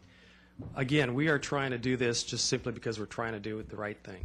We're not doing it because we're a business. We don't do this for a living. We're not doing it because we're investors trying to make a profit. Okay? So if they need a little more money, I suggest that it come from those people who are in the business of doing things for the living and are looking at investments and profits. Thank you. Anyone else? Seeing none, I'm going to close the public comment and bring it back to council for further deliberation and or decisions. I'd like to answer a few of the questions that were raised. One, Good. The funding structure is actually from impact fees, and the town doesn't have the ability to redirect the funding. The town has established a housing impact fee, which is funded, so there is some issue there, although I will also say in prior years the town has allocated general fund revenue, so it's a mix, but the current funding structure is actually impact fee driven. One of the things we need to look at, and I think it's a very valid discussion when we look at arena allocation, and I want to point out that the town's making significant progress with the current projects that have been approved, But I also want to point out, everybody talks about the impact of that 4 units and what will happen. Nobody talked about the impact of 0, which is if the project doesn't move forward, 0 gets built, then the town has 0 progress towards its RENA numbers. And I think one of the things from the town's perspective that has been working very hard on this is basically our last push for affordable housing. This program and the 25 units for the Yountville Inn will basically recognize the build-out of affordable housing, with the exception of the inclusionary units that Bob mentioned coming up with the night project. So we will be in a different transition. There are some structural issues as far as waiting. The current structures with all of the approved projects that have the relationship also have land options that are tied up. Both property owners have indicated that they will not consider an option beyond August of this year. So that's a real consideration. Not that it doesn't mean we can't sit down and work on negotiating them, but that delay coupled with this. I understand the concern, and I think we need to look at this. Somebody made a very good question about our investment. If this project goes south, the town will have lost its current investment in this project. So those are things that need to be addressed. And I think it's valid to discuss the transfer issue, and perhaps the suggestion that it be not all 4 very low, but 2 very low and 2 low, or 4 low is appropriate with regard to that. And also with regard to the comment that it represents 25% of the town's general fund budget. In an aggregate number, that's absolutely correct. However, this has not been funded in a one-time structure. It's built up over a number of years in terms of that participation. So on the RENA numbers, it is, the town will be able to file a report that shows significant progress towards that.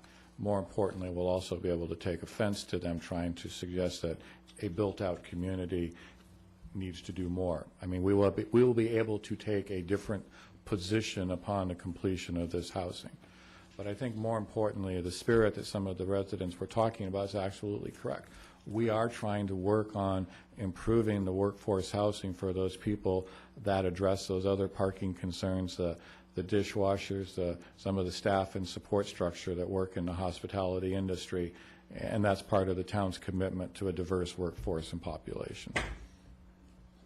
Let me ask you a question, Steve. How protected are our contributions in terms of liability if this deal doesn't broker? Your current contributions have already been expended, so there's no return. Okay. I mean, this is why I said this is a unique private, because there is private property money. The Bardesano has been conditioned to donate land through the vehicle of the town, as well as some funding structure. The partnership with the Thomas Keller Restaurant Group has required funding commitment from Mr. Keller, as well as a long-term. And this $100,000? Will bring our total contribution to $800,000 as far as cash. And Mr. Bringman is correct that we have also waived certain fees, but I will also point out that we waive those fees based on longstanding council policy for any project, privately funded or publicly funded or nonprofit, that brings in affordable housing and agrees to commit it to the requirements for a 55-year restriction, as we are doing with the Yountville Inn. And the town has no money contributed to the Yountville Inn affordable housing 25 units. But we are waiving those fees related to those units. Thank you. Ask a few questions. Councilmember Chilton? I've got a couple questions for whomever can answer this.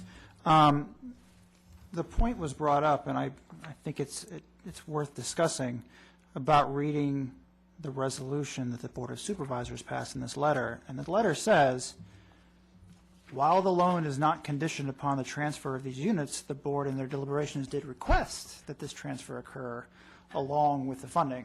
So they said, we're going to give you this loan, but if you give us some housing numbers, that would be, we would like that. I do find it, one of my issues with this process and is, I feel like even just a couple weeks ago, we had the idea that they were going to the county to get a loan to get the bridge funding. And now, at the last moment, that includes a request for transferring the credits on affordable housing. So you made the comment about this being a quote-unquote forgivable loan, but there's certainly nothing in here that says it's a forgivable loan. Would that simply be charity? No, it actually. Where does it say that? And Becky can perhaps help me, but it says loan repayment shall be out of residual receipts, if any.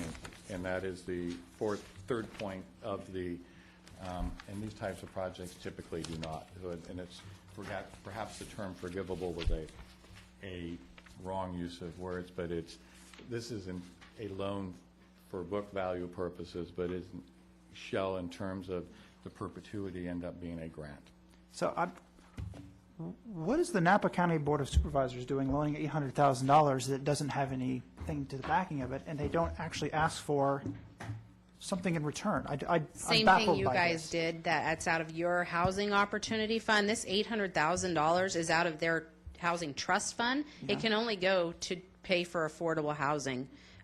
So they, and all of the money we get is considered a loan. The money we've gotten from the town of Yountville is actually considered a loan, and it'll be structured the same way, out of residual receipts, meaning if there's excess cash flow, we look at, okay, who gets paid back first? Right. And there's I not. just don't understand why they would do that and not condition that they get some credit for it. Well, this is part of our, we have been working hard as a council and a staff on trying to have positive working relationship with the county. And this is part of that dialogue. And in order to try to help meet the timelines, they didn't put that structure in. And we were discussing that there is some consideration. I think one of you mentioned that, we have about 800,000 plus staff time and forgivable fees for 32 units. I mentioned earlier, this is for the same 800,000. With the $1 million that we were looking at from the farm worker grant, we would have lost the restriction on 10 units. So, it's really where we're at today is a result of good cooperation on the part of the county, recognizing that we're a regional player as well. We're a small player, but we work regionally on issues, and the folks that could potentially be here are perhaps working in the vineyards, the support industries, and that housing. But more importantly, we're both sitting on restricted funding structures, and here's a project that could potentially be very positive for the community go south. So they step up to the plate. In a perfect world, Becky probably would have asked for $900,000 if she knew what was coming down the road. But she got a commitment from $800,000 at that point in time. Okay. Thank you. Anybody have any more questions of staff? Well, I was going to probably ask Becky, can you address the gentleman's concern there on the California money? He seemed to think you're never going to get it The California money is, from the state, yeah, the state money is frozen. All the state money is frozen. It's the State of California Home Program is frozen. However, we have a commitment from them. I have spoken to them, and they said, you have a written commitment from us to get that money. Luckily, we don't need the money right now, and the money will not be needed until late summer. And if we don't pass a budget by late summer, We're all in trouble. we're all in trouble. So I'm And that commitment confident is that it's that going to happen. for that exact amount of funds? It's $2,982,000. Yeah, Okay. something along those lines. Mhm. Vice Mayor? I was going to ask that you clarify the status of the home funds that a couple of the residents expressed concern over. And worst case scenario, state funding never recovers, go bankrupt, and it doesn't happen. The $100,000 that we're talking about pledging to you now, at what point is that non-returnable? Tomorrow? A month from now? Friday when you're committed?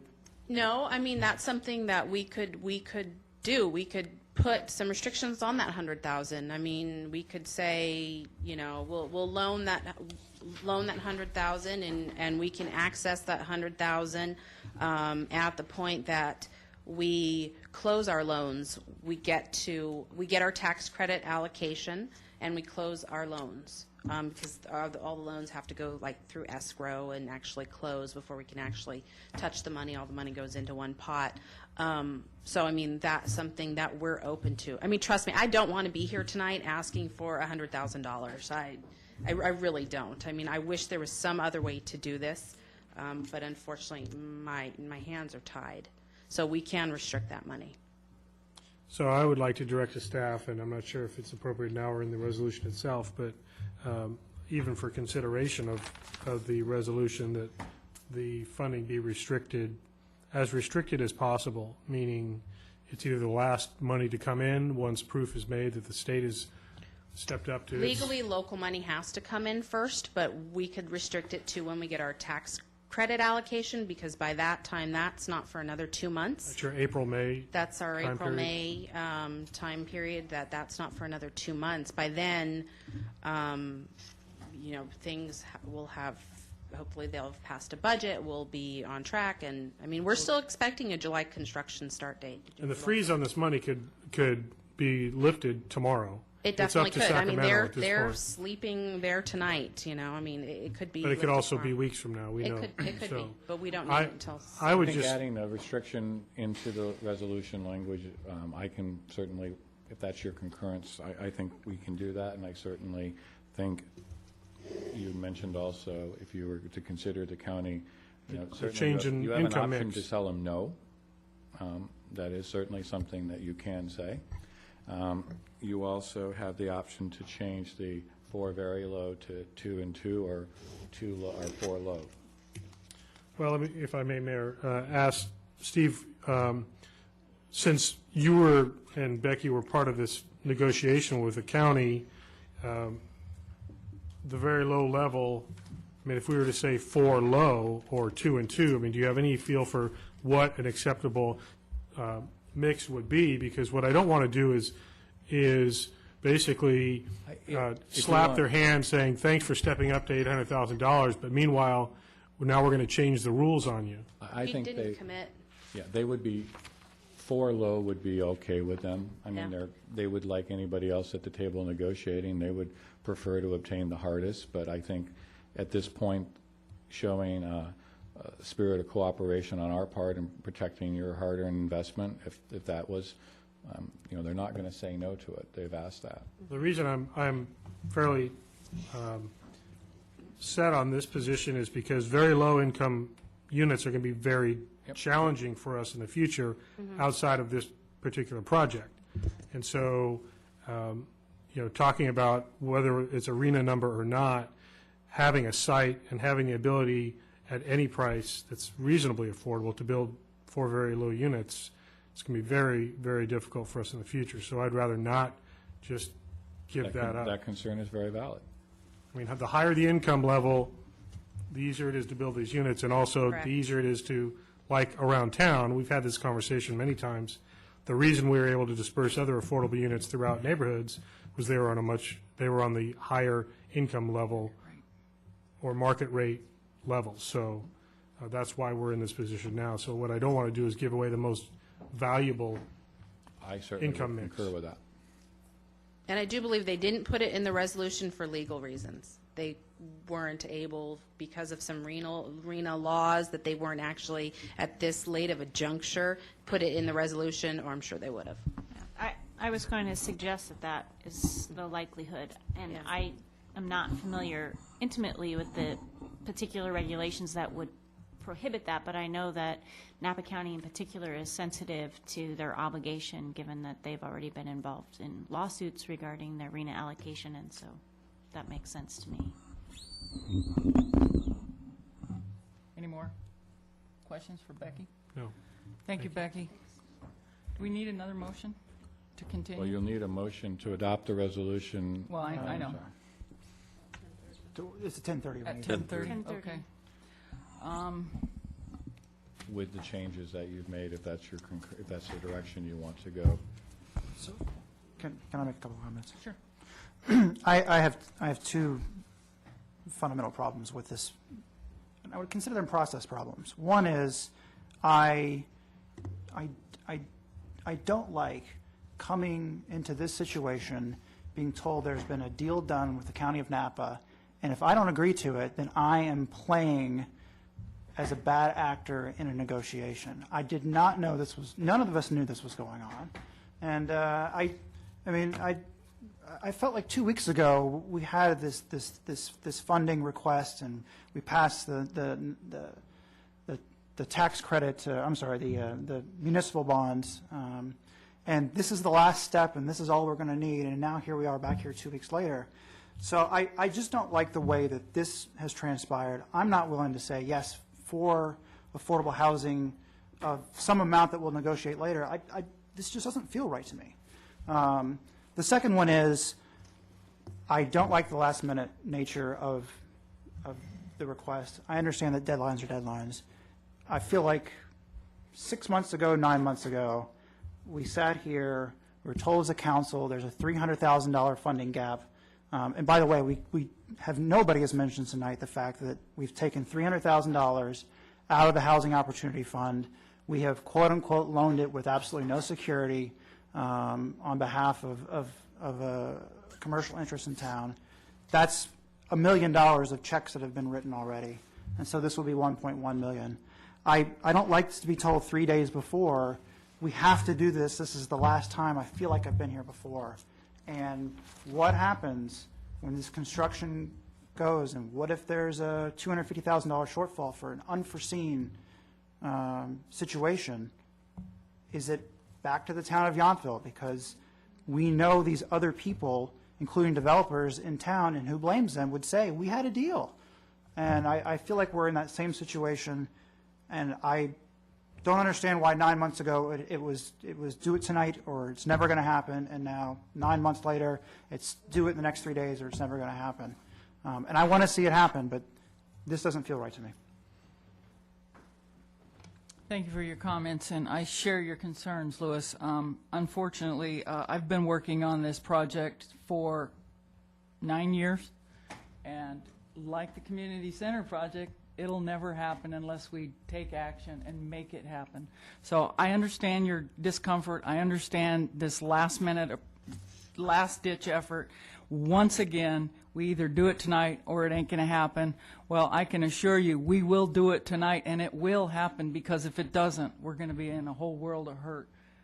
And it's like town manager, what's his name? Steve said, if we don't, we have to look at our options. Either we get it, we get the 36 units, or we get 0 units, and we're back to the drawing board, and we're back to a housing element that can't be verified or certified. So it's just something we have to commit to. I do think, in hearing the council's concern, we could add another clause to the resolution that indicates the town will not consider any additional funding request, period. So you add that in to reflect the council's concern.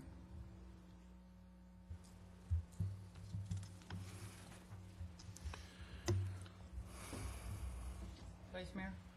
I wasn't sure if Councilmember Dutton was about to speak or not. Bill? No, I was just going to say, I think we've heard an awful lot today. I think, as the Vice Mayor said, this has been going on for a long time. And there's been a lot of people, as the gentleman said, that put a lot of time and effort into it. And I, for one, don't say, well, we're just going to blow it up right now, and that's the end of it. I mean, no. Yeah, are you comfortable with everything? Not exactly, but there are times when you have to act. And I think you have to act in the nature that we have going for us. And I feel that if we don't do this now, you know, there's some people who would love it not to happen. I'm sorry. I think it should happen. And we owe it to all of the efforts and everything that have gone in the past. It hasn't been easy, the negotiations and everything. I haven't been part of them, but I know the people that have. It hasn't been easy, but they got it done with the spirit of really creating the housing that we wanted. And I, for one, think if we need to get the $100,000, we have it there in our fund. We can't use it for anything else, so we might as well put it towards this, and I'm all for it. I'll try to be brief. what keeps going through my mind is we have our own local version of the federal economic stimulus package situation here, where no action is worse than an imperfect action. I think this is an imperfect action, but I agree that it's really a necessary action. It is housing fund money that we have available. No, it's not something that we desire to do, and no, I don't think we are giving the county or the general public the impression that we're an open pocketbook to be taken advantage of. I think if you take out the emotion of whether you claim to be for or against affordable housing and look at the outreach the county did, $800,000, the same amount of funding commitment for 1/8 the number of units. And I think we're still coming out reasonably well to get 32 units. As even was mentioned in public comment, where are we going to put the future units? Well, if we don't put these 32 units where they're already allocated, then you tell me where we're going to put them. And if you feel uncomfortable about putting them with the projects that are already approved and at the Yountville Inn expansion, then I'd like to see a list of places that you would recommend that they go instead. And I'd also like to find out how you're going to fund those. Because when we're talking about these level of this income level, it's very challenging, as we brought up over the years of this conversation, to meld these into other projects. So I think we have an opportunity that we can't pass up. It's not a perfect situation. There was a comment mentioned about the business community needing to step up and support affordable housing. I think through the sales tax and through the hotels with the transient occupancy tax, clearly they are supporting town funding. Whether it's directly into the housing fund or not, that's a semantics debate that we can all have. They do support what we are trying to do, which is support their low-income workforce. So I do feel like we're put in a very challenging position. No support is more catastrophic than supporting an imperfect plan. I don't doubt that our staff and Becky and her staff are sorry we're having this conversation and have done everything to avoid it. I think we could look at potentially an even worse circumstance than we're already faced with if they hadn't made those efforts and the county hadn't stepped up to help us out. Frankly, if the county doesn't step up, we're not filling that $800,000 gap, I can tell you that right now. So we'd be looking at no units and no future sites to put them on. So we have no choice, I don't think, but to move forward. I would, and I won't start proposing a resolution now, but I certainly support changing the income commitment to low as opposed to very low, all 4 units.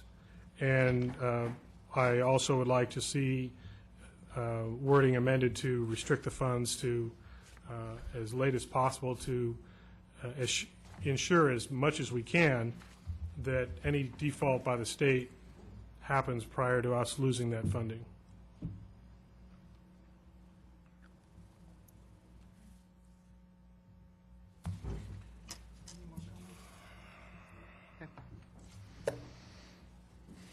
Thank you, Vice Mayor.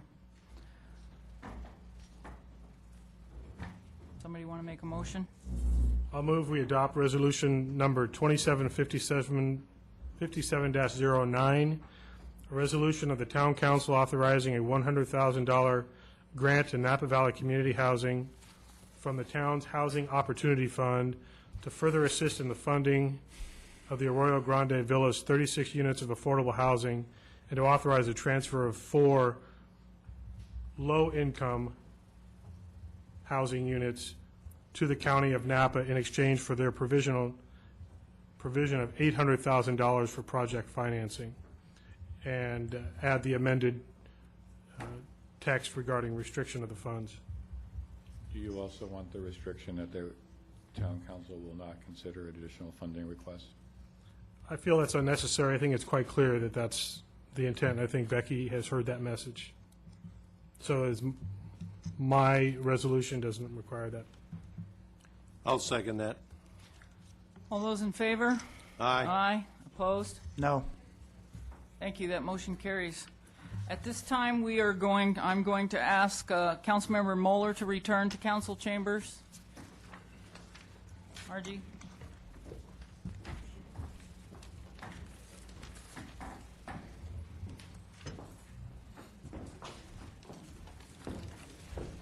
And what I'd like to do is ask council that we continue if we're all in agreements, that we will continue items 13 and 14, as well as staff informational reports and et cetera, to the next council meeting. Is there a problem with that? Anybody? So moved.